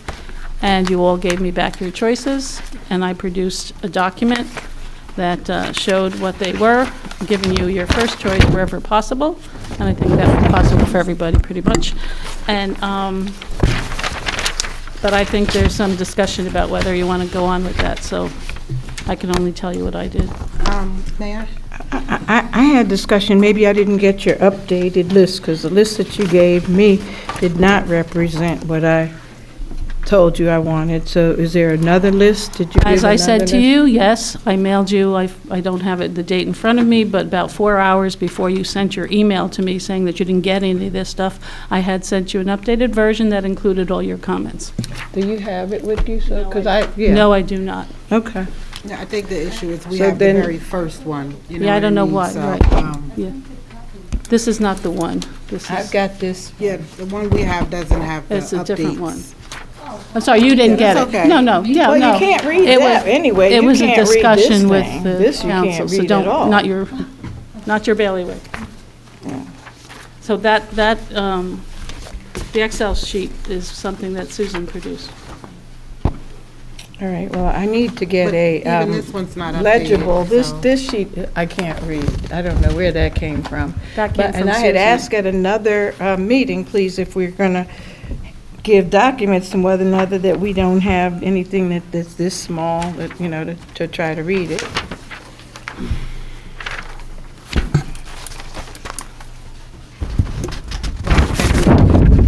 Put this on for the next meeting if we get the most recent printed spreadsheet available, and it's no fault of the clerk, maybe we just didn't send it to her to print, because this is the very first document, and I know that I made some edits and changes here via email, so perhaps we can get the updated one for the next meeting? Yeah. I'm sorry, you're talking about Susan's document? This, You made yes. change, yes, yeah. As well as this one. But I'm just, But I I gave mean, you there those. might be a reason why it has to be the size. I don't know. I mean, I appreciate the time that it took to do this, but I just would prefer, please, if it could just be a little bigger, unless this is the size it has to be for some reason. I'm not criticizing whoever took the time to do this. It's a great thing, but I just can't read it at this size. So I'm wondering if we could get it larger, it would be helpful. Oh, I'm sorry. Thank you, I appreciate it. And just for everybody's reference, I sent you the updated list of liaisons on March 5th at 2:21. And so if you wanted to look at that, that would be what we should be discussing at the next meeting. And I just have a question, not related to this, but you gave me 7 copies, Madam Clerk. Was one supposed to go to each of them? Because I wanted this on as a first read for the ordinance, but I don't see it on this agenda. So what would you like for me to do? Because I have 7 of the same copies for the Cultural Arts Advisory Committee language. Yes, Councilor Toller, I received an email where you asked for that to be a discussion item or available to your colleagues. Okay. But from the email, it seemed like it was still a work in progress. You were soliciting comments from some other employees. Yeah, the Economic Development Coordinator and Ms. Yes, Talley were ma'am. going to So have a little that's input. why I So left it for you. Since thank you for providing 7 copies. I've tried to include the comments that I did get back from 2 of you. If there's anything else we need to add or remove, I'd like to try to finalize and get this done tonight, please, and thank you. I'm sorry, please. So what are you trying to do tonight, Councilor Toller? Well, I'm trying to see if there are any additional edits or changes that people would like to add or remove from, we're changing the Arts Advisory Committee to the Cultural Arts Advisory Committee. If there's anything that they believe should be added to the language. Mr. Garcia gave his recommendations on this document. And I think Councilor Loftman, you had something, and Mary, you had something, but I didn't hear from anybody else. So if there are no changes, then I will go ahead and try and get it on for the next meeting. Because we need to change the we're going to change the committee, if you will, and change the language. So you can just take some time to review it. If there's anything you want to add or subtract, You know, I had an opportunity to speak with you about this, and I appreciate you for doing this. Again, I'm just wondering, is this standard?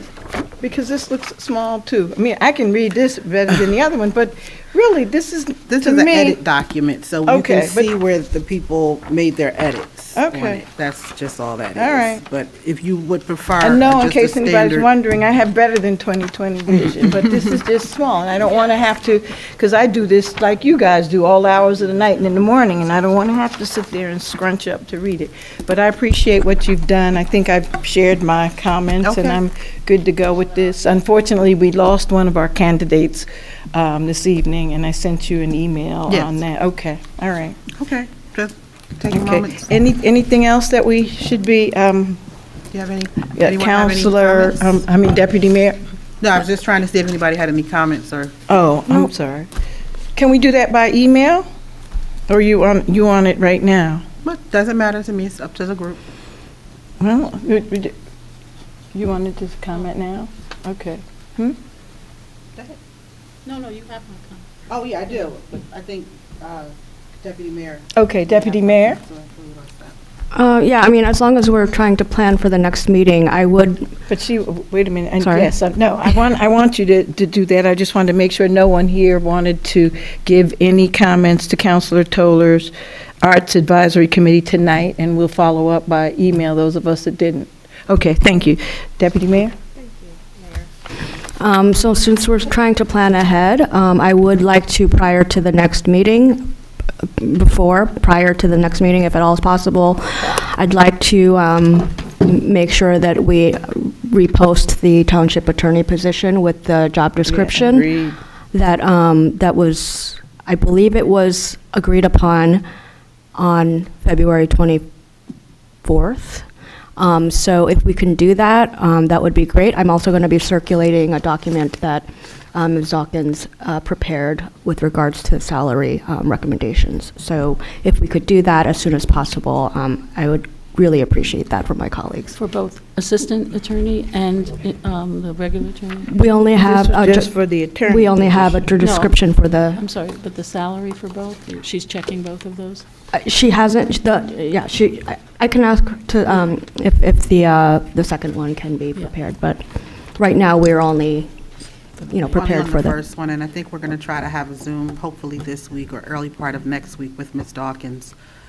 Try to iron out these last-minute items that we need to do. I'm happy to do that, but as far as I'm concerned, we have agreed upon documents that you actually agreed upon in writing, and the mayor and I also discussed it. I emailed you back what I stated we discussed in that meeting, and that was not on that agreement, that document, so. I'll have to go Okay, back so and- I'm going to, I'd like to thank both Councilor Toller and Deputy Mayor for agreeing to work with me on the committee, and thank you both for all the work that you put in.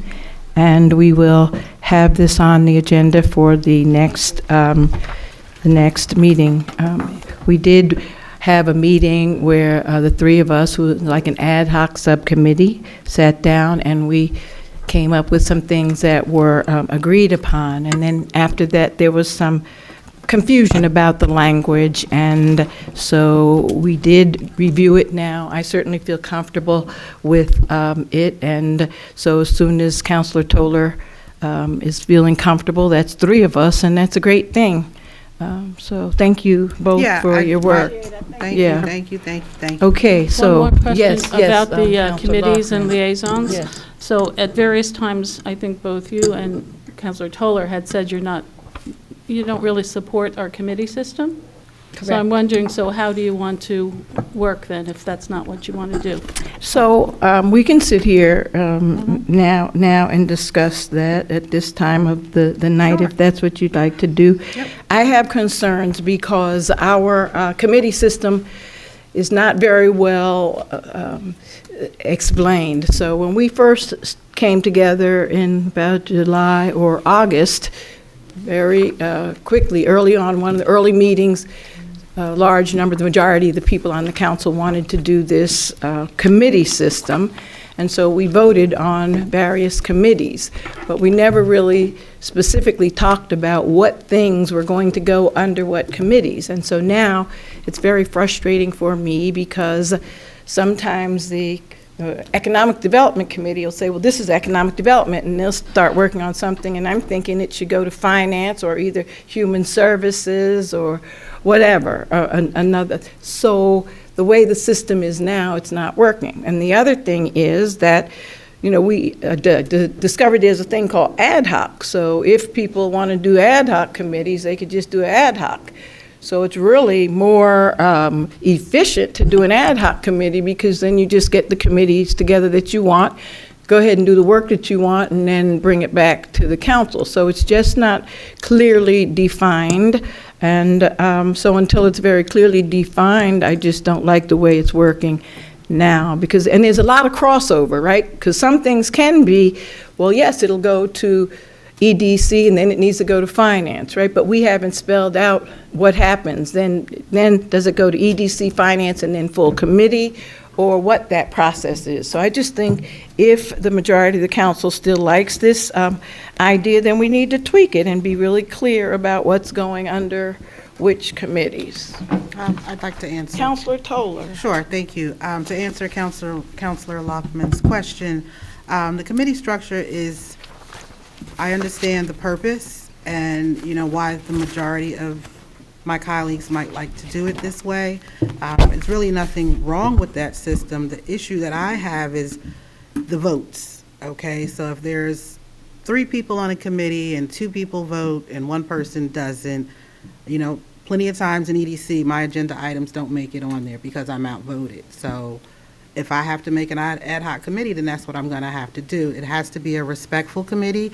Everybody's voice needs to be heard. Everybody's agenda items should be heard. But here lately, and again, I'm just speaking for the committee that I sit, one of the committees that I sit on, where some items just don't make it because I'm outvoted. So that's my concern with the committee structure, because what really should happen, it should be whatever a councilor wishes to put on, that's what we're going to discuss. It's that simple. But if that's not the way it's going to work, then yes, we will have to start creating ad hoc committees to ensure that I get work done, because at the end of the day, not adding some items that I would like to see on there is really doing a disservice to the 4th Ward.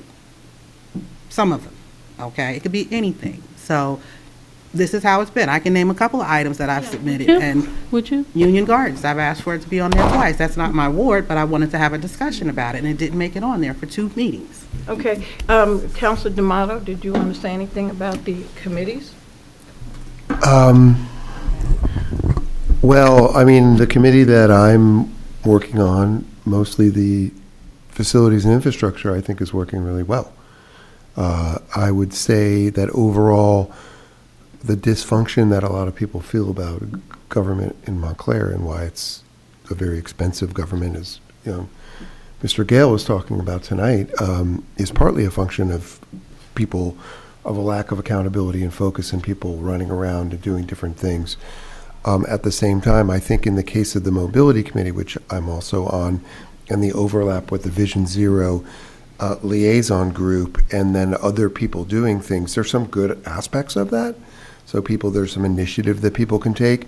But at times, it really does feel like an intersection being policed by 3 different traffic cops with their own idea of how it's going. And in fact, in the case of the Mobility Committee, that's kind of literally the risks that you run, is that you're going to have a dysfunctional system that could cost lives. So there does need to be focus, you know, and some of the areas that we have, I think very clearly there needs to be a little more focus. Street safety is one of them. I've just observed, you know, people can disagree with me, that they're just, where do you go? Who do you talk to?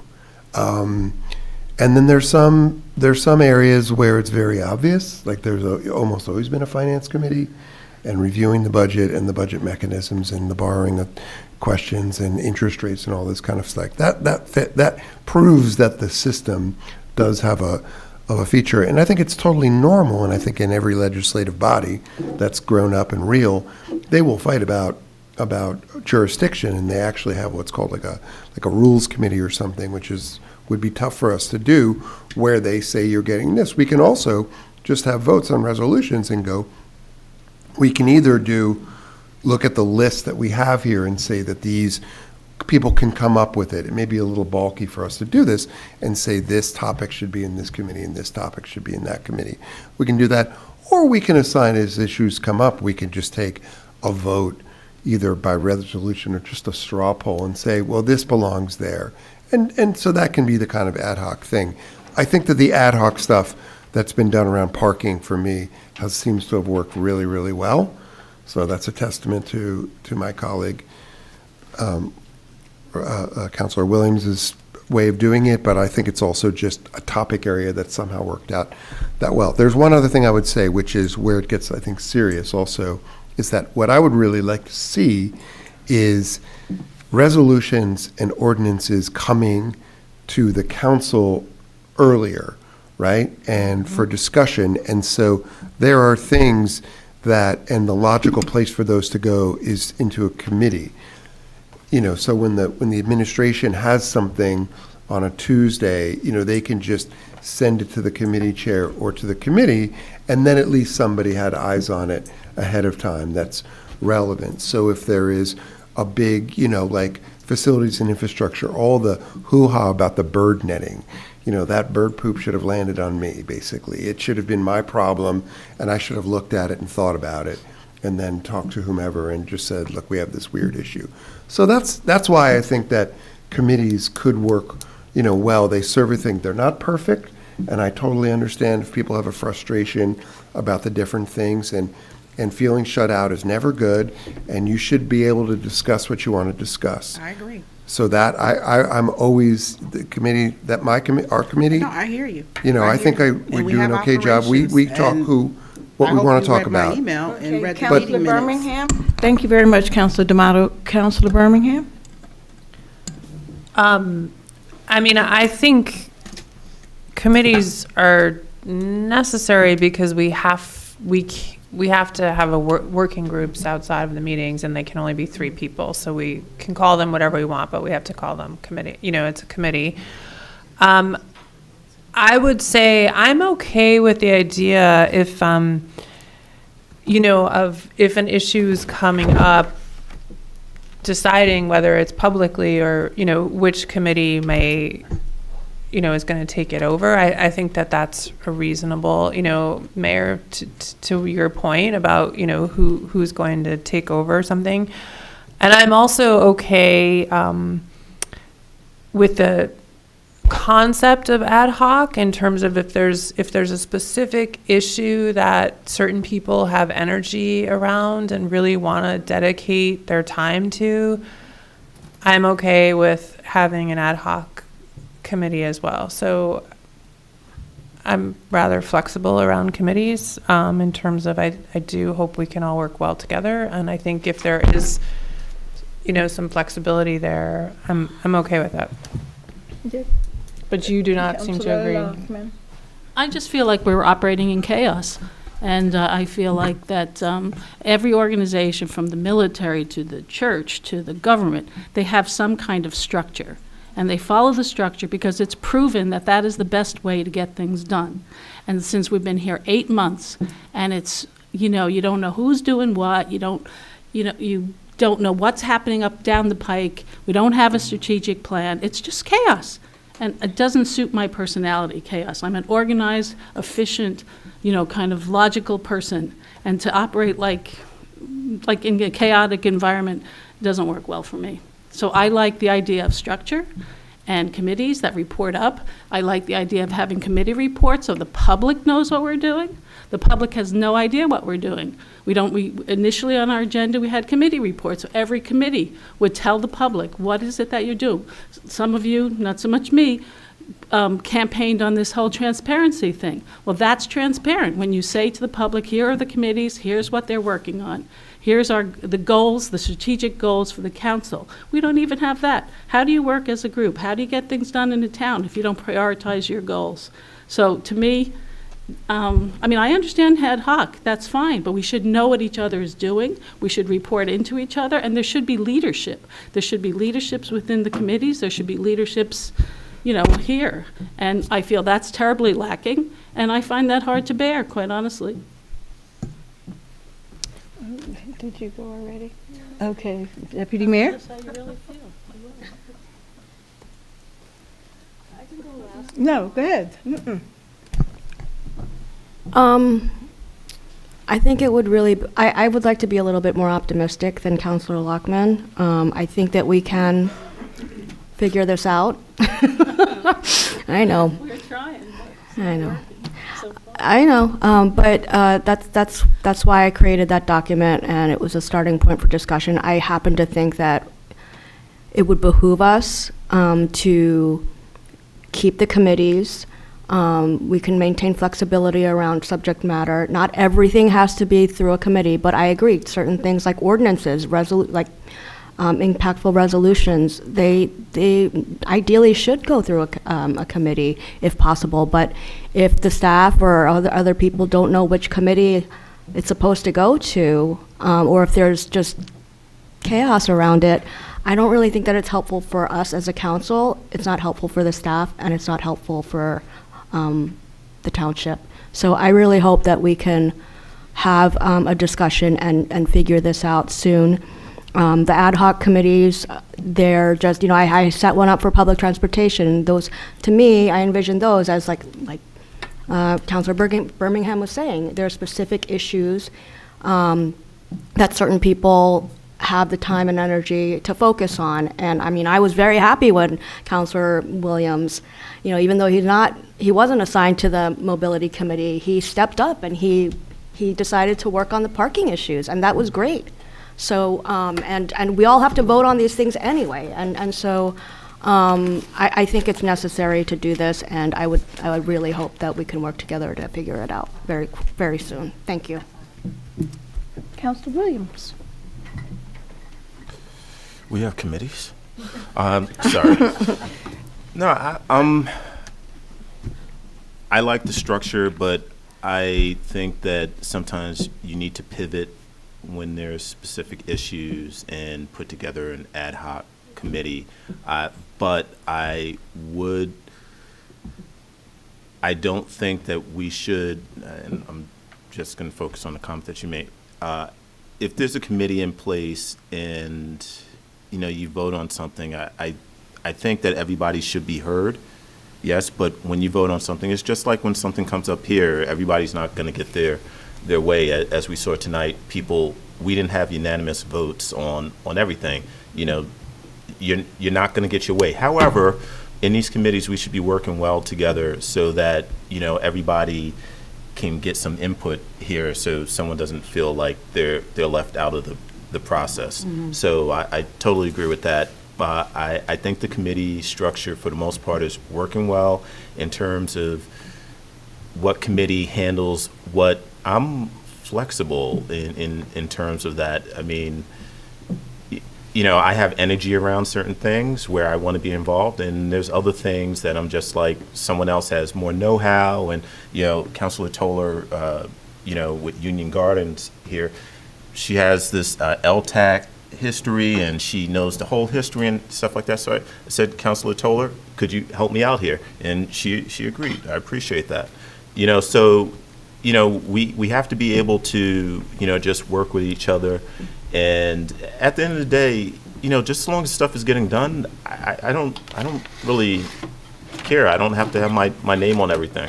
And I'm not saying that anybody else does, but just as long as we're getting stuff done for the people, that's all I really care about end of the day. So I'm fine with the committee structure. I don't really want to do all the minutes. That's why I didn't step up and be the chair. I think that we should be including like some AI or something like that could record and transcribe the meeting, so someone doesn't have to sit down. Yep. And and you're doing a lovely job, by the way, with all these minutes, but that's not for me. But I think there's ways that you could be a little bit more efficient. And I said too much. I'm done.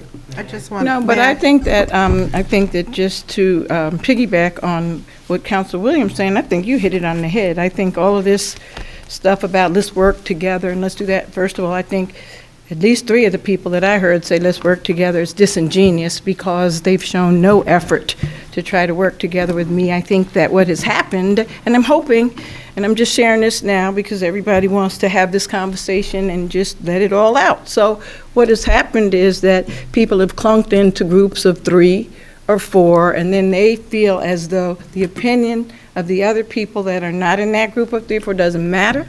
And there's bullying, and I think it's like Mean Girls Gone Wild, and I think we need to try to figure out what we can do to correct that. Transparency starts at home. That means it starts with us. So if we're not even being transparent with one another, then how do we expect now we're going to do transparency there?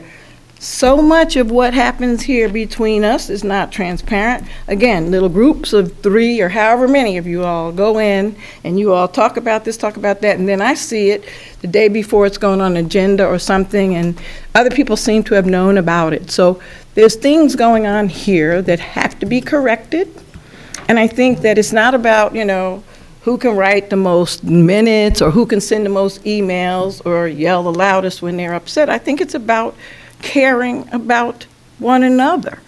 And I think until that really happens, for us to sit here and talk about, we want to work out, whatever. I've had meetings with people where we're going to go and walk and talk and try to see what we can all do to make things well and, cancel, whatever. Everybody's busy or don't feel that that's a priority. But until we can make our interpersonal relationships here, how we're going to communicate these things, communicate with one another, respect one another, even if you don't agree. I certainly understand, Councilor Toller, when you're talking about sometimes a group of 3 and 2 people, whatever, and it seems as though you're not being heard. And I don't think, again, that should ever happen.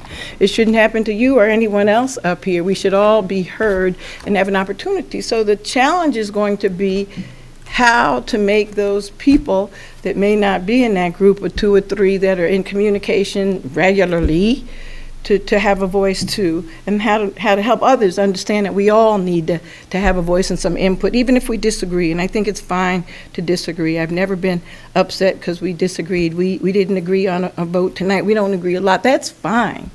But it has to be with respect, and it should never be with, because I know I can go to this one and that one, I'm going to get my 3 votes, I don't need to talk to you. That is not fine. That's rude, and it's disrespectful, and it's hurtful. So for people to sit up here and we talk different things that sound nice, I'm not feeling all of that sound nice week after week. In fact, the most time that people really communicate with me is before they want something on the agenda, or to make sure that I don't put anything on that they don't want on or whatever. And it has to be better. I am available. I have deliberately, resigned from a job that I love so that I could be available. And I would like to think that we are all going to communicate with one another and get opinions. And I just don't see that happening. So committees will not work until we're communicating properly. And that's when people feel like, I'll just do an ad hoc, and then that way I can go get some people and go look at whatever, Immaculate Conception, or look at other buildings that might be good for something that's very important to me, which is, a plan to move forward with the municipal complex. Furtherance of the communication breakdown. I believe that Councilor D'Amato was doing some amazing work with opioids. Well, I didn't know that, so people call.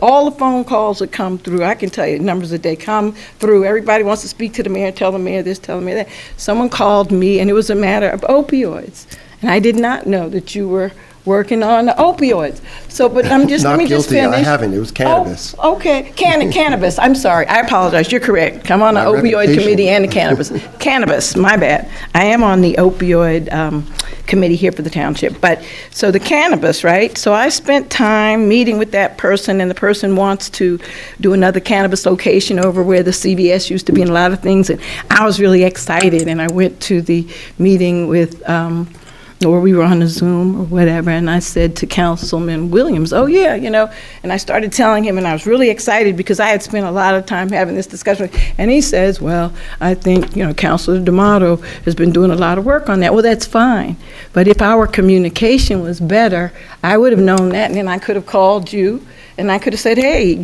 Councilman, or I could have told that person, why don't the 3 of us do that? So that's just one of many examples. I just want to say something very positive. I'm on the Finance Committee, and I look forward to it. I'm on the Finance Committee with Councilor Williams and Councilor Birmingham, and I find joy in working with that group. I think we're all very respectful, and I think that we come in there for the right reasons and stay very focused.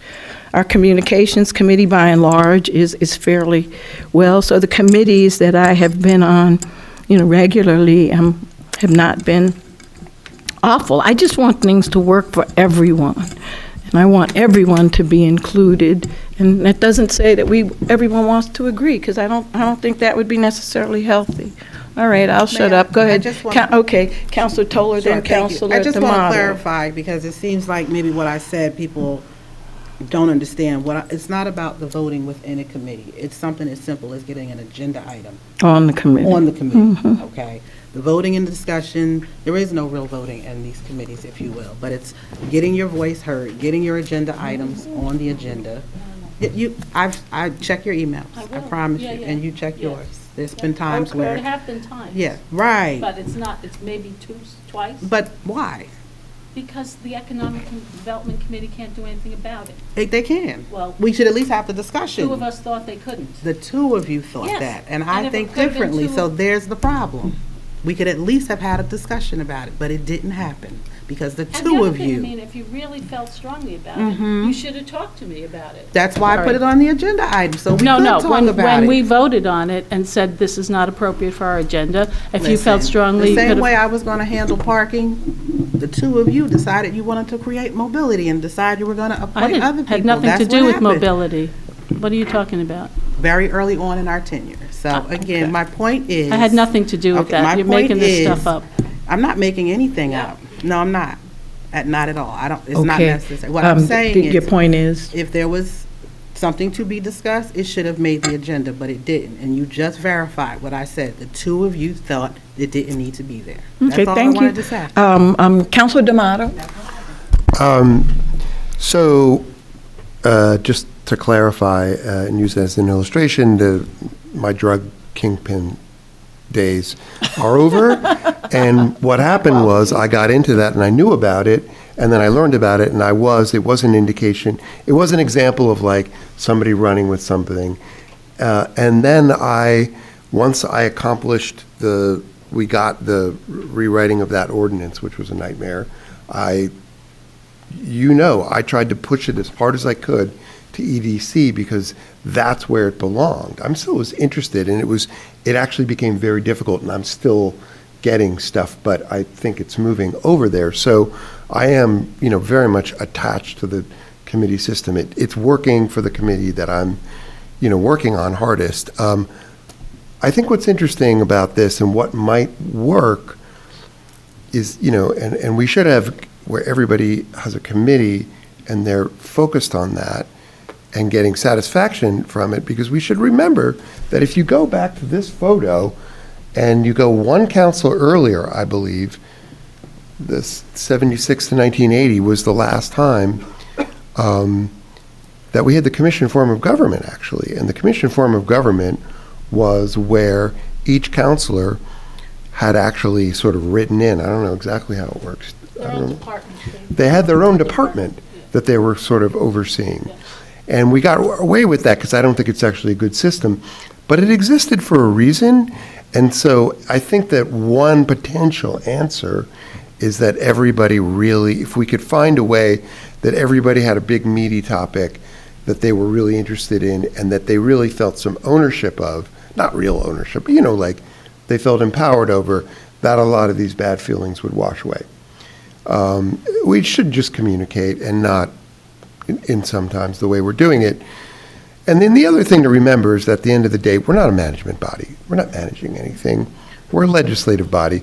We're also a legislative body where people were elected from essentially different parties or running as independents. We're not a team. We're actually, legislative bodies around the world are composed formally of parties and factions. And they're not working in lockstep together. That's not the point. The point of a legislative body is to have different opinions, or if it ends up that way, you just live with it. In fact, if you think about it, we have a ward system. Why do we have a ward system? Because the different wards have different interests often. And so we're not all working, we're kind of working together, but it's perfectly natural for us to have, for there to be a built-in tension into the system. We just have to manage it. But again, with the committees, if it works well, it's good. Let's try to make it work. Let's try to give everybody a place that they feel really jazzed about. We should just work on that, and then we'll give it a try, I hope. And we can each go through that list of topics and just try to honestly stick them not where you think it would be good for your political personal interest, but just logically where it fits. I know it's messy, but let's just try to do that. And let's not end on a sour note on the managers last night. On that note. Well, just one more thing. Just one more thing. You're welcome to be chair of the Economic Okay, Development I'd like to Committee make if a you like. motion to adjourn. Can we adjourn the meeting? I think we've said enough. We'll just go ahead. Motion to adjourn. Motion to adjourn. Anybody want to go home? Second. Thank you. All in favor? Aye. All opposed?